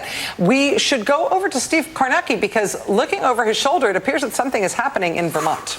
Yeah, we're up to 87% here, but we've been talking all night in this Vermont race about when the city of Burlington, the biggest in Vermont, would report. Burlington has come in as expected here. It's about 1,000 vote margin, just shy of that for Haley. A margin of about 43 points there for her. So between Burlington and South Burlington, by Vermont standards, Haley just netted a lot of votes, enough now to expand that lead statewide north of 2,500 votes. That accounts for, equates to more than 4 percentage points, 4.1. This is Vermont, as we keep saying, small towns. I'm going to show you just a couple small towns here, at least one where we are waiting for results that should be very favorable to Nikki Haley. Woodstock, Vermont. If you ever been there, a bit of a destination town, demographics that are favorable to Nikki Haley. You got Plymouth, you got old Calvin Coolidge's hometown we're still waiting on as well. But overall, again, Haley now putting some distance between herself and Trump. And I've been saying, not only would you rather be Haley than Trump in Vermont with these kinds of numbers and what's left to come and what we see on the map here, but I think the suspense now is coming down to, in Vermont, these 17 delegates, because Haley, to get all 17, has to finish above 50.0%. You need an outright majority to get all of them. Right now, that would be just enough for her to get all 17. If she were to keep that and go even higher, she gets them all. If she were to win but fall to, let's say, 49.9%, suddenly she has to split that delegate pool. So for Haley, it's looking like a question right now. We'll see. Trump could stage a late rally here, but I think the most likely scenario for Haley is a question of, is she going to go 17-0, or is she going to go 9-8 in the delegate count? But again, to put that in some perspective, overall, that Vermont delegate math is going to go into this national delegate math. And you can see here in the grand scheme of things, what she's really looking for tonight, Haley, I think, is just she wants to be able, I think, at this point, to be able to say she got at least one state. And that state that she could get is Vermont. So, you know how, Alex, you were saying earlier that you wouldn't have expected that, like, the cliffhanger tonight, the thing we're going to be checking in on over and over and over again was going to be Vermont all night long. I'm going to beat that. I have something. More Mariana Islands? No, it is not the Mariana Islands, but good guess. Thank you. All right, so do you remember in 2020, we had a big, very vital Democratic presidential primary. Yeah. You might remember that a man named Joe Biden ended up winning. But there was, there was a lot of people running. There was some Elizabeth Warren. There was some Kamala Harris. There was Michael Bloomberg. So in 2020, when American Samoa held its Democratic caucus, who won? Mike Bloomberg. Mike Bloomberg won the American Samoa Democratic Caucus. Who came in second? I don't know. Tulsi Gabbard. Oh, wow. Okay. Wow. So American Samoa has obviously been a bellwether for Democratic politics for a long time now. In recent days, if you had been following political news in American Samoa, you would have noted that there was a Democrat campaigning heavily for the American Samoa caucus results in recent days, campaigning heavily. He's a person named Jason Palmer. You know Jason. Jason Palmer is a venture capitalist. JP? He was on the ballot in New Hampshire. He got 130 votes. He was on the ballot in Nevada. He got 512 votes. And tonight, NBC News can now project that the winner. Yeah, there he is. Wow. The winner of the Democratic presidential contest in American Samoa is that person. Wow. Jason Palmer. The total number of votes cast, do the math right now, you guys can do it. Total number of votes cast in the American Samoa caucus, 91. Wow. Is it just because he wanted to campaign in American Samoa? 40 of them went to Joe Biden, 51 of them went to Jason Palmer, and that's enough. He wins the American Samoa? I think we could guess. Mike Bloomberg won American Samoa. What does Mike Bloomberg have? A whole heck of a lot of money. A venture capitalist runs there. What does he likely have? A whole bunch of money. And you know, some billionaires and even fake billionaires get fake Time magazine covers made with themselves to put up like in gilt frames on the walls of their golf houses. You can get won that the at American amusement parks, Samoa Caucus. You have maybe as You much have of an framing argument rights. for staying in this race as Nikki Haley. I'm sorry, is that too low of a blow? But No, it does. it's accurate. The Vermont thing, Washington, D.C. and Vermont, they're not American Samoa, right? But the big sort of question is, what next, Nikki Haley, right? Nikki Haley is staying in the race to keep Republican arguments against Donald Trump alive. And because what else has she got to do? I mean, that's a very practical point. There, Jim. And listen, because she has the money, why leave? Yeah. She has the money. The question beyond, like, where are Nikki Haley voters going to go? It's where are Nikki Haley donors going to go? Because she has huge ones. And from my reporting, nowhere. They're happy to give her money because she's sort of this great hope for them of kind of getting back to this George Bush Republican. But when she's out, so are they. And they will begrudgingly vote for Joe Biden, but they're not going to give him a big check, or they'll secretly and not admit it vote for Donald Trump. But you're not going to see them writing big checks because they're writing that no labels type of check for Nikki Haley, thinking there's a chance. Does Biden have an in with them, though? Could Biden make a play for that money? For the money, not so much. For the votes, yes. I mean, I think I said it when we were talking to South Carolina. It was a Fortune 500 CEO said to me, because they were kind of arguing, Joe Biden's not pro-business. And I said, what are you talking about? But he said, you can judge him by his agenda. And he does not spend a lot of time with the CEO set. And he doesn't have to follow what... It's an ego squad. I'm not defending it, but that's how they roll. He doesn't golf with me. I'm not saying they're right, but I'm saying it's how they feel. Yeah. And so he could get their support in terms of their votes. But if you think about where their checks are going, they're likely going to go to down ballot races because they ridiculously love gridlock. They don't want one party to control things. And they want to either help moderate Republicans hold their seat that are facing far right challengers, or they maybe want to just make sure we get this do nothing gridlock status quo. I think the most important choreography of this election cycle is potentially the exit choreography, Nikki Haley, and what she does, if anything, to throw her supporters over to the Biden camp, right? What is the overt? You keep asking why is she still in? Why is she still in? Why is she still in? Why should she leave?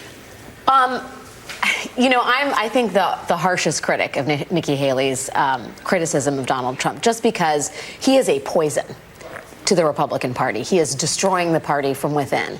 And to eradicate the poison, and I think her wording, her criticism has gotten sharper in like the closing hours of her campaign, but is she really attacking the problem in the way that it needs to be attacked? Because just sort of like, you know, saying chaos follows him rightly or wrongly, is that the long-term strategy to stop the cancer? I'm not sure. I mean, if her bid is 2028 and the ashes of the Republican Party rebuilding it, I mean, Trumpism has a long tail. And if this is the best shot at you know, ending its reign of terror, I'm not that convinced that it's. But once she gets out, there's not going to be any voice and she's in the Republican Party criticizing him at all. She's also doing very well. She said after Michigan, she reminded people that Donald Trump has been campaigning in Michigan for 8 years. She showed up a couple of times over a few months and got 20+% of the vote. You don't leave the bar until you're out of money and can't afford drinks. She's still got money. We've got a call to make. Following the decision desk to the great state of Vermont, the Green Mountain State. There you go. There you got it. She's still at the bar. In the Republican presidential contest in the great state of Vermont, famous for all sorts of things, including really, really, really excellent beer. It is now also famous as the first state that has been won by Nikki Haley. In the 2024 Republican presidential nominating contest so far, it is the District of Columbia and the state of Vermont that have been won by Nikki Haley. As you see there, at least right now, with 93% of the vote in, we'll check in on this with Steve, but she's over the 50% threshold, which means not only has she won the state, but she'll win every delegate in the state as well. Although I am speaking off the cuff there, I'm just talking about what I have learned from Steve Kornacki tonight. Is that seemed to be the case? So, right now, we don't know. You can see with that call, Nikki Haley is now projected by her decision desk to get at least 9 delegates, delegates out of Vermont. 9 would be, if she falls under 50, it's proportional. So if she falls under 50, this is a very even race, and she would have the 1 extra delegate to Trump. It would be 9 for Haley, 8 for Trump. The other 8 remain unassigned because if she does finish over 50, she'll get the additional 8 and win this 17-0. So it is a question right now of whether Haley will win this state 17-0 in the delegate count or whether it will be 9-8. And you can see now she has, the last time we checked in, it was about 2,500 votes. It's expanded further. It's over 3,000 votes right now. And again, we're ticking our way into the mid-90s in terms of vote percentage in. And, you just don't, what we've seen here are some of the higher, and this is all I keep saying by Vermont standards, some of the higher population, the city of Burlington and some of the higher population towns that have come in the last 20 minutes or so that are just very favorable to Haley. And so when you see 3,000 votes statewide, it translates here into 4.5 points. And that number has ticked up. It was 50.1 the last time we checked, 50.3. I think there's a decent chance here that she's built enough of a pad, and there are a couple of towns here I could point to that are remaining that could help her retain that 50.3 and maybe even build on it. But there is a possibility with these remaining towns in Vermont as they come in, and we'll see if it's a really slow process to get them all counted out because it's a very diffuse process of getting the vote counted in Vermont. If Trump is able to perform well enough in some of them to tug that number for Haley down under the 50% mark, in which case it would be 9-8 for the delegate. So she gets the win statewide, and to the extent her campaign wanted to be able to have a win tonight, it's been clear for a while Vermont was really their only shot. They will be able to say they got a win in Vermont. Will they get a sweep in the delegates? Will they split them? That remains to be seen, but you can see that in the context of tonight. That is subtle distinctions here in the color, but the dark red is Haley's color, so that lights up in her color. All the other red from tonight's states that's come in has been Trump's shade of red, and this is now where the overall Republican delegate race stands. And by the way, if you just kind of play this out based on what's remaining delegate-wise, Trump right now is on course to finish the night over 1,000 delegates on the Republican side. And we just did the math. If you cumulatively add up all of the votes that have been cast in Super Tuesday contests, say on the Republican side, Haley is getting 25% of the vote collectively across all of these states. So it's a worthwhile metric because her campaign has really been leaning on this 40% idea. It's been the heart of her stump speech the last few weeks. There's 40% who won't vote for Trump in these primaries. Tonight, that number across all these states is 25 cumulatively. So let me just underscore that, Steve. 25% if you add all the states that have voted thus far, the popular vote in all of those states, not looking at like the proportion of delegates or anything. You're saying of the number of people turning out in Republican primaries, she's getting in total a quarter of them. Yep. All right. Thank you very much. We're going to take a quick break. When we come back, we're going to have poll closings at the top of the hour. Lots still to come. But Nikki Haley has won a state tonight. She has won the state of Vermont. And what was that guy's name?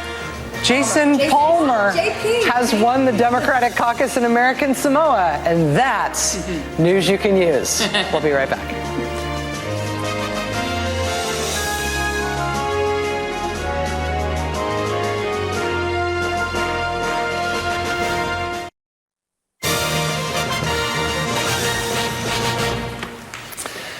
Welcome back to our special coverage of Super Tuesday. I want to go right now to NBC News correspondent Jacob Soboroff, who is at the Orange County Registrar's office in California. Last time we saw him, we were protecting him from carjacking allegations, but now he's back inside. Yes, Jacob. Rachel, I'm lucky enough to be joined by the Registrar, Bob Page. Mr. Page, thank you so much for taking the time to talk to us.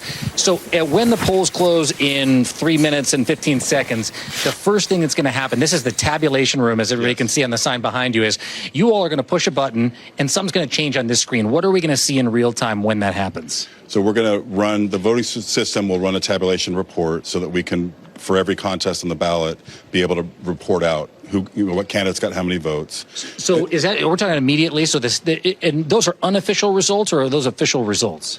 It's unofficial until we certify the election in a few weeks. And just to clarify for the viewers at home and across the country, that could be up to what, is it 28 days the state gives California counties to certify the results of the election? So if it's close, particularly in the Senate race, we could be waiting a while.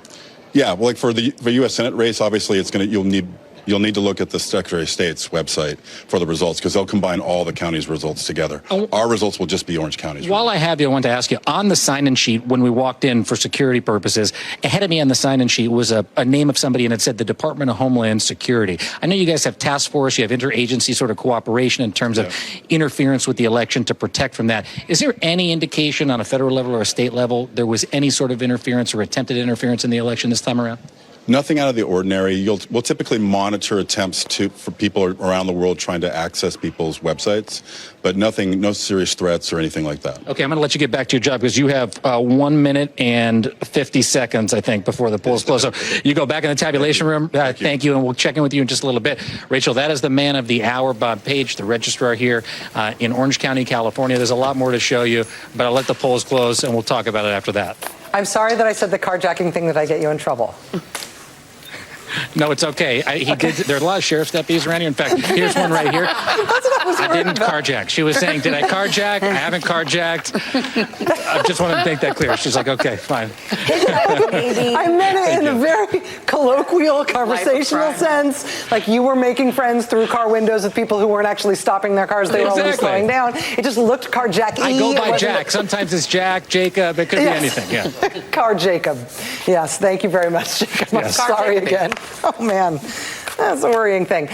We are closing in on a poll closing in California. And as we have been talking about over the course of the night, there's a bunch of things to watch for in California. First of all, there's a whole bunch of congressional primaries, some of which might be really consequential. Some incumbents which may lose their jobs. There's a bunch of incumbents whose seats are becoming open, in part. Some of them are retiring, but some of them are running for other jobs. Those could switch parties. Those could create unusual results. California's primaries are also a jungle primary system where it doesn't matter what party you're in. If you finish in the top two, you ascend to the general election in November. We are expecting presidential results now as the polls close, but also, crucially, Democratic Senate primary results. In the Senate race that's vacated by the late Senator Dianne Feinstein, powerhouse Democrats from the House of Representatives who are competing against one another to try to win Dianne Feinstein's Senate seat, and we'll expect to get the first projection of those results right now. The decision desk tells us that in California, in the presidential race on the Republican side, the projected winner is former President Donald Trump. In the California presidential contest on the Democratic side, the projected winner is President Joe Biden. Now, in terms of what we're going to show us next, wait with me here. Here we go. The California Senate primary on the not on the Democratic side. Forgive me, as I was just explaining. The Senate primary in California is what they call a jungle primary. It does not matter what party you are. The top two vote getters overall will move ahead to the general election. Right now, that race, the Senate primary in California, is too early to call. Is there anything else, control room, that I can say about that Senate primary? We'll come back to that in just a moment. We do have one additional projection in Utah, in the Republican caucus in Utah. It is too early to call between Donald Trump and Nikki Haley. And I just want to ask the control room for clarity here. Again, these decision desk projections are not our own. The decision desk is airlocked apart from us, and we don't influence what they say. They're not aware what we're saying about them. But we've got Steve Garvey and Adam Schiff there as pictures, along with the formal projection from NBC News that it is too early to call. Obviously, there's a ton of people in this primary. Why are we showing the pictures of Adam Schiff and Steve Garvey? Is that relevant, or is that just window dressing? There we go. Too early to call. That's a better representation of what we're looking at here. Thank you. I appreciate it.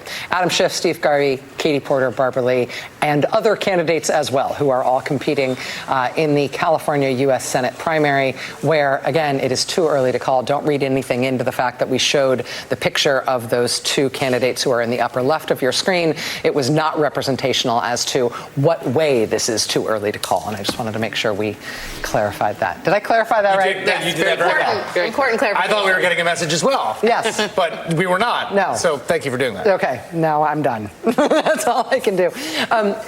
Right now, Chris Hayes, I wanted to ask you, since you have rejoined us, we have since had the news that Nikki Haley has won the Vermont Republican presidential primary. I want to shout out our friend Steve Kornacki, who at the very, very, very outset of this Republican presidential primary said, looking at the demographics and the kinds of voters that seem to be attracted to each of these candidates, I'm going to say that it looks like Nikki Haley could win D.C., maybe Vermont. He said exactly those things, and we have now seen Nikki Haley win D.C. and Vermont, but no additional contests. How does that make you feel about this overall debate that we've been having here on set tonight and that you've been heard so much of in the media recently about Nikki Haley's raison d'etre?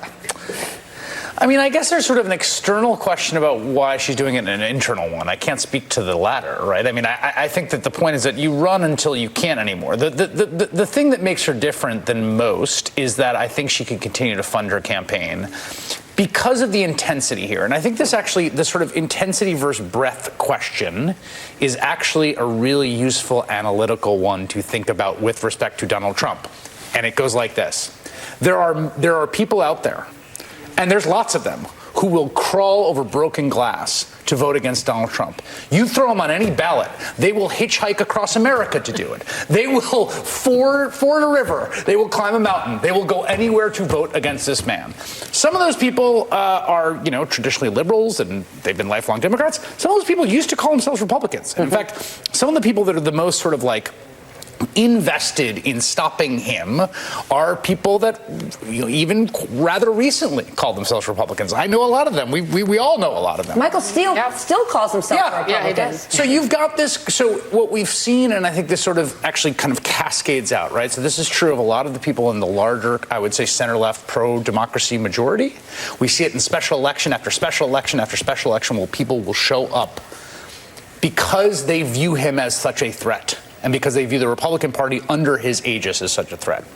Nikki Haley occupies an interesting position right now as this sort of, she is receiving that energy and is being channeled into her in a way that breaks the normal rules for how this goes. Because the normal rules for how this goes is if once it becomes clear you can't win, all the energy goes away and the donors dry up and you got nothing to do. You don't get to make the choice if you keep running. There's nothing to do. No one's funding your campaign. They unplug the telephones. You can't put gas in the plane. Right. But what we are seeing with her, and one of the things I think Steve has been talking about, this sort of keeping these analytical categories clear in our head, is there is this almost unprecedented group of Americans that are just so opposed to Donald Trump and what he represents to the future of the country. They produce this kind of incredible heat of activity that is right now sort of finding its locus in her. I think not because necessarily who she is, but because what she represents in this context. And I think that makes it possible for her to sort of defy the normal gravity. I talked to a lot of those donors, and really, they don't want to officially turn the light off and say, this is the party of Trump, right? You can give them example after example, and they still want to desperately believe their Republican Party, even if there's ultimately a dead end, there's hope for it. And she's still young, and there's all this optimism and money behind her right now. And so it's why she's staying in. But if you look at Donald Trump, right, state after state, he's losing 30% of the vote to her. That's a really big number. Even if she's not getting the delegates, this is not a party united. Right. Whereas, yes, are people getting worried about the uncommitted voters for Joe Biden? They're just uncommitted. They're raising a flashlight to Joe Biden, right? Think about it. Listen to Michigan. Was that group of uncommitted voters? They're not saying never Bidens. They're saying, listen to us if you want our vote in November. That's right. They're trying to change his policy. Can I say one thing, though? It's not that Nikki Haley is just criticizing Donald Trump. She's criticizing Joe Biden, probably as much, if not more. The only thing that matters in terms of stopping Donald Trump is whether Nikki Haley can give some votes to Joe Biden. Nikki Haley's not going to stop Donald Trump.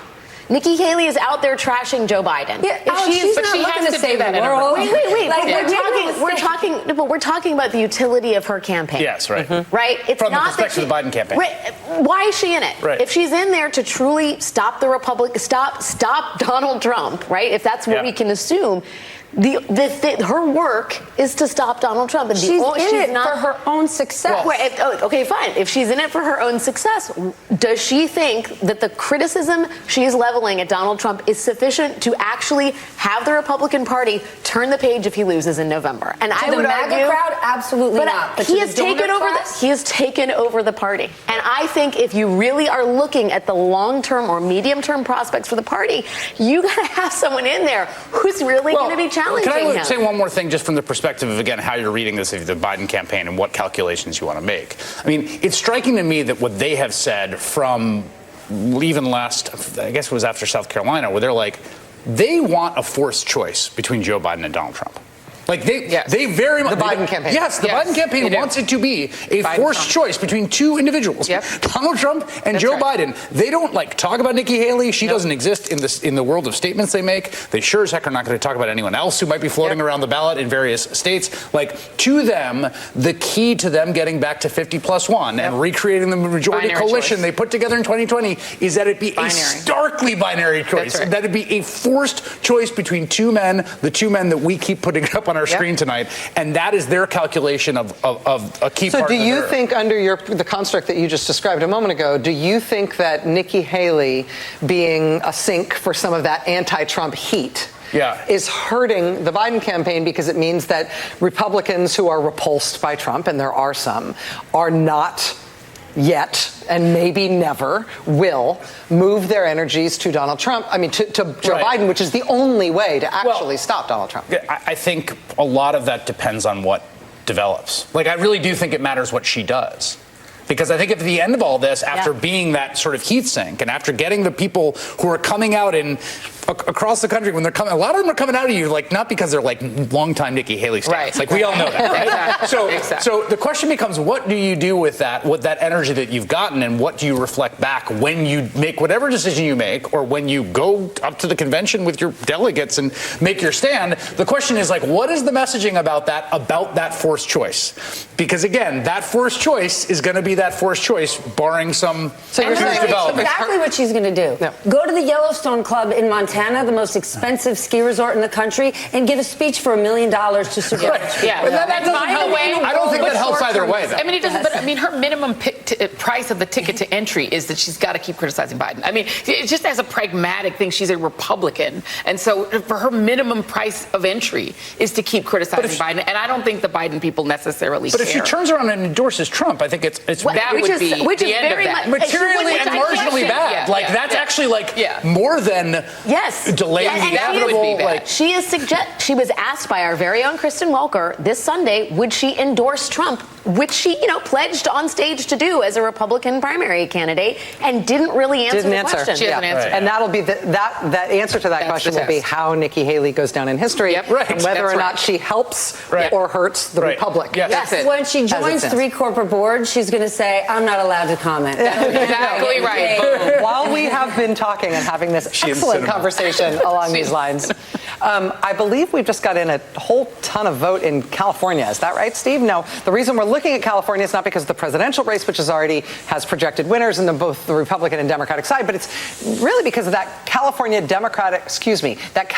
U.S. Senate primary.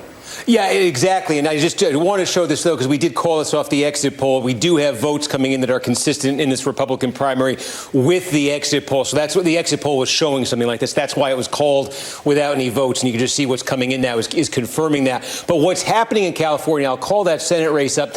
What's happening in California and how this vote's going to be reported out is they have all of that early voting, all of that vote by mail in California. And these counties can begin, Jacob was just showing you, they can press a button when these polls close, and they can get a whole bunch of the vote that was cast before Election Day. They can get it tabulated and reported out right away. So you're going to see in county after county this hour, they're going to start lighting up. And what you're going to see, I'll show you, Orange County, we've already got in one fell swoop half the vote. in Orange County, big, massive Southern California county here, Orange County, we've got half the vote in. And so here's an interesting, Katie Porter, of course, from this region of the state. And you could see if we can, there you go, we can go down. And you can see Barbara Lee, of course, representing Northern California in the House. This is not her natural political territory. But, Garvey, the main, most prominent Republican candidate in this race. So to the extent there is a Republican vote out there, this suggests he's going to be gobbling up that Republican vote here. And then you can see Adam Schiff running in second here in Orange County. Katie Porter about 3 points behind him. And then everybody else here well into single digits. And that is half the vote in Orange County. Sonoma County up north also coming in here. Very Democratic county here. Adam Schiff with 35. About a third of the vote in Sonoma County comes in right away. Schiff jumps to a big lead. Porter in second. And you can see Garvey here, the Republican candidate, just behind Katie Porter. And again, getting closer to Barbara Lee's political turf here, and she's still running under 10% here. That's some very discouraging early signs for Barbara Lee in those votes. We're also now getting into the Sierras here.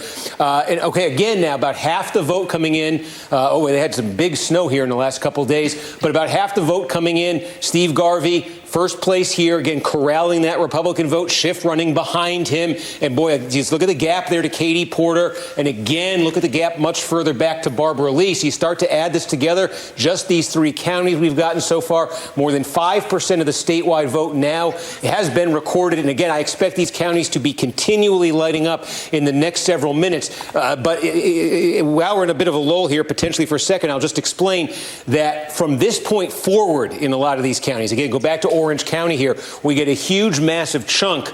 The vote counting after this first hour or so in a lot of these counties gets very slow. Some of them you'll get a considerable amount overnight, but a lot of them we're talking about not getting a significant chunk more until tomorrow, 2 days from now, a week from now. If you remember back in the 2022 midterms, control of the House of Representatives was actually called by a California district. It was the 27th district, which is in the outer reaches of Los Angeles County.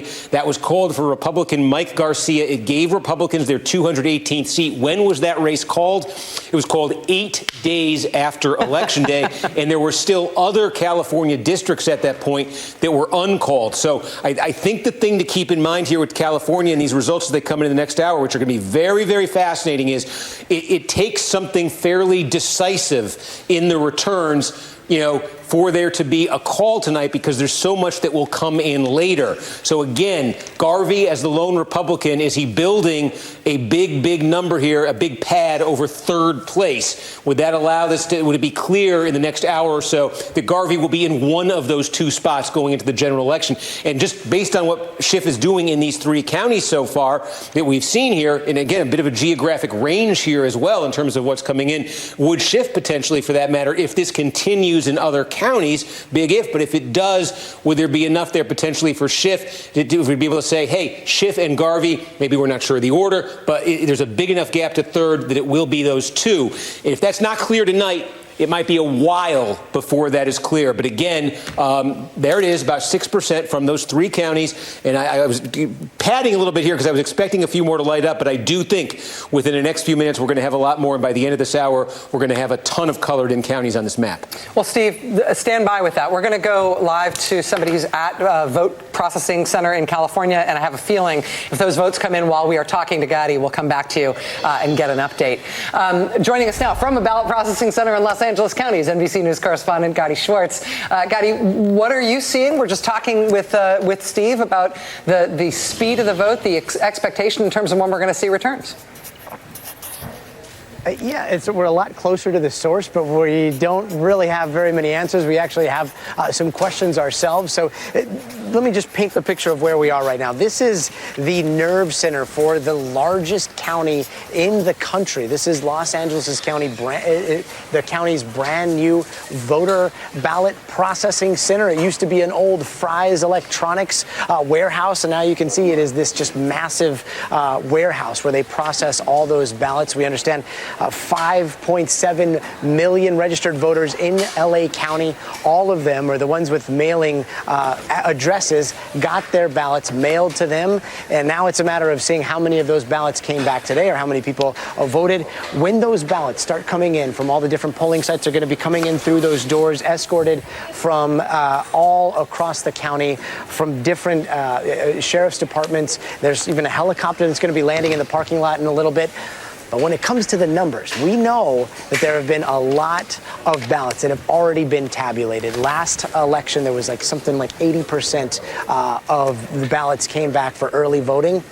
This thing is making us question what's going on here, just in terms of when the refresh button is going to be pressed. We're looking at the tally system. We know at 8 o'clock it looks like there was some sort of tabulation event. There's a number up there, 1.6 million. There's a number of ballots up there, 672,000. We don't know what those correspond to. We've asked somebody to come over and explain it to us, and so far we're waiting for a supervisor to come because the first person couldn't really explain it. But what we do know is that this is the airlock center. This is a place that is not connected to the internet. This is where all that tabulation happens. There's no cell phones allowed, and the people that go in here are cleared through an extra secure set of doors over there, and everyone is standing on that side of the wall as this is somewhat the calm before the storm. We're waiting for those ballots to come in. All the ballots that came in from same-day voting here in Los Angeles. This is where they will be sorted, they will be extracted, then the signatures will be compared over there, and then those will go into the tabulation room.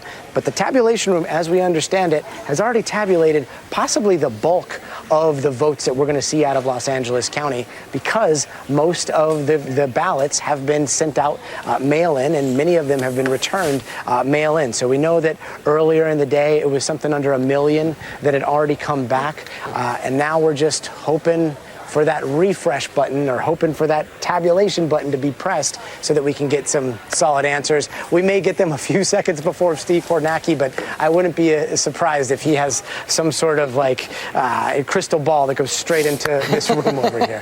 Back to you guys. Let me ask you, you mentioned that you're expecting some of the ballots to arrive by helicopter. Can I just ask why you're expecting Catalina that? Island. Who gets the privilege of getting Catalina Island? Oh, of course, rather than rowing it across. Exactly. Yes, right. And that's apparently that's a place to be on election coverage. So if you guys want to send me to Catalina Island for the next one, I am all Catalina wine mixer. Oh, that is very, very, very, very giving of you. Yes, very generous. Well done. Gotti Schwartz for us in Southern California. We are getting in more vote in California. Steve is polishing and tuning the aforementioned crystal ball. We're going to take a quick break and be back with more of those results right after this. Stay with us.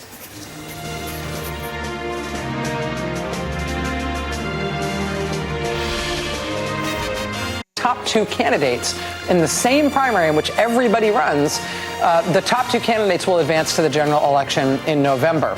Right now, Decision Desk tells us that NBC News can project that one of the two candidates that will advance to the general election in November will be Adam Schiff, current California congressman, former chair of the Intelligence Committee, major player in Trump impeachments and investigations. Adam Schiff will be in the general election. The question is who will be there with him, by which I mean against him. Congressman Schiff has spent campaign funds and energy and attention trying effectively to elevate Republican Steve Garvey, calculating that there's no chance any Republican can win in a statewide election in California. He'd rather run against a Republican who he's got much stronger differences with than run against fellow Democrats like well-known Democratic members of Congress, Katie Porter and Barbara Lee, who are also in the race. Now the question is, between Garvey, Porter, and Lee, which one of them is going to be joining Congressman Schiff this fall in the general? Steve, we're absorbing that call. That's interesting and important in the California Senate primary. Can you tell us anything about how we learned that, or what else we should be watching for in terms of who's going to get that number 2 slot? Yeah, I mean, like I said, it comes in pretty fast and furious this hour in California. And what's clear is, first of all, I mean, just look, the margin here for Schiff of 17% of the statewide vote is now counted in California. And look at that margin for Schiff. It's almost 80,000 votes ahead of Steve Garvey. But also look at the distance between Schiff and Katie Porter, or for that matter, matter, Steve Garvey and Katie Porter. She's sitting there in third place, but at 189,000 votes. That's about 250,000 votes that Porter now lags behind Adam Schiff. And you go further down, there's Barbara Lee at 78,000.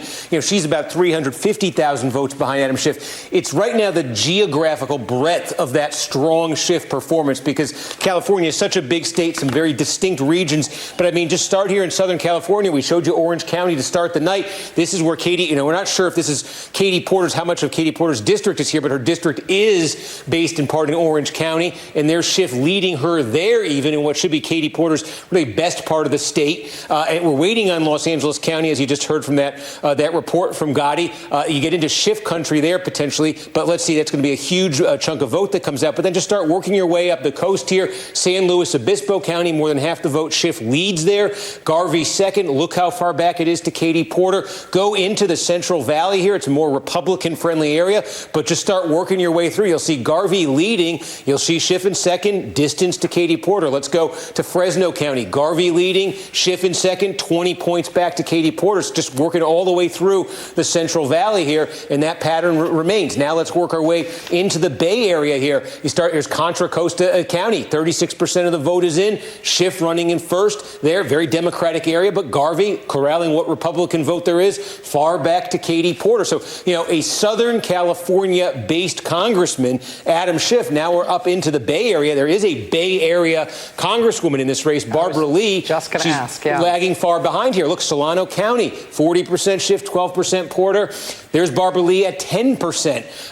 We're waiting here. Very small. We don't have anything from San Francisco County yet. That will be big in this area. We don't have anything from San Mateo County here, but you can zoom in. Look, just across from San Francisco, Marin County, very upscale area here. Schiff, big advantage. Far, far back to Katie Porter, though, again. So you just see this everywhere you're looking here, even when you go into the Sierra Nevadas here. Take a look at Placer County. We show you get a more Republican-friendly area here, but look at the distance between Schiff and Katie Porter. El Dorado County. I mean, same story everywhere here, and even get up to the very Republican areas in the far, far north of the state here. And again, you expect Garvey to do very well here, but even there, Schiff, it's distant, but Schiff second, and you just don't see the other two Democratic members of Congress. So again, now a quarter of the vote is in statewide.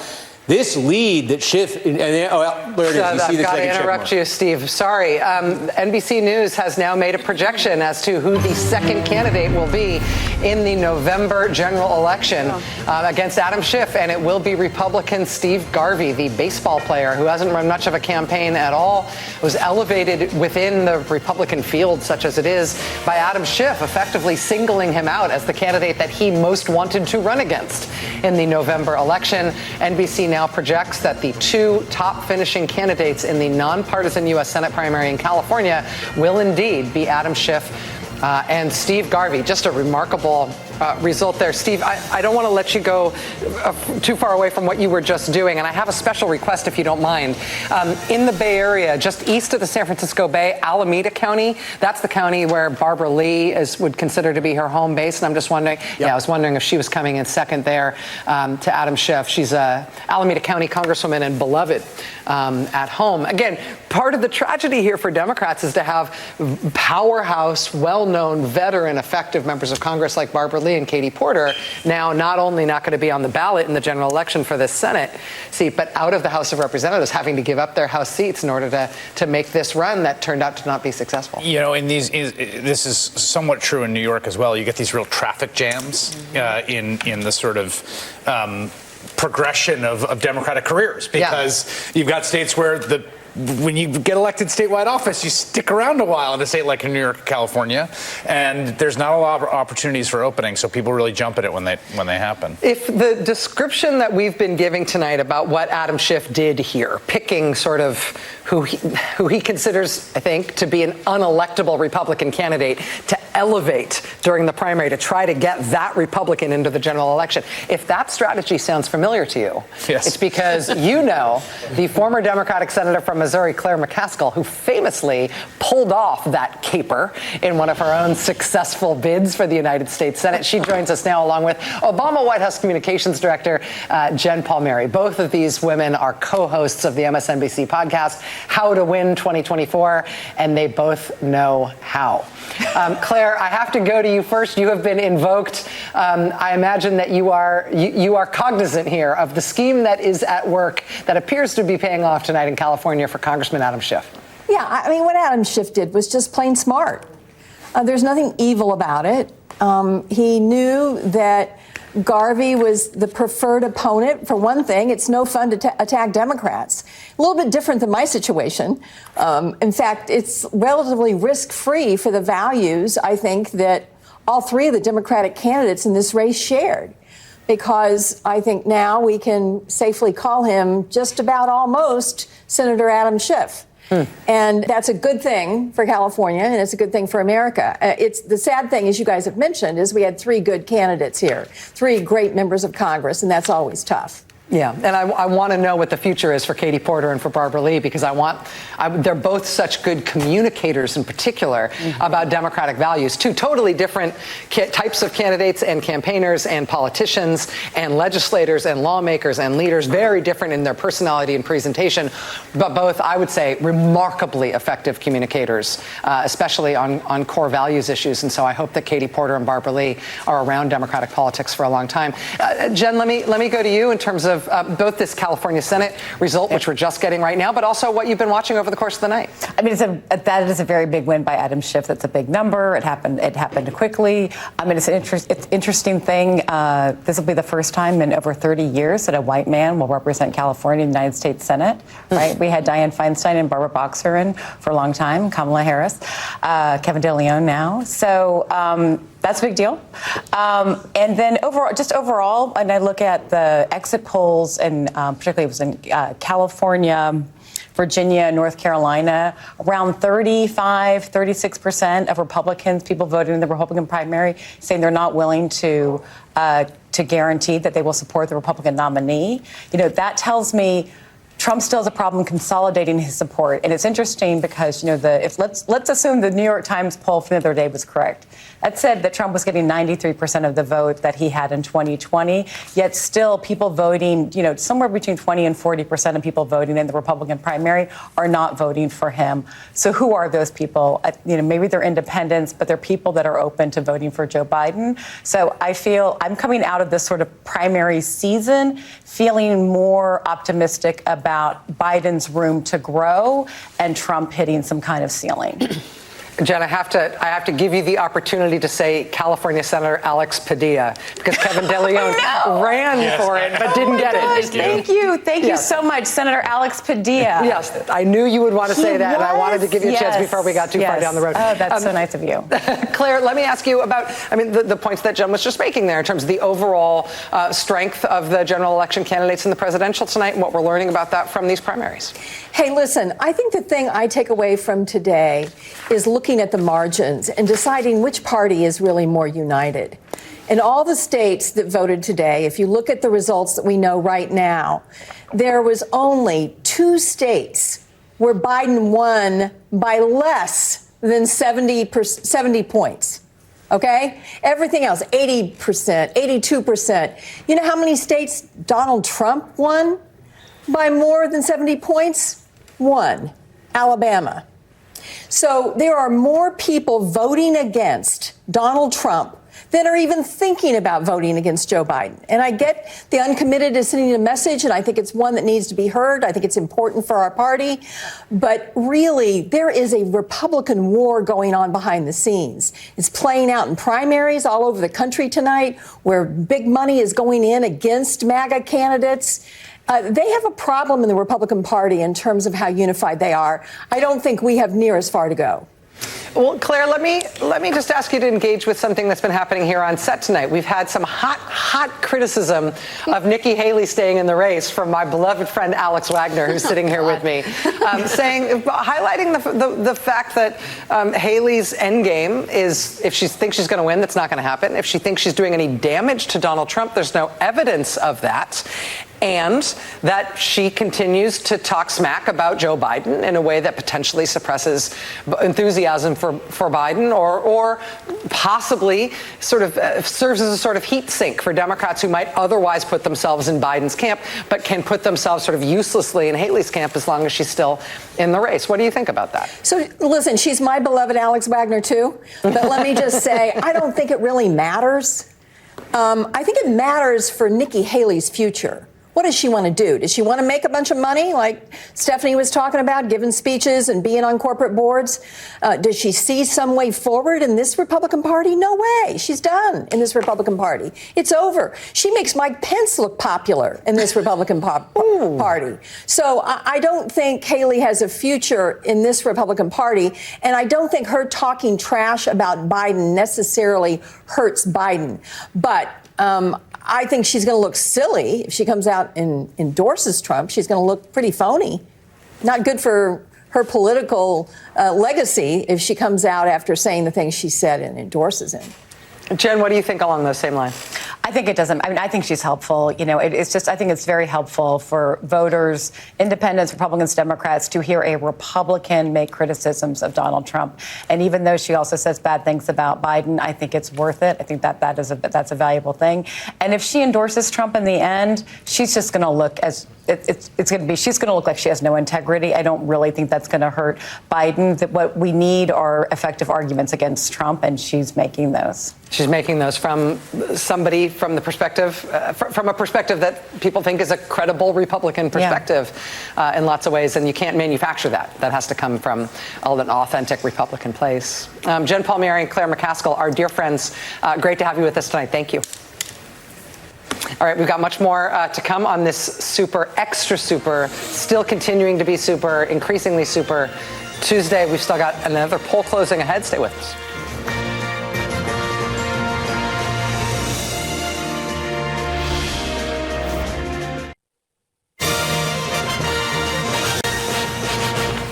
We just got a statement from the Nikki Haley campaign, a campaign spokesperson. The statement says this, quote, "We're honored to have received the support of millions of Americans across the country today, including in Vermont, where Nikki became the first Republican woman to win 2 presidential primary contests. Unity is not achieved by simply claiming we're united. Today, in state after state, there remains a large block of Republican primary voters who are expressing deep concerns about Donald Trump. That is not the unity our party needs for success. Addressing those voters' concerns will make the Republican Party and America better." Statement tonight from Nikki Haley's campaign. Steve Kornacki. Today, I quote, "In state after state, there remains a large block of Republican primary voters who are expressing deep concerns about Donald Trump." Is that thesis from the Nikki Haley campaign borne out in the voting data as you see it? Well, it's how you interpret it, but I mean, I would look at it this way. We gave you a number a little while ago. We've been keeping a running tab of the cumulative, that is, across all primaries and caucuses, what's the cumulative vote share for Nikki Haley and for Donald Trump, remembering that her talking point along these lines for the last few weeks has been, she's been calling it the 40%. She's been using that term over and over at rallies, a reference to her New Hampshire and South Carolina showings. I just want to show you some of the numbers we're seeing in these contests tonight, because they're substantially below that. I think Texas is the most glaring example here. She's barely cracking 15% in Texas statewide tonight, and that is with 80% of the vote in. You go north to Oklahoma, Trump is over 80%.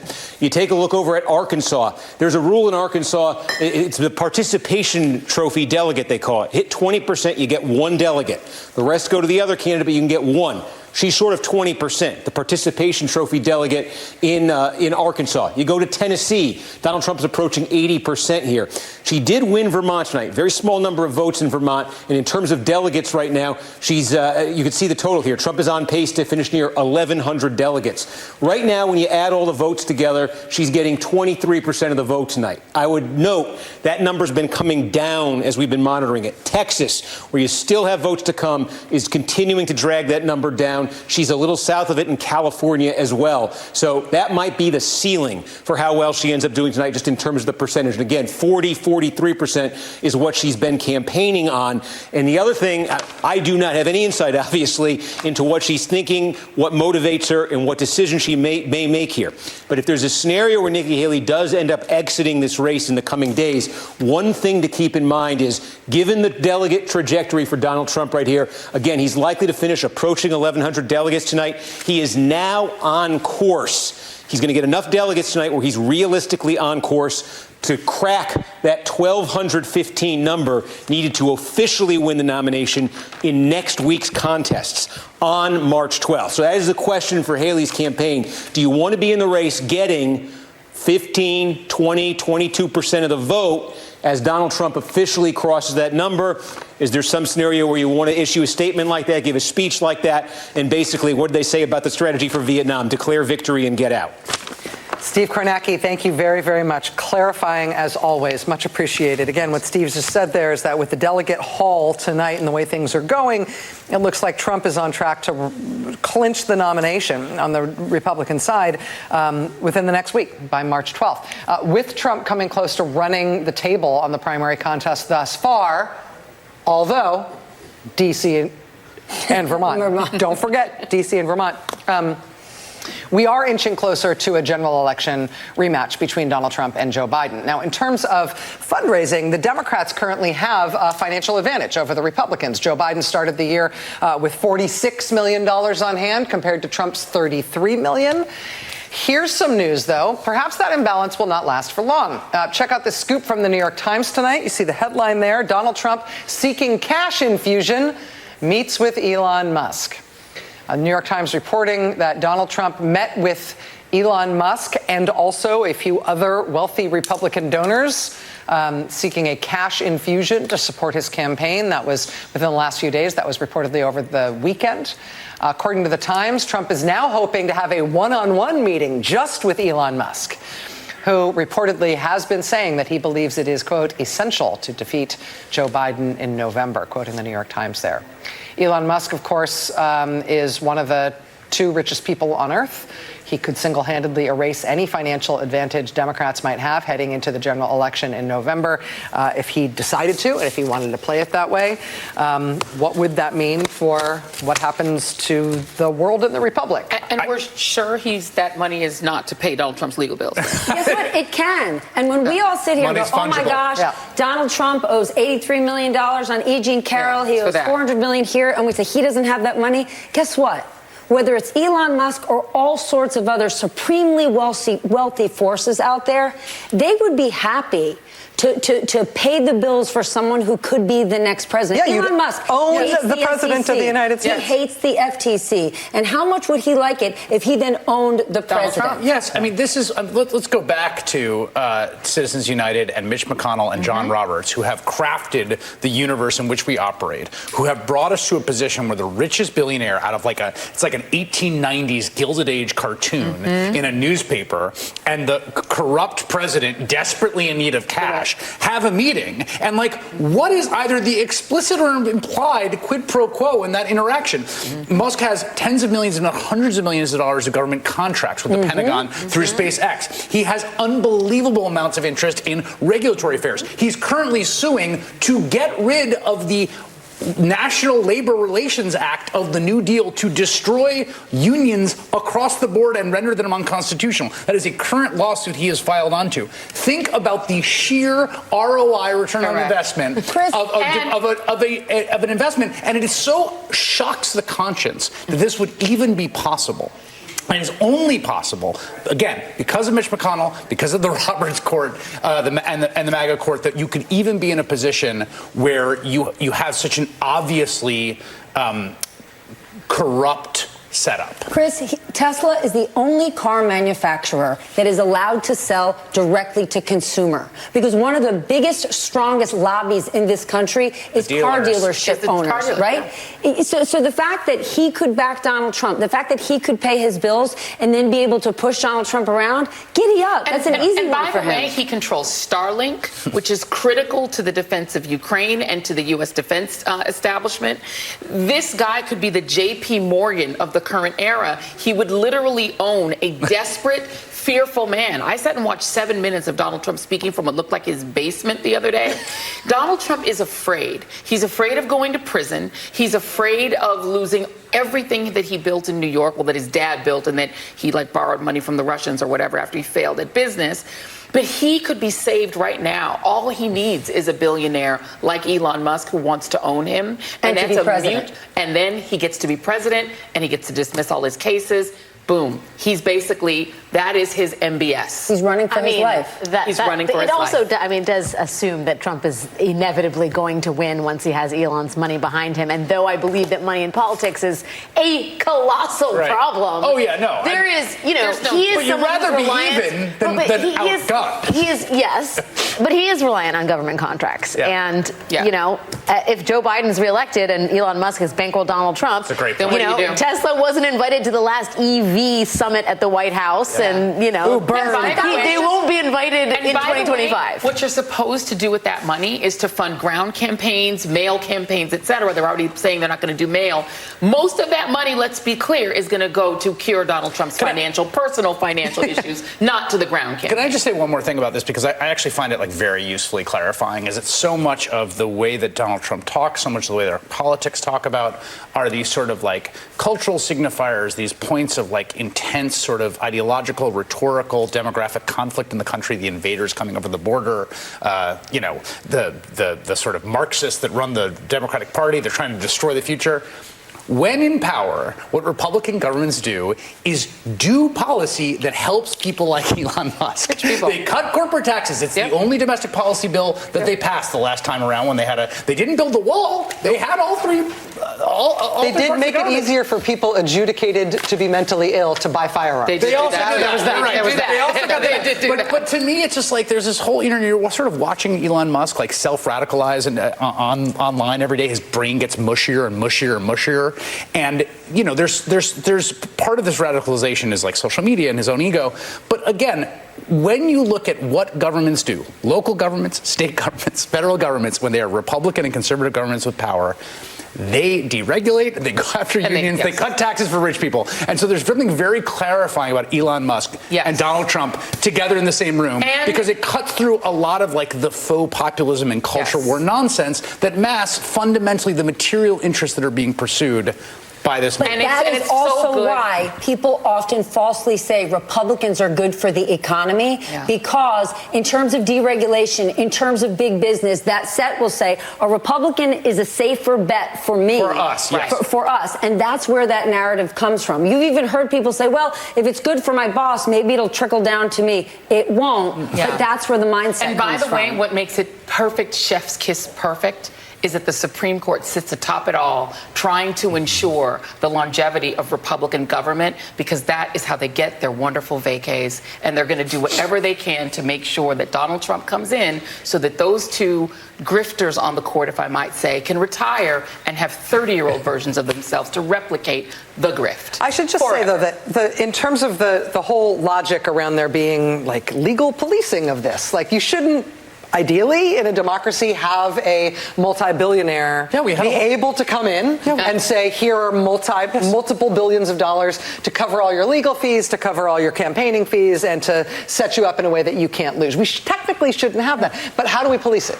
We police it by shame, right? Because it's speech. Money is speech, and therefore it's transparency. And so if all we can do is force disclosure of the funding, that will take care of itself, because people will be repulsed by this. But Rachel, shamelessness is Donald Trump's superpower. Yes. Remember, back when we were saying this guy doesn't pay his taxes, and he said, you're right, I don't, because I'm smart. But not to Democrats. When Joe Biden was running, he said, I'm going to close so many loopholes so it won't just be shameful for Republicans to violate emoluments and so on and so forth. And they haven't. And if we end up with a Donald Trump again, Like, it's no holds barred. MBS, come on over for a barbecue. I'm just going to say that there is this idea when you study countries that used to be democracies that slid out of democracy and became authoritarian instead. One of the things that everybody who studies that in every country tells you is that the institutions cannot defend themselves. That's right. And we have set up our institutions so that their defense against authoritarian rule and anti-democratic tactics is shame. Right. And is transparency, and is people knowing the information and being able to react accordingly. If that is all we've got, then our institutions will not defend our democracy. If we let things play out along these lines, our democracy will fall and we will become a country that doesn't have elections anymore. And so we're in a situation right now where we can't count on the existing structures to just do this on autopilot. There's only one way out of this. You have to pick one. You have to pick Donald Trump or you have to pick Joe Biden. Yes. There isn't a magic other answer. Nope. There's no institution, there's no court, there's no criminal prosecution, There's also no there is no truth right now, institution. because There people is don't hear it. There's no magic in the media. There's people having to figure out which one of those candidates they want and what it means for the future of this country. Yeah. And then going out and doing the work to make sure that that candidate wins. It means not only voting, it means literally doing what you can to make one of those two candidates win. And if you're not working for one of them, you are by default working for the other. And by the way, you know what? It's all we've got. What the Biden campaign folks said, they're sending out two words tonight: cementing reality. And what you just said is what they're saying. They're saying what tonight was about was cementing the reality that it's Biden or Trump. And what Joe Biden was able to do is to clear 80% in almost all of these races to cement that reality. They're hoping that emotionally they can cement that reality for their voters, because their voters are the ones who are most fantasy prone when it comes, more so than Republicans, but Republicans are more disconnected from each other. They are actually having a fight that's bigger than the fight inside the Democratic Party. You just have some Democrats who would love for for Joe Biden to change his Middle East policy. Democrats hoping that Republicans are going to take care of this problem, this Donald Trump problem, on their own side. Not going to happen. It's not happening. Our coverage continues in just a moment. We're going to be joined by Colin Allred, who won the Democratic nomination for Senate in Texas, who will run against Republican incumbent Ted Cruz this fall. Lots still to come here on MSNBC. Stay with us.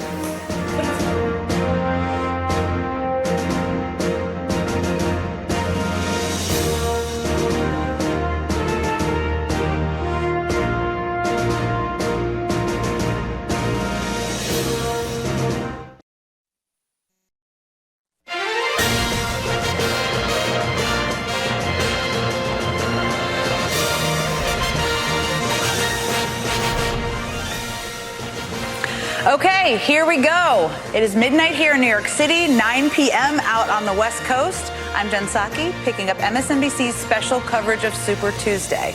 I've got some of my favorite people, as always. The midnight shift is the best shift, as I like to say, to talk politics here at the big table, to break down everything that happened tonight. We're going to learn more tonight, too, and we do have a lot to talk about, because results from 16 states and one territory, don't forget that one, just brought us one big step closer to a general election rematch between President Joe Biden and Donald Trump. And as of this moment on the Republican side, Trump has unsurprisingly won a bunch of states so far, bringing his total number of delegates over 900. Not enough to clinch the nomination, but it's making it nearly impossible, if not impossible, for Nikki Haley to do that. So if we just take a second to look at Trump by the numbers, just to catch everybody up here, that's 4 indictments, 91 criminal charges, 2 impeachments, and yes, 911 delegates as of tonight. And on the Democratic side, President Biden has swept every state so far, bringing him to an overall total of 1,400 delegates. He did lose the caucus in American Samoa, but I think he'll survive. To a JP. There's 2 JPs here. Neither frontrunner has hit the magic number that is needed to officially clinch the nomination, but they are both pretty darn close. Now, of course, a major outstanding question coming into tonight we still have, it's not about Trump or Biden, but about Nikki Haley and how much longer she plans to stick around in this race. For what it's worth, Haley is projected to win the state of Vermont. That's her second win after her victory in Washington, D.C. over the weekend. But in most of the other primaries tonight, she really didn't do anything to expand her share of the vote in any meaningful way. Just in the last half hour, the Haley campaign released a statement saying, "We're honored to have received the support of millions of Americans across the country today, including in Vermont." Today, in state after state, there remains a large block of Republican primary voters who are expressing deep concerns about Donald Trump. That is not the unity our party needs for success. But Haley is reportedly watching the results tonight behind closed doors with no planned speech to her supporters and no scheduled events in the upcoming days.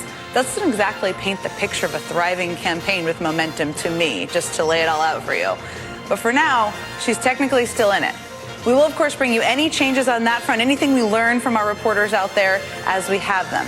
And even if Nikki Haley is not long for this race, her presence on the ballot tonight once again showed real cracks in the armor of Trump's general election campaign. We're going to dive into some pretty telling exit polls on that front over the next hour the next 2 hours as well. As for Donald Trump, he spoke tonight. He gave a very low energy speech tonight, I think it's fair to say, lying about his record on the economy and on COVID and going on a completely fact-free rant about immigration. You know, just basically normal Trump victory speech sort of stuff. But tonight, we're not just following the race for the White House. There's also a whole lot of action down the ballot, lots of interesting action, notably in California. Polls in the state's highly contested Senate race just closed last hour. NBC News projects that Democratic Congressman Adam Schiff and Republican former baseball player Steve Garvey will advance to the general election in November. And America's about to learn a whole lot about a guy named Mark Robinson after he won the Republican primary in North Carolina's race for governor. Robinson is a Holocaust denier. He has called Beyonce satanic, and he said the acceptance of homosexuality will lead to, quote, the end of civilization as we know it. So a good guy. I promise I could go on. There's lots more, and I will go on later in the show. Josh Stein, the state's attorney general, won the Democratic primary in North Carolina. So that sets the stage for North Carolina to be a big state come November. It sets the stage to be a showdown between someone who represents stability and someone who represents extremism, which probably sounds pretty familiar to you. There's clearly a lot happening from the top to the bottom of the ticket in races all across the country. And over the next 2 hours, we are going to unpack what we know tonight, what we may still learn tonight, and what this all means for tomorrow and, of course, November of 2024. The panel is going to join me in just a moment. They're all here, ready to have a lot to say. But let's get right to Steve Kornacki at the big board. And, Steve, let's start with the overall picture of the night, and then I want to ask you about the Senate race in California, because that's a biggie that we just learned about in the last hour. Yeah, sure. I mean, look, overall, and you can see these delegate numbers are changing even in the last couple minutes. Donald Trump getting an extra one there. So that's 636 delegates for Donald Trump tonight to 37 for Nikki Haley. There are still a lot to be allocated in Texas. Let me just show you what's happening in Texas. Donald Trump is leading by 62 points in Texas. Haley is barely cracking 15% of the vote. So Trump's going to get a bunch more delegates out of Texas. There are a number of other states here that he's already winning handily, but he's going to get more delegates from. What that means is he's on track right now to finish well over 1,000 delegates tonight, I think approaching potentially 1,100 delegates. And if you just look at these results and fast forward a week, when you've got Georgia, when you've got Mississippi, when you've got Washington, when you've got a caucus, a key word there because Trump's been doing very well in caucuses, a caucus in Hawaii, Trump right now is getting what he needs tonight to have a very, very real chance of crossing the 1,215 threshold to formally claim the nomination next week. And again, it's just by racking up massive, massive wins in some of the, I mean, look at Alabama tonight. He's going to get all 40 delegates, it looks like, from Alabama, a 70-point margin. I mean, we certainly all expected him to win Alabama, but a 70-point margin, I'm not sure we were expecting that. Tennessee, Haley still hasn't cracked 20% here, with only about 20% of the vote still to come in. You know, even in what were supposed to be potentially strong states for Nikki Haley, take a look at Virginia. She's losing by a nearly 2-to-1 margin there, only about 35% of the vote. Look what happened to her in North Carolina tonight. She's losing by more than 50 points, just about all the vote counted in North Carolina. So she does pick up a victory in Vermont, a very small state, and frankly, a demographic outlier in the national Republican primary. And so what this all kind of sets the stage for is what decision will she make in the coming days, whether to stay in this race or not.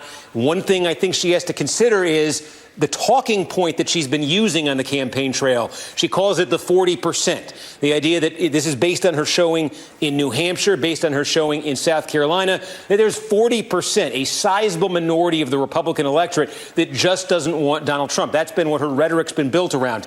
You're not seeing a 40% in these results tonight. The last time we checked in with the cumulative results, just add up all the primaries, add up all the caucuses. What share of the vote is Nikki Haley getting? I showed you where she's under 20, barely over 15 in states. She's getting collectively 23%, and that number may come down a tick or two because there's still vote coming in Texas, and that's really dragging her number down. In California, she's running under that 23% total, so that number may come down. She may really be at half of 40% in these contests tonight, and again, getting absolutely swamped in a number of them where she's well under 20%. So it does raise the possibility here where there are voters in the Republican side who were initially casting ballots for Haley, who in these subsequent states have looked at this and said, all right, it's time to get on board with Donald Trump. Might that be happening here? These results certainly suggest it. Is there also a benefit that Haley was receiving in the early primaries from crossover voters, independents in New Hampshire, independents and Democrats in South Carolina, who were really enthused in those states to come into the Republican Party where the rules allowed it and to vote against Donald Trump? And are we not seeing it in those numbers tonight? Certainly when you look at a result in a state like Virginia, which on paper had even more potential for Haley than South Carolina did. And look how far short she falls there, even in a very, very friendly state demographically. Minnesota, on paper, looked like a friendly state for Nikki Haley. She doesn't even crack 30% of the vote there. And the most demographically friendly state for Haley here was Colorado. Half the electorate, white, college educated. That's the group she's done the best with. She gets a third of the vote in Colorado. So there really has been a pretty significant drop-off in the demographics that Haley was appealing to in those early states in what they're delivering for her in these subsequent states. Does she want to be in this race a week from now, based on these results, collecting 15, 20% of the vote as Donald Trump potentially crosses that 1,215 delegate threshold and officially becomes the nominee? Obviously, I have no insight, but I think that's the nature of the dilemma she's facing, because coming at it tonight, she can't be pointing anymore to a 40% of the Republican primary vote that's not going to Trump. That number comes way, way down tonight. At a certain point, Steve, the data and the numbers, which you're an expert on, do tell the story and make a reality clear for Nikki Haley. We'll just see when. Okay, so before we let you go, talk to us about the California Senate race. I mean, Garvey didn't really campaign that much. He really kind of surged in the last by saying not that much. That's a very generous thing I'm saying here. He really surged, it seems, in the recent weeks. So how did this all happen? What does it tell us, if anything, about the general election? I mean, it seems Schiff's in a pretty good spot here. Yeah, I mean, look, we know that California is a very, very blue state, but there are Republicans in California.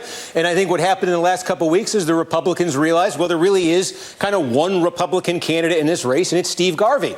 And so the Republicans who turned out today did check off, it appears, Steve Garvey's name, and he kind of has the field to himself on that side of the aisle. Overall in California, the Republican vote isn't going to get you too far, but in a four-way, hotly contested open primary, if you can corral just the Republican vote, it's going to be more than enough to get you into the top two. So that's how Garvey, I think, gets this position. Certainly you can talk about the assist he may have received from Adam Schiff and his strategy of actually running ads that really exposed Steve Garvey to folks, exposed his name. But Schiff as well. I mean, I think the other story here is we suspected, just based on the polling, that Schiff had a real good chance of locking down one of those top two spots. The polling wasn't indicating quite this. Better than 2-to-1 margin here over Katie Porter. She's the next best Democrat in terms of vote share here. She's under 14. Schiff's almost at 37. And you go even further down to Barbara Lee, the congresswoman from the Bay Area. She's just at 7%, again, with more than 40% of the vote counted statewide. So more of that Democratic vote really did coalesce behind Schiff,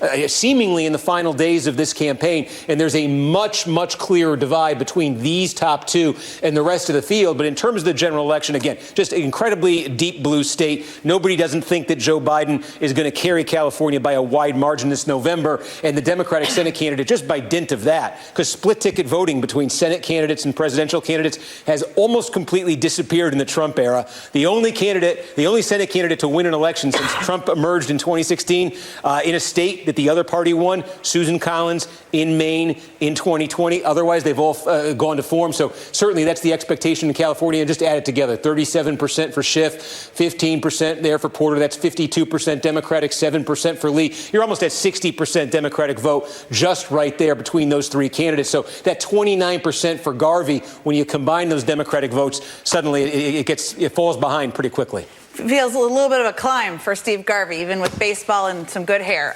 Thank you, Steve, so much as always.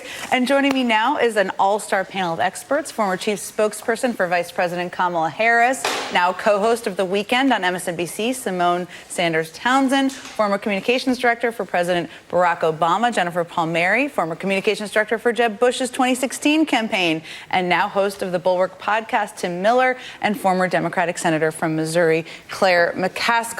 So I just want to start here. I just read part of Haley's statement a little bit earlier, but a line I left out I saved for all of you is what I feel is I don't know if it's trolling, if it's smart.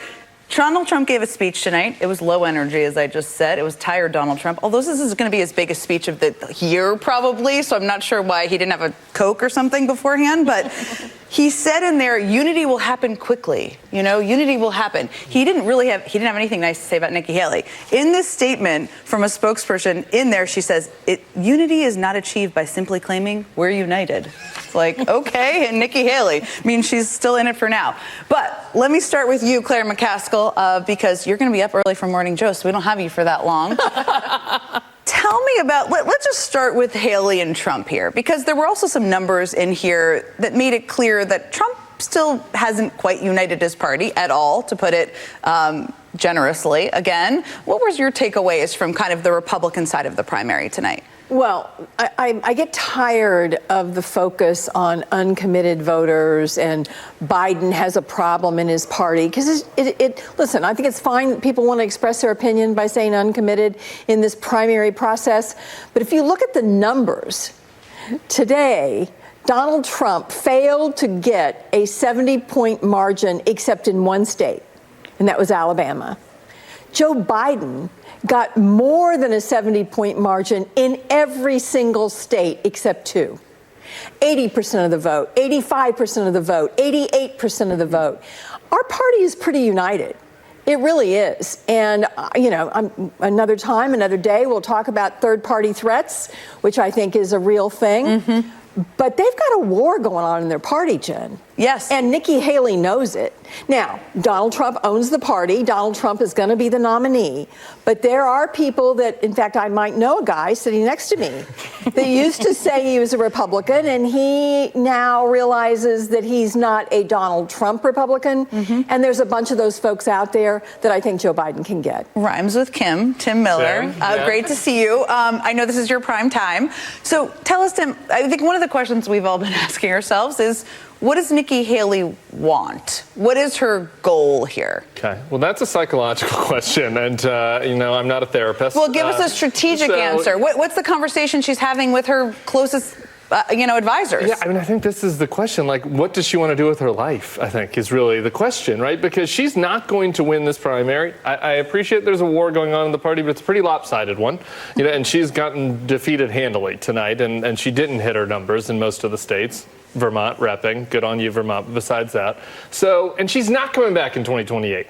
And I'm 90% sure that Nikki Haley knows that. I'm 90% sure she knows that. But this is not her party, and it's not going to be her party next time. So what she does now is more about what she Meaning feels. MAGA's not going away before 2028. MAGA's not going away. Seems like there's no signs of that. MAGA's not going away. And even if it does kind of go away, they're not going to the person that challenged Trump that's from the old Bush party. They'd be looking for a fusion candidate. So she is, and she's not going to be his VP.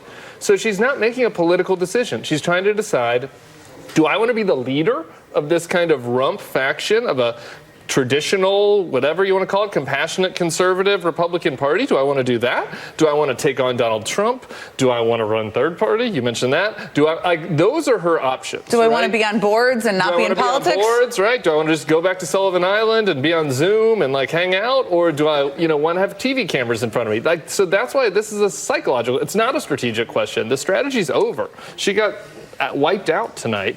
And so good on her. I hope she stays in and keeps taking the fight to Trump and doesn't endorse him and galvanizes the Wall Street Journal Republicans and says, you can still get, you can still have a good stock market and not have autocratic fascism, right? I hope that she's out there doing that. We would love for that to happen, but TBD. I mean, a lot of the big money people are with her. It's whether they go to him. He needs money. He's kind of got a money problem, in part because of his legal problems. Okay, there's a lot of comms professionals happening over here. There's a lot of comms superpowers. So you've both advised presidential candidates, including presidential candidates who didn't necessarily win. We've all been there. We've all been there. We've been there. I've been there really lost handedly. So come on, you got nothing on me on losing handily. This is true. You got nothing on me. There's no President Kerry, President Sanders, or President Clinton. We're all here. It's okay. We're all here together. Or President Edwards. So this is a night. This is a night. This is a night, as Tim said, where it is psychological. It's hard to drop out of a presidential race. What do those conversations look like? And if you get to the point with Nikki Haley that it's time to drop out because the numbers are not there, I think we all know that. What are you advising her? Give a speech tomorrow? Wait a week? Wait 2 weeks? Keep fighting?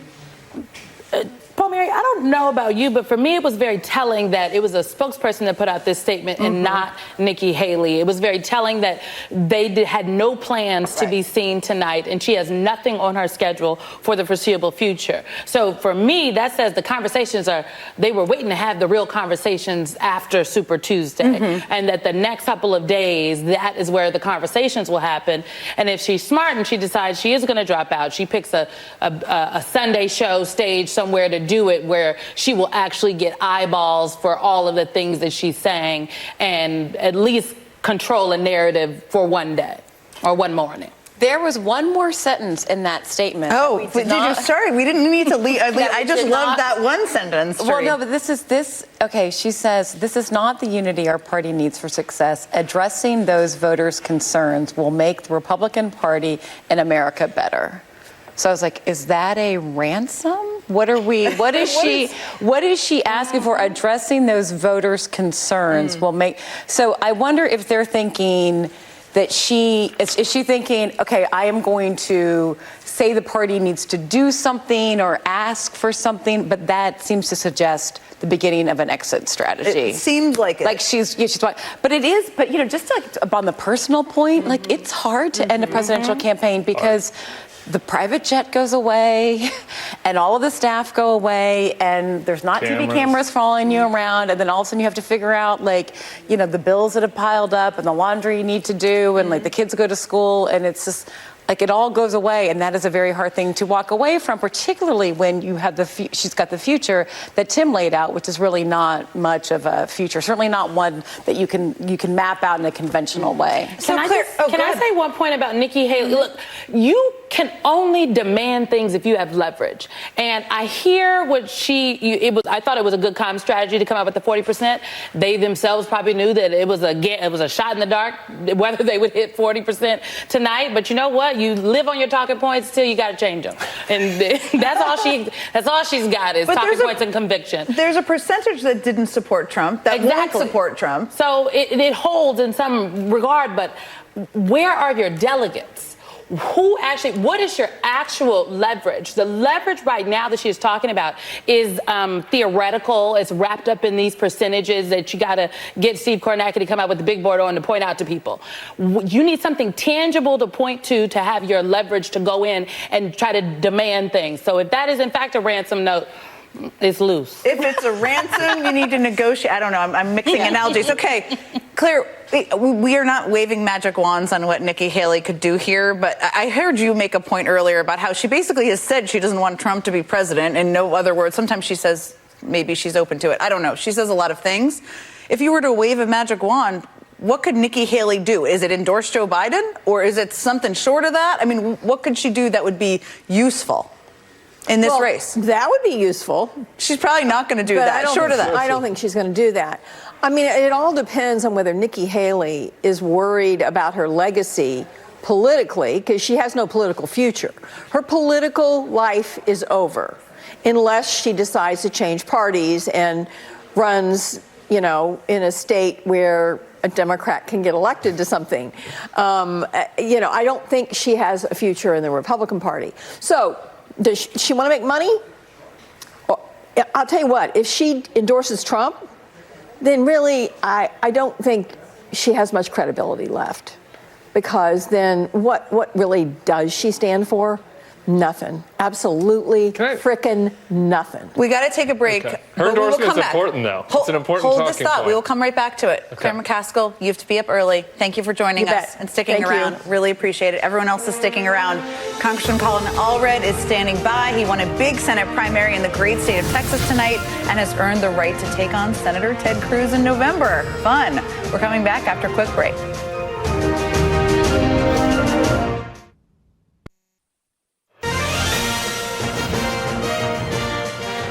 Okay, I want to turn to Texas, where Democrats have chosen their candidate to face Republican Senator Ted Cruz, that guy, in November. NBC News projects that Congressman Colin Allred will win the Senate Democratic Texas primary. Here's the congressman earlier addressing his supporters.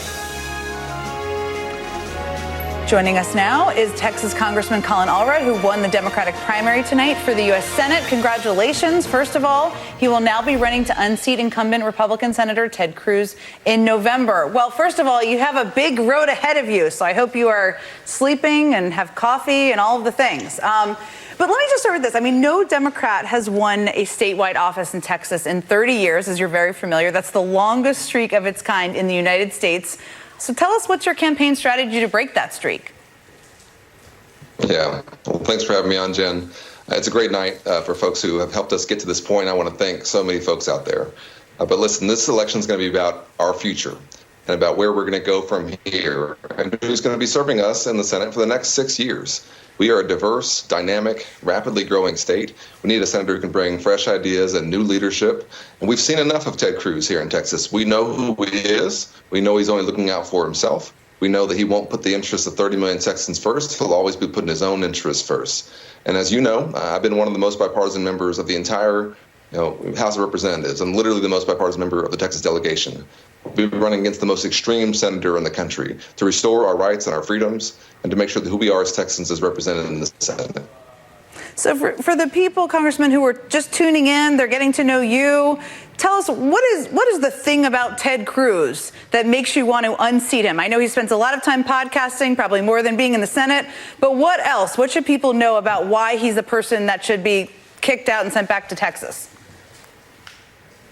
Well, as I said in my speech tonight, when I played in the NFL, we talked about guys who were me guys, who were always looking out for themselves first, who didn't put the team first and really were only interested in getting themselves in the press or whatever the case may be.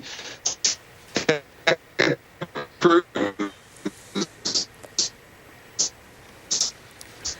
think we're having a little technical difficulty there. Hopefully we'll get the congressman back to talk to him more. Well, hopefully, if we don't get him back, thank you so much, Congressman Allred. If you can see us and hear us, we appreciate you. And if we get you back, we'll talk more.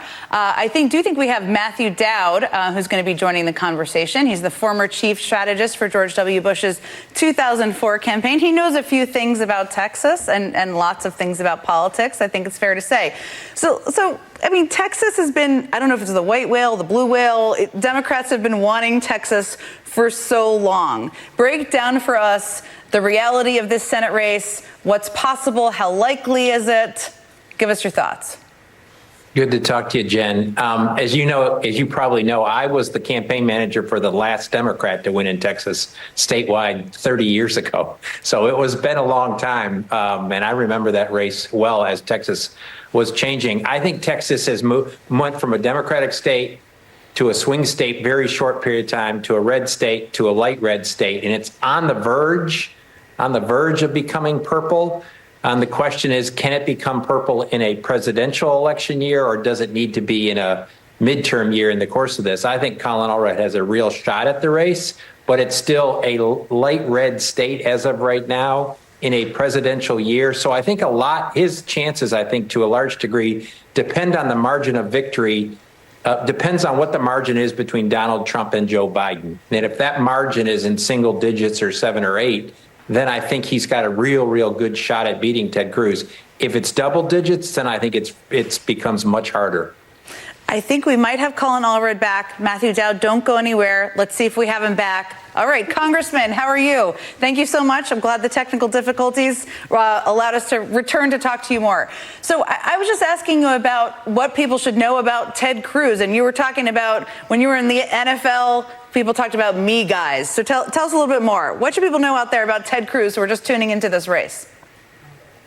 Yeah, well, to me, serving in public office should be about the folks you're trying to serve, not about yourself. And to me, Ted Cruz is the ultimate me guy. He's somebody who's always just been looking out for himself. That's why he podcasts 3 times a week.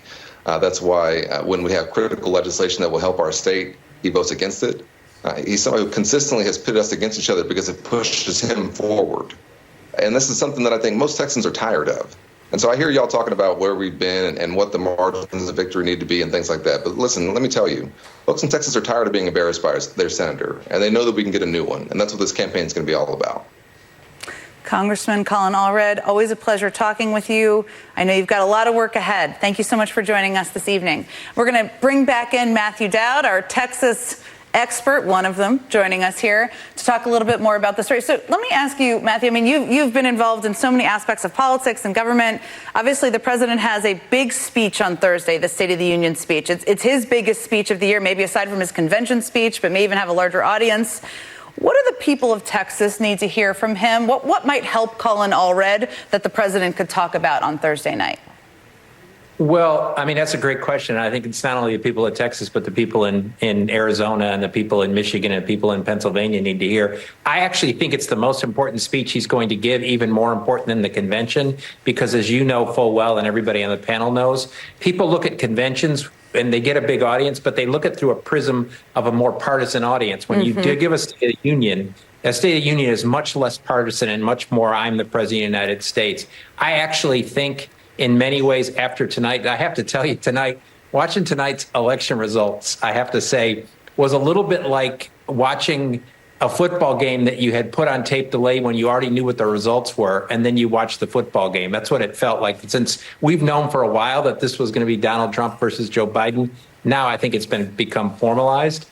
That speech on Thursday is really the first big step in the process of what this election is about. And now I know it's a State of the Union, so it's not going to be fully political, but I think he actually has to take the speech and basically say this is a choice that's confronting America in a broad, big way, and not only philosophical, but what it means in this country today and what our point in history is, because I think this is probably the most important point in our history since the advent of the Civil War. I actually think we're at that point, the most important point in our country's history in the last 160 years. And I think he has to make that argument. And I think if he makes that argument and then does it for the next 250 days, then I think the speech has resonance. If he leaves the speech and only isolates the speech and then does something different the day after that speech, then I don't think it has much effect. It's a really important point. It's kind of what happens after that, and that's just coming up in 2 days from now. Let me ask you about immigration, because it is an issue that Democrats, the president, are underwater on, meaning they're far behind on. In Donald Trump's speech tonight, he spent a good chunk of the speech. I mean, it was a bit of a fact-free rant, but talking about immigration. He killed the bipartisan immigration bill. Is that an issue that Joe Biden and the Democrats should spend a lot of time trying to make up ground on? Or what do you think strategically, how should they approach that issue? Well, you know, here in Texas, it's obviously a big issue. But I think you look at Ask Voters in North Carolina and Ask Voters in Wisconsin, and they list it as one of the top 3 issues in the country today. The economy, democracy, and immigration seem to be the 3 top issues today. I don't think they can seek to spend a huge amount of resources on it, in my opinion, but they have to be proactive on it and make the country understand that if you want this solved, the people in the way of solving this problem are the Republicans, and the Republicans in Congress and Donald Trump. They don't want to solve the problem. They just want to have the problem exist. But they do it. They need to do it in such a way. We're never going to win as Democrats. Democrats are never going to win on this issue. It's just you have to cut the margin to a degree. But I think the worst thing you can do, and that some Democrats have fallen into this trap, that of being defensive on the issue. They need to be proactive and put the Republicans on the defense. And if you just cut the margin a little, then I think that's a positive effect in the campaign. We saw a little bit of that in that special election in New York with Tom Suozzi's race. So it'll be interesting. Every part in the country is not New York, but it was an interesting strategy. Matthew Dowd, thank you so much. As always, thanks for rolling with us with some technical issues there. And coming up, we'll check in with the Biden campaign. A spokesperson for the Biden-Harris campaign, Kevin Munoz, is standing by, and he joins the conversation next. We'll be right back.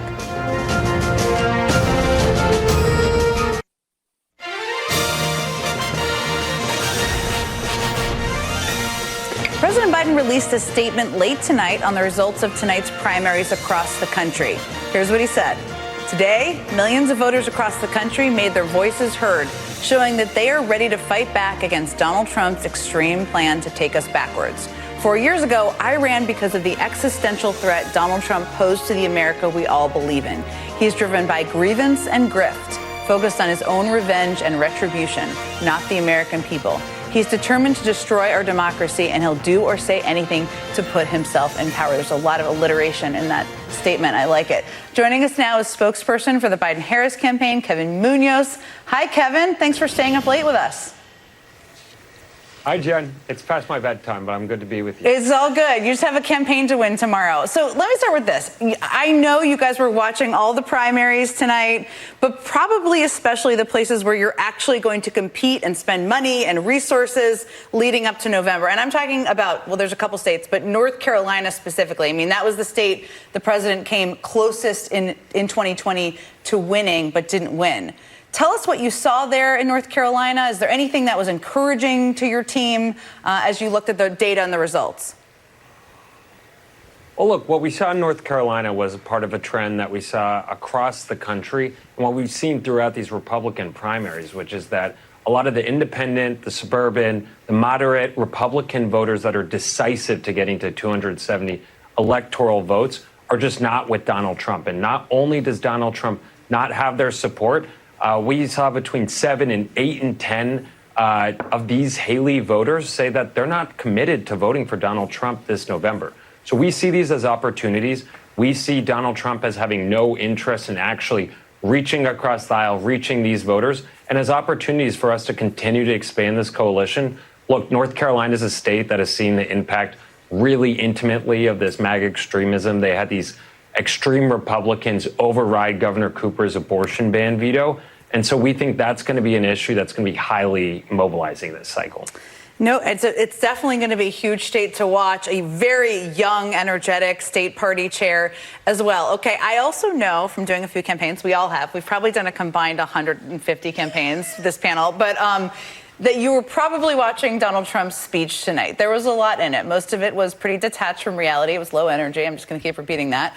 But what was going on in the campaign text thread about that one? What were you guys saying to each other as you were watching that speech? What did you note about it?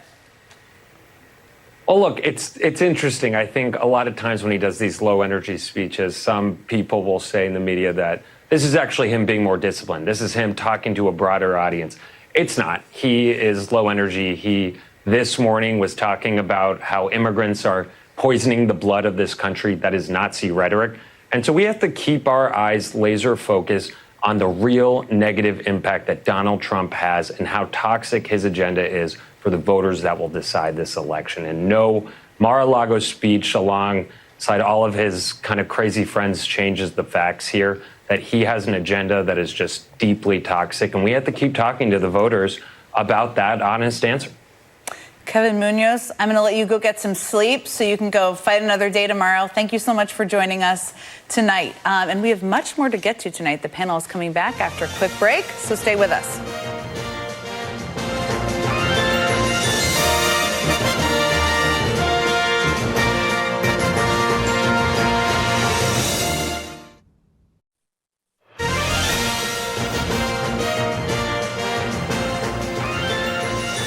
Well, Donald Trump is racking up several expected victories tonight. We're also getting some insights into the voters who chose not to support him, thanks to NBC's exit polls.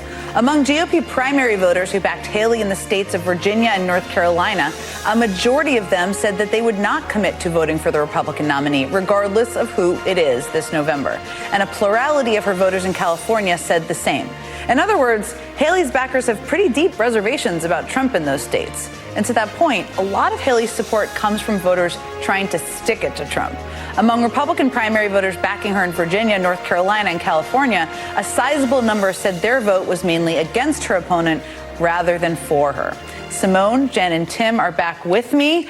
So let's talk about this, because there are some, and we were just talking during the break about some opportunities for the Biden team. But let's start with that exit poll number, because it is kind of, it stuck out to me when I looked at those numbers. What did you think? Yeah, that was the one thing it wasn't just printed. I even wrote it down in my own handwriting that they will not commit to supporting Republicans. And there's this whole thing in the the Times poll that was over the weekend that everybody freaked out about if you're worried about Biden, and it said that Trump was getting 93% of his vote, right, and for Biden only 83% of his 2020 voters said that they were going to vote for him.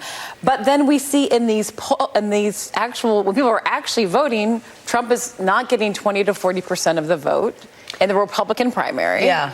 And then you have Republicans saying, or people voting in the Republican primary anyway, saying that they will not necessarily back the nominee. That tells me there are a lot of independents in there that are open to voting for Biden.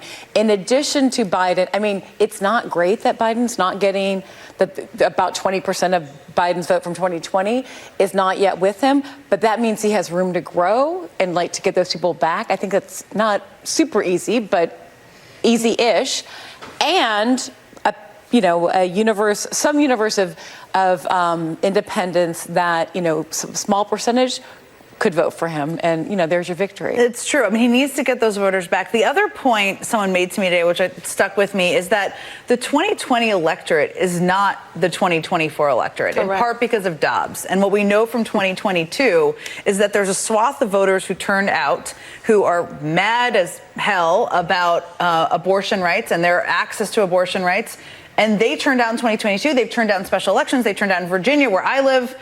So, Simone, what was your takeaway from that exit poll, or maybe other things that might be good signs for the Biden team? Well, look, we have our great sheet of exit polls right here. I think the economy numbers stuck out to me. I looked at, in North Carolina, in the primary, of the Republican voters, 51% favored a national law banning abortions. But if you go down and you look at Super Tuesday Republican primaries that oppose a federal law banning abortions nationwide, in California, 54% opposed. In North Carolina, 49% opposed. Virginia, 54% opposed. Those are Republican primary voters opposing a national law in those states. That North Carolina number, that 51, it concerns me, and that also I think speaks to how the current lieutenant governor is the now Republican nominee for governor there. So abortion is a general election issue in 2024, and I do think the Biden campaign realizes it. I also think that the Trump campaign realizes it, which is why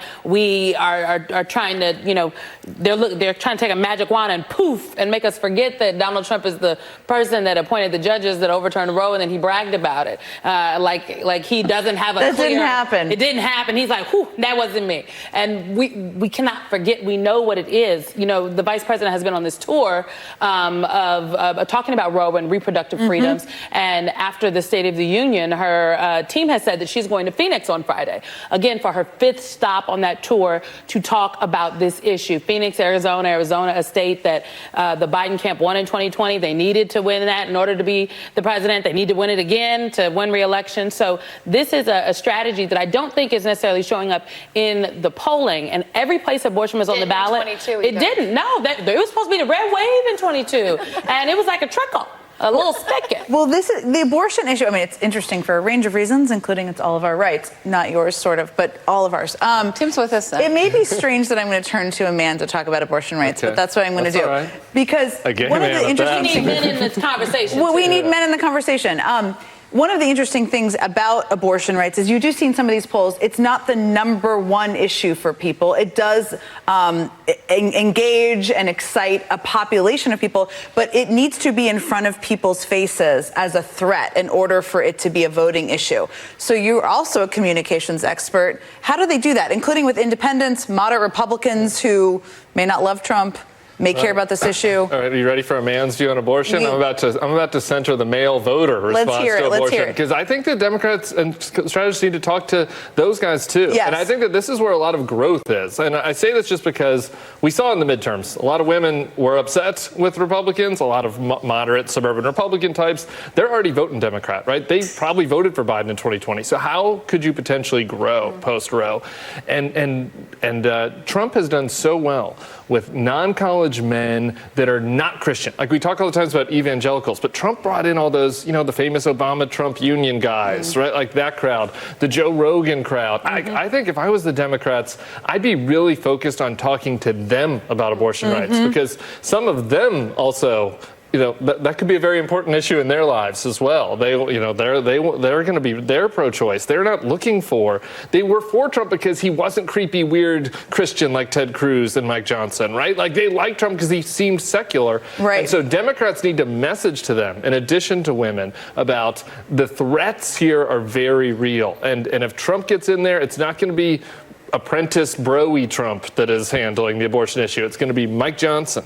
And it's going to be that Supreme Court. And I think that could be a way for Democrats to gain with a group that they haven't done that well. No question. I mean, go ahead. I just think that the IVF decision in the Alabama Supreme Court is the most important thing that has happened in the presidential race thus far. I mean, it is just, and it kind of feels like 22, where abortion was at a sort of low simmer in terms of polls. But then when you talk to people, Tamara Keith was down from NPR, was down in North Carolina talking to voters that were early voting, and she said that every Democrat she talked to, that's why they were. For every person who said I'm voting the Democratic primary, we don't know, maybe they weren't, right? But that was the issue, and the vice president says it so well. They want to tell you that you can't end a pregnancy, and you can't, nor can you start a family. Like, you need someone's permission to do that. And Miff Kristone is coming. We're going to talk a lot more about abortion rights, I suspect, in the coming days. Simone Sanders Townsend, thank you. Jennifer Palmieri, thank you. We'll let you, both of you, get to bed. Thank you for staying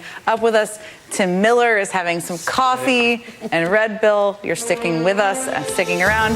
We have another full hour of our special coverage coming up. Lots more friends are standing by, and we're coming back after a very quick break.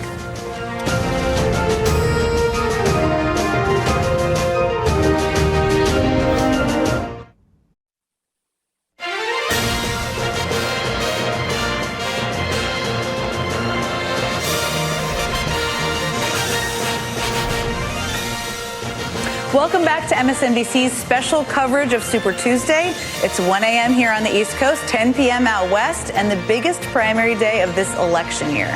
Millions of Americans took to the polls today across 16 states and 1 territory. At this hour, former President Donald Trump has won 12 states, bringing his total number of delegates above 900. That puts him just a few hundred away from the magic number he needs to clinch the Republican nomination. And on the Democratic side, President Joe Biden cleaned up in all of the contests tonight, except in American Samoa, but I have a feeling he'll be just fine. He now has just over 1,400 delegates. So there were no major surprises tonight at the top of the ticket, except maybe the one win by Trump's only remaining competitor, Nikki Haley, in the state of Vermont. NBC News is reporting that Haley spent time at her campaign headquarters tonight, watching results with staff and allies. She gave no public remarks, no speech to her supporters, and as of yet, she has no scheduled events on the calendar. That is not a sign of momentum in a campaign I will lay out for you. So at the end of the day, the country clearly remains on track for a rematch of 2020. The delegate numbers tonight tell you that. But of course, with one major difference. Donald Trump is now facing 91 charges across 4 criminal cases, many of which are related to his attempt to steal the last election. And while the big lie might still play well with his MAGA base, tonight's primaries once again exposed some warning signs for Trump in a general election. Warning signs that Haley's campaign called out in a statement released just moments ago, writing, quote, "We're honored to have received the support of millions of Americans across the country today, including in Vermont. Today, in state after state, there remains a large block of Republican primary voters who are expressing deep concerns about Donald Trump. That is not the unity our party needs for success. Addressing those voters' concerns will make the Republican Party and America better." Now, clearly, a large block of Republican primary voters are clearly expressing deep concerns about Donald Trump. The big question heading into November for Joe Biden and for democracy is just how big is that block?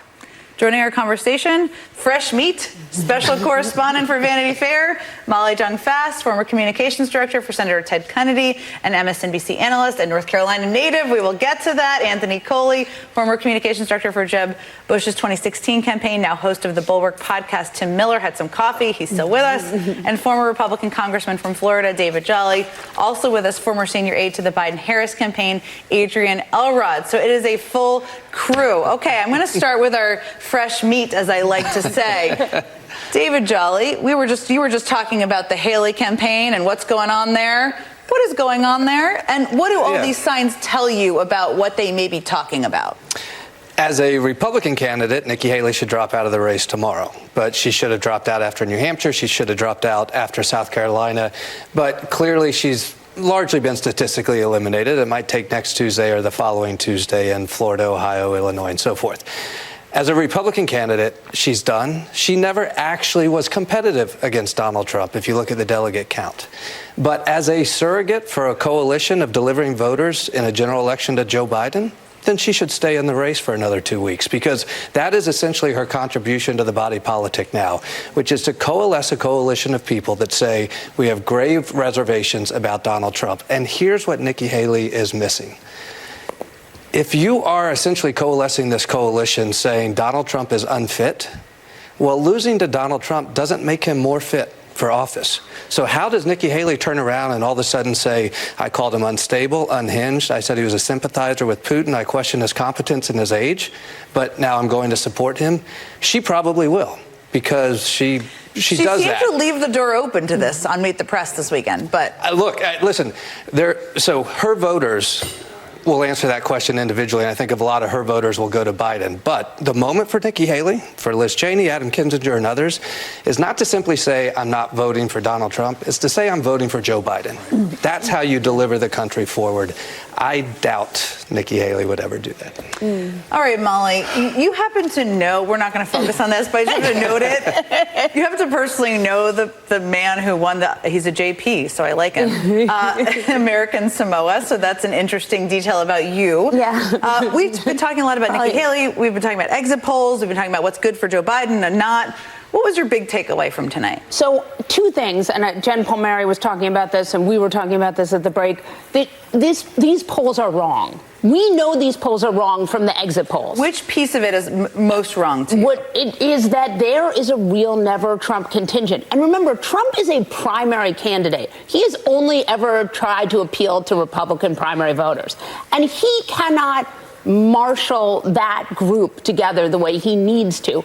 And remember, part of his trick in 2016 was he got these low-frequency voters out, these people who almost never voted, which is why the polling was so off. And you're just not seeing that same kind of enthusiasm. So, and the other thing I would say is, like, there still is never Trump. Never Trump continues. There is no never Biden. Right? Like, that's not a thing. The uncommitted vote, I think, is what you're referring to, which is sending an important message about a policy change people want. Let me ask you, Anthony. You can tell me anything you want about your takeaways, but one of the challenges, what we were talking about with Palmieri, is the 83% or 85%, depending on the poll you look at. That percentage is the percentage of President Biden's voters from 2020 who are still with him. My view on this is that that's not the same electorate as 2024, because the 2022 electorate turned out a lot of abortion rights voters. They're betting on, they have to turn them out. What do you do if you're the Biden campaign? You're a communications expert, among many other things, to try to appeal to that percentage of voters who are with Trump, or maybe they're just like, they don't want to turn out? That's right. So their biggest challenge is really one of complacency and amnesia. And David and I were talking about this earlier. The further you get away from a bad thing, the more often you forget about how bad it really was. And so the big question, if you are Joe Biden's campaign tonight, is the same question that every incumbent president has, right? How do you rally people around your vision for the party again? And when I first met you, it was on the Kerry campaign, 2004. We were like 4 years old. But it was the same challenge that Bush had, is the same challenge that Obama had, right? And the way they won those elections is that they framed it not as a referendum on their presidencies, but as a contrast between two very distinct, very clear competing visions and ideologies. And that's what Joe Biden has got to do. Yeah. That's a very good. Now, Tim, I mean, one of the challenges of running, there's a lot of advantages of running as an incumbent. Yeah. One of the challenges is that people see you every single day, and anything they don't like in their lives, they blame on you. I mean, that's, I guess, the buck stops with you. Yeah. What do you do if you're the president about some of the issues that are on the minds of voters that he's held responsible for? Maybe inflation, immigration. There's a couple of them that pop in the polls. And I think that this is what is showing in some of the polls, actually. A lot of people are really just now coming to terms with the fact that this is going to be Biden and Trump, and they're upset about something. They're either upset about immigration or inflation or something else in their life or his age, and they're saying to pollsters, no, I'm a no on Biden. I do think that they reconsider that as the head-to-head and as the real choice comes into focus. I'll say this, though. If I'm the Biden campaign, I don't know. I was a little spooked by the New Yorker article. I'm happy that Molly thinks that the polls are wrong, but if I'm the Biden team, I would like them to be worried. I would like them to be a little worried. I'm sorry, Molly. They're losing by 5 to a guy that tried to overturn the election. So I'd like them to just do a little bit of what they're doing already. A little worry is good. You can't have complacency. Yeah, a little worried. Go out there and... They are worried. I mean, I don't think they're worried, but they are on it. Like, I was there interviewing someone in the White House this week, and they are this is a campaign that is very with it. They are very reactive. They are out there. I mean, and I think the White House, I don't think they're complacent. The pivot is happening. That's important. The pivot is happening. We're going to see it on Thursday. Right. And the contrast that they're going to have to put forward to detail the very competing visions in the country and the very real threat that Donald Trump poses to American democracy. And this contrast, they got to do it on things like immigration, and I think he is starting to do it. But you got to do it in the State of the Union. Look, he wanted to solve the problem. He made offers to Congress, and it's the Republicans that don't want to solve the problem. It's trying to solve things versus crazy. That's a good contrast for him, but he's got to be out there doing it. Here's been my question here. We've all communicated a lot, including, of course, as a member of Congress, you communicate a lot. As a journalist, you communicate a lot. It is hard to communicate. They screwed this up and killed the deal. I mean, that is a hard thing to communicate. Yeah. So what do you think? I mean, independent voters, people are concerned about this issue. On the border and the economy, I do think the Biden administration needs to get control of these issues, or it could really hurt them in November. But I think there's reason to. Well, get control, just to be clear, I think means make up some ground. Not win it. Make up own the message, don't accept the Republican narrative. Republicans always run on gloom and doom and negative partisanship. The truth is, and I'm going to do the riff I did at 4 o'clock for Joe Biden, I promise you, it is morning in America again. Tomorrow, more people will go to work than ever before. Home ownership remains at historic highs. The stock market's at an all-time high, and so is your retirement account. Access to health care and education has never been easier for the American family. Inflation's coming down, and real wages are going up. And on the issue that people seem most concerned about at the border, it was Joe Biden who led a bipartisan coalition, and it was Republicans that stopped it. So, Thursday night at the State of the Union, frame that for Republicans and listen. And then what do you do to Republicans? You say, stop standing in the way of growing the economy and solving the border issue. Why don't you work for America instead of against us? Look, the facts are there for the administration, and they're doing very well on this message. It comes down to framing the message in the way that you want the American voter to show up in November and think about, because right now, Republicans do have a little bit of control of the economic and the border message. But it's also more than that. The last thing I said before you go to the next thing is that the energy and the performance has got You're talking about the State of the Union. I mean, that's unapologetic about where things stand in the economy. But you hear him trying to get that message out there. And I do think, I agree, and they should be, they should be worried, and I do think they are. I mean, I think they know the gravity of this. I mean, look, this is the do you want to have elections anymore election. The last thing I will say here is that Democrats, God bless them, I love my party, we have become a party. It's a big umbrella. It's a big, yes. And this is the point that you were making earlier. The votes that we are seeing in primary after primary, even going back to the 2018 midterm elections, the voters are not matching what these people are telling these these pollsters. Yeah. And I will tell you, I will always take people casting ballots over what they tell pollsters any day of the week. There's a lot of time. Okay, we've got a lot of thoughts. I know we're going to get Congressman Jacob Auchincloss coming up soon so that we can talk to him about what he thinks about everything. We're probably going to have to take a break very soon as well. So let's go to, I think, Okay, so let's keep talking then. Adrian. Oh, Elrod, Adrian Elrod. I'm sorry, Adrian Elrod. I am very sorry to forget that you were there. And you know, you and I have worked a lot together over 20 years. Okay, Adrian Elrod, tell us what your big takeaway from tonight was. What makes you elated? What makes you concerned as you look at the results from tonight? Well, I think one of the biggest concerns has been something, or not really a concern of mine, frankly, but I think one of the concerns that it should be for Donald Trump is something that we've been talking about, Jen, since the Iowa caucuses, which is his coalition is not strong. It is not, as firm as I think it's somebody who's effectively running as an incumbent should be. Nikki Haley, I think the latest numbers I saw, she got about 43% of the vote in Massachusetts. Of course, she won Vermont. Trump got about 60% in Iowa. We can look at all these states and see that Nikki Haley, the anti-Trump Republican vote, or whatever you want to call it, is alive and well. So again, how is Trump going to try to coalesce this? As we know, Jen, and we have seen since 2016 when Donald Trump, did, if you want to call it that, did win the election, did become the president. Every single election since then, he has not done well. Whether you're looking at, 2017, 2018, obviously 2020, President Biden beat him. So his coalition is not firm. He is doing a lot to attract the red meat of his base, but he's not doing a lot to really expand that coalition and build a broader coalition to win in the general. So I think, yes, obviously there's the protest vote, or the uncommitted vote against Biden in some states, and the Biden campaign knows very well. I agree with what Molly and Anthony said, which they're firmly aware that there is work to do, of course, and they're taking this very seriously. But there are certainly fissures in the Republican Party, especially when it comes to who they're going to support. And there's going to be, I think, a lot of voters up for grabs going into the general election, especially some of these Haley voters that certainly the Biden campaign is going to try to go after. I thought of you today, Adrian, because it's so early, and Hillary Clinton was ahead by 10, 11, 12 points at this point in time. Yeah. And unfortunately, there was not a President Clinton, just like there wasn't a President Kerry. It's a very early, important thing to remember. Okay, everybody stay where you are. Everyone sit tight. Joining me now is Democratic Congressman Jake Auchincloss of Massachusetts. Congressman, first of all, thank you so much for staying up late. I know you were young, but it is still late. I really appreciate it.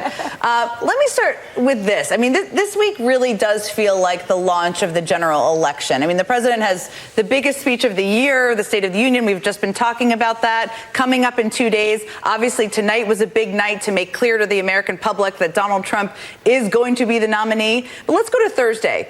What do you want to hear from the president? What do you think it's important for people in the country who are making a decision about who they're going to support to hear?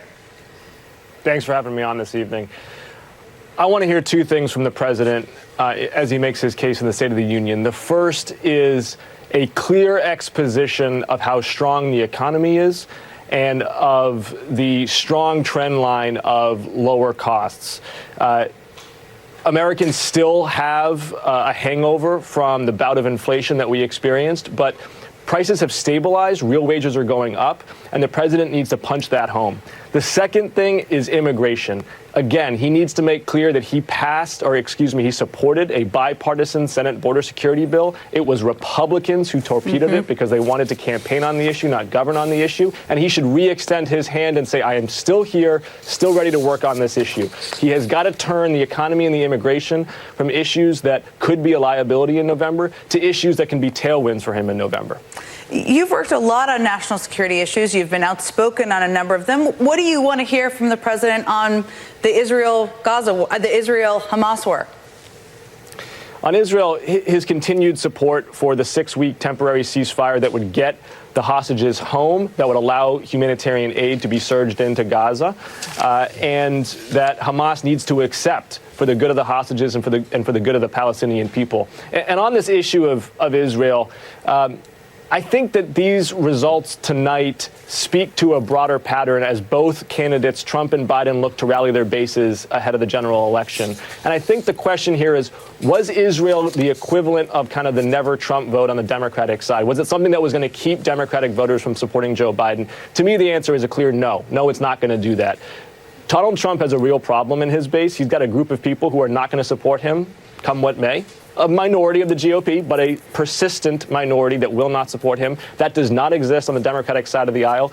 The issue of Israel, while there are strong opinions on that subject, is not going to keep people from supporting Joe Biden who are strong Democrats or unenrolled leaning left. And that, I think, is a massive, massive win for the president as he goes into a close election. Yeah, it's an interesting difference, and we're talking about this a little bit, how uncommitted. It's sending a clear message on a policy issue that's important and very much on the minds of many people in this country.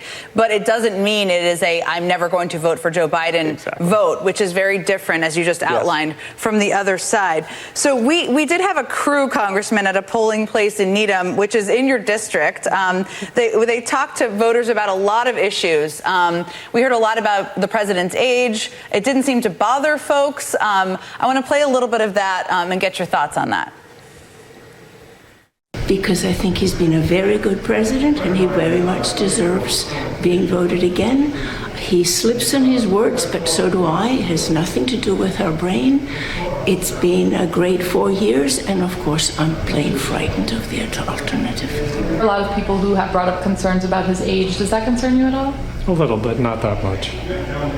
Not that much? Again, to me, it's a no-brainer. He's a much better candidate. Having had family members live in good mental aptitude into their mid-90s does not disturb me.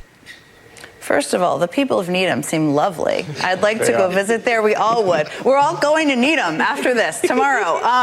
You know, I wanted to play that because, one, it's interesting to hear. I mean, that is the argument, right? That Joe Biden is a better candidate, a better president than Donald Trump. But it is still an issue that pops in the polls. What do you think that the president and his team should be doing to address that issue or to neutralize it? If November is a referendum on is Joe Biden too old to be president, that's not a good thing for Joe Biden. November needs to be a choice between two older men, one of whom has been a good president and one who has been the worst president in American history, and whether Americans want to move forward with the good president or go back to chaos with the worst president. And that is the choice that I think the Biden campaign is well equipped, as Molly has been making clear, to put in stark terms to the American people. And we're going to see groups, young voters, for example, that have been more reluctant to date to support the president. I think as we get closer to November, that is going to crystallize and that's going to galvanize those voters. Congressman Auchincloss, we look forward to seeing you in Needham tomorrow. I really appreciate your time tonight. Thank you for staying up late with us. We have much more to get to and talk about during this special hour. And up next, we'll shift our focus to North Carolina. Our North Carolina native is chomping at the bit over here, and a race for governor that could be the most expensive and closely watched of the year with the craziest Republican nominee. It's one we should all be paying attention to, especially because the Trump-endorsed guy, the Republican nominee I just mentioned, might be also the most extreme candidate in the country. We're back after a very quick break.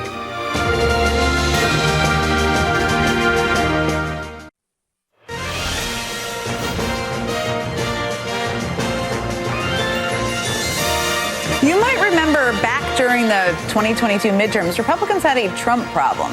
In competitive statewide races, Republican primary voters nominated extreme MAGA candidates. Candidates like Carrie Lake, she's still around. We'll still be talking about her. Blake Masters and Doug Mastriano, who then went on to lose very winnable races for the Republicans in November. Well, Republicans in North Carolina may have made that mistake again. Tonight, the state's Trump-endorsed Lieutenant Governor Mark Robinson won the Republican nomination for governor.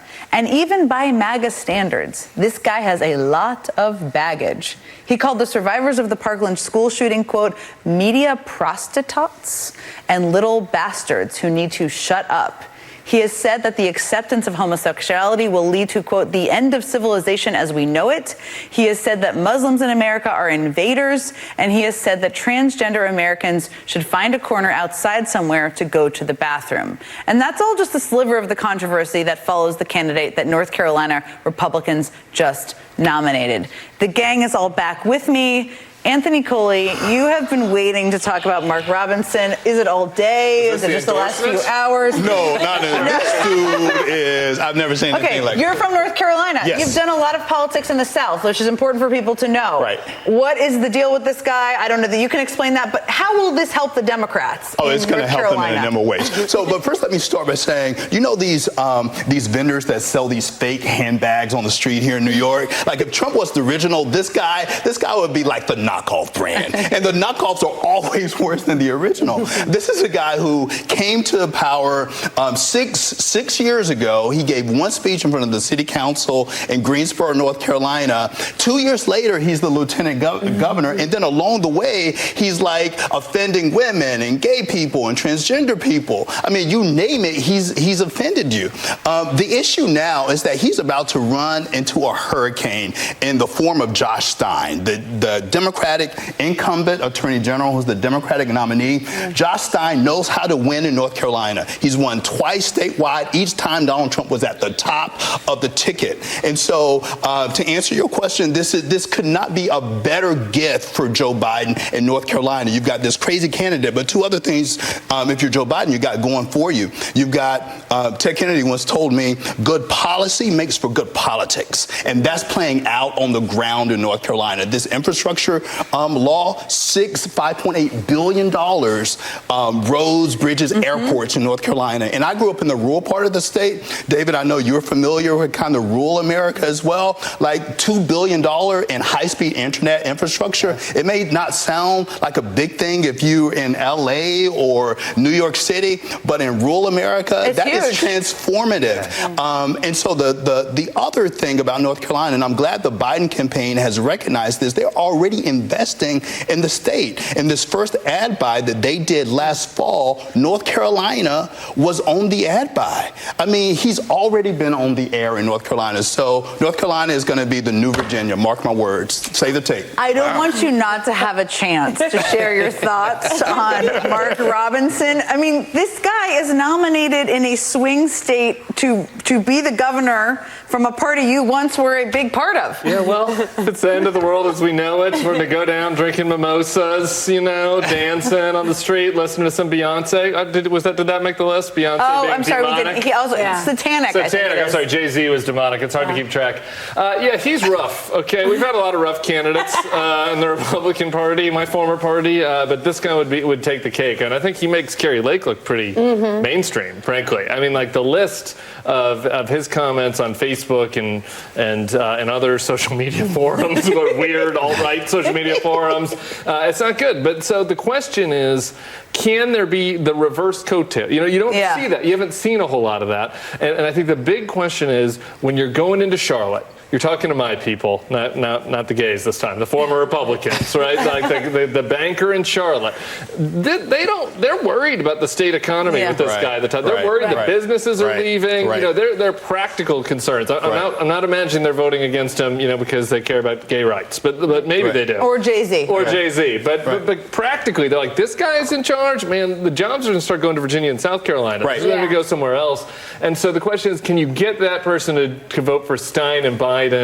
You know, I think that's good. And is that even worth the resource effort for Biden? I think that's an open question. I think I'm going to call it a maybe. I don't think it's off the table. Well, this is an interesting. I want to bring in Adrienne because Adrienne is another Southerner. Yes, I love it. She's actually she's from Arkansas. I know this because I heard her cheering for her team from the other side of a cubicle at DCCC for months, very loudly. But she's done a lot of campaigns in the South, just like you have, Anthony. She also knows a lot about the Biden team's strategy. North Carolina is the state that Biden came closest to winning and didn't win.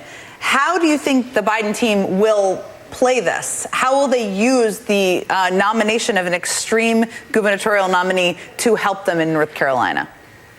Well, I think this is a good win in many ways for Joe Biden tonight, because this is exactly to what everyone on the panel has been talking about tonight. This is the problem with the Republican Party as we know it today. The MAGA Republican Party is they coalesce around these crazy candidates. Remember Roy Moore, and then of course Doug Jones came in and won that Alabama race a couple years ago. I think it was 2017. They coalesce around these MAGA extremists, and then they lose in the general. So this is only going to help Joe Biden. I think again, when you are looking at these independent swing voters, the ones who will ultimately decide, who wins in November. And they're looking at some of these extreme candidates, especially, this guy in North Carolina who's going to be the Republican nominee.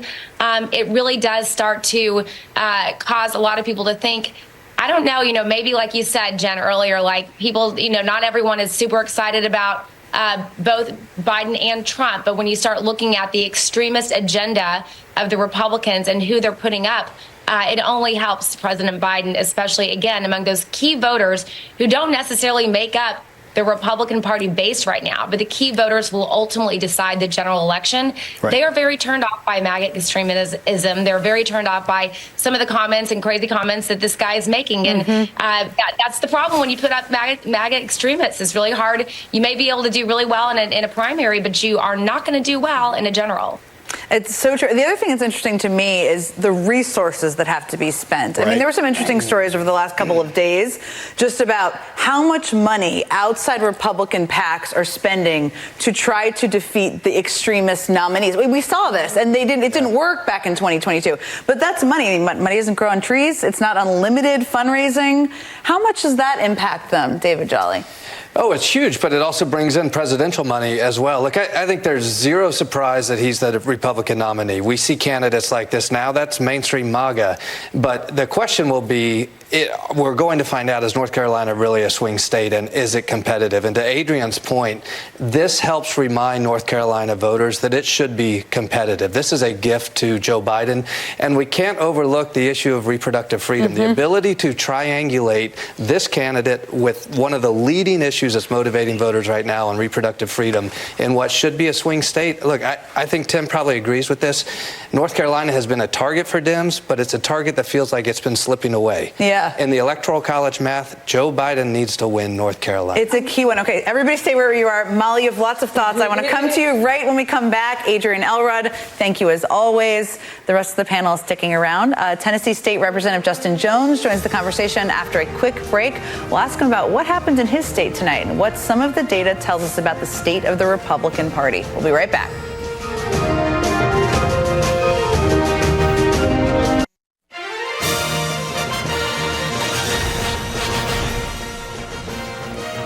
We're getting more evidence tonight that the big lie is alive and well in the Republican Party. According to NBC's exit polling, a majority of GOP primary voters in the states of California, North Carolina, and Virginia say that they don't believe that President Joe Biden legitimately won the 2020 election.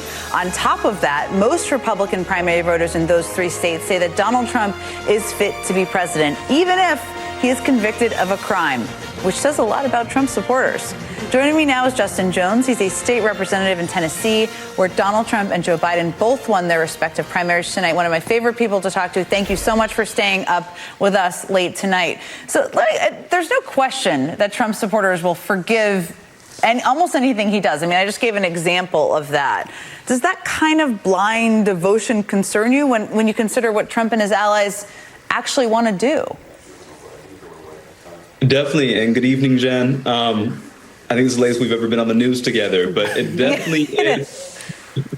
It's definitely concerning. I mean, as we see in my state, the Republican Party has become the party of authoritarianism, as the party of mythology and lies, and it's just very concerning. I mean, this is the same mentality that we saw in our state, where we had extremists expel us, and their members were told to fall in line or you will be punished. And this is the same thing we're seeing in the Republican Party. It's almost like a cult-like following that we're seeing, and it should trouble us for the sake of our democracy. It should trouble us the direction that we're heading if people are going to get behind a man who is not only a criminal, but somebody who has incited violence and insurrection against our nation, and racist fear-mongering that has brought out the worst of what America is. You've shown a very inspiring willingness to take a stand over and over again against your Republican colleagues in Tennessee who are taking extreme positions. What advice do you have for your fellow Democrats who will be running competitive seats up and down this ballot this November, who might be in red states? They might be in states where there are some extremist views. How should they be approaching these issues and difficult races? I mean, this is precisely the time for moral clarity. What we saw in Tennessee today was that about 20% of voters Republican primary voters rejected Trumpism, voted for other candidates besides Trump, particularly in suburban counties like Williamson County. Williamson County was suburban white county, 30% of them voted. And so this is a chance to really make a difference, especially down ballot, to get these voters to see that we are the party. We are those who will fight for democracy. We are those who have moral clarity in this time of insanity and moral chaos. We are the party who will speak up and fight to protect kids and not guns. I think this is the time when we have to be bold. We have to show that we are unintimidated by these forces that want to take us back in our history and really want to destroy the institutions that we hold dear in this nation. I'm hoping that people see that this is really a choice between going toward authoritarianism and violence and going toward a multiracial democracy, which is the direction that we've been fighting for, to uplift all voices in our community. For the people who are young, or they're just insomniacs, or they're up late at night because they love politics, or are watching right now and they're thinking, this is just becoming more extreme by the day. Trump is influencing people across the country. You've been working to turn the tide on addressing gun violence on a range of issues. Is it going to take time? Is it more activism? What is it going to take? What hope can people have out there? I think the hope is that this is a time that should not dishearten us, but it should be a time that offers us clarity, that what is at stake is what we love. And so, in times like these, we must use every tool at our disposal to protect our democracy, to fight for the future that we deserve. What gives me hope is I was just in Florida this weekend, and I've traveled this nation. I've traveled across my state talking to young people who are offering a vision of this nation, of what it can be and what it ought to be. And who, the one thing I know for sure, Jen, is that the Republican Party has lost the young vote, the rising generation. They have no chance of winning them, I had a reporter ask me, you think Trump can win young black voters? I said, that is delusional, just like the man who's running for president. I mean, they have no chance. They have lost our generation. And so what we have to do is to uplift and amplify the voices of young people, because they have this long-term vision. They have been the hope of this nation throughout history. When you look at the 1960s with young people sitting at lunch counters in Nashville to today, it's our time to speak up. And I think young people are important to have at the table, not just in symbolic positions, but to have at the table to offer perspective and vision of what direction that we want this nation to head. Thank you, State Representative Justin Jones. You're speaking with moral clarity at 1:45 in the morning, which I have huge admiration for. Thank you so much for joining us this evening. I always enjoy talking to you. We have to sneak in a very quick break, but the panel is coming back. They're still here. Talk about a very big week ahead for the presidential race, so stay with us.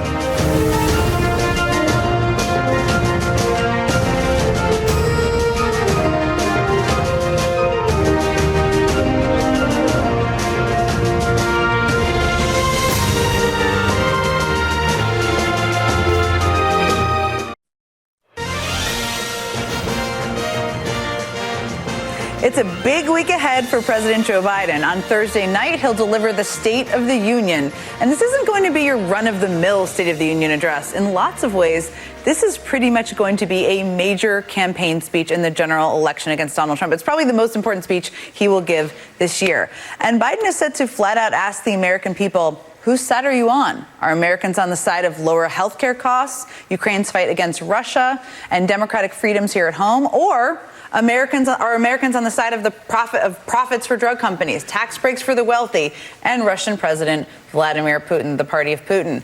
President Biden is hoping to argue that he is on the right side of these issues, and that's why voters should unite behind him against Donald Trump. We saw some hints of that in his statement tonight as well. That's all coming up less than 48 hours from now. I'm joined again by MSNBC political analyst Molly Jong-Fast, MSNBC analyst Anthony Coley, MSNBC political analyst and host of the Bulwark podcast Tim Miller, and former Republican Congressman David Jolly. So, Molly, the State of the Union is every year a huge speech. It is a huge audience. Every year? You don't. Well, some years it's kind of. You don't always. Well, here's what I mean.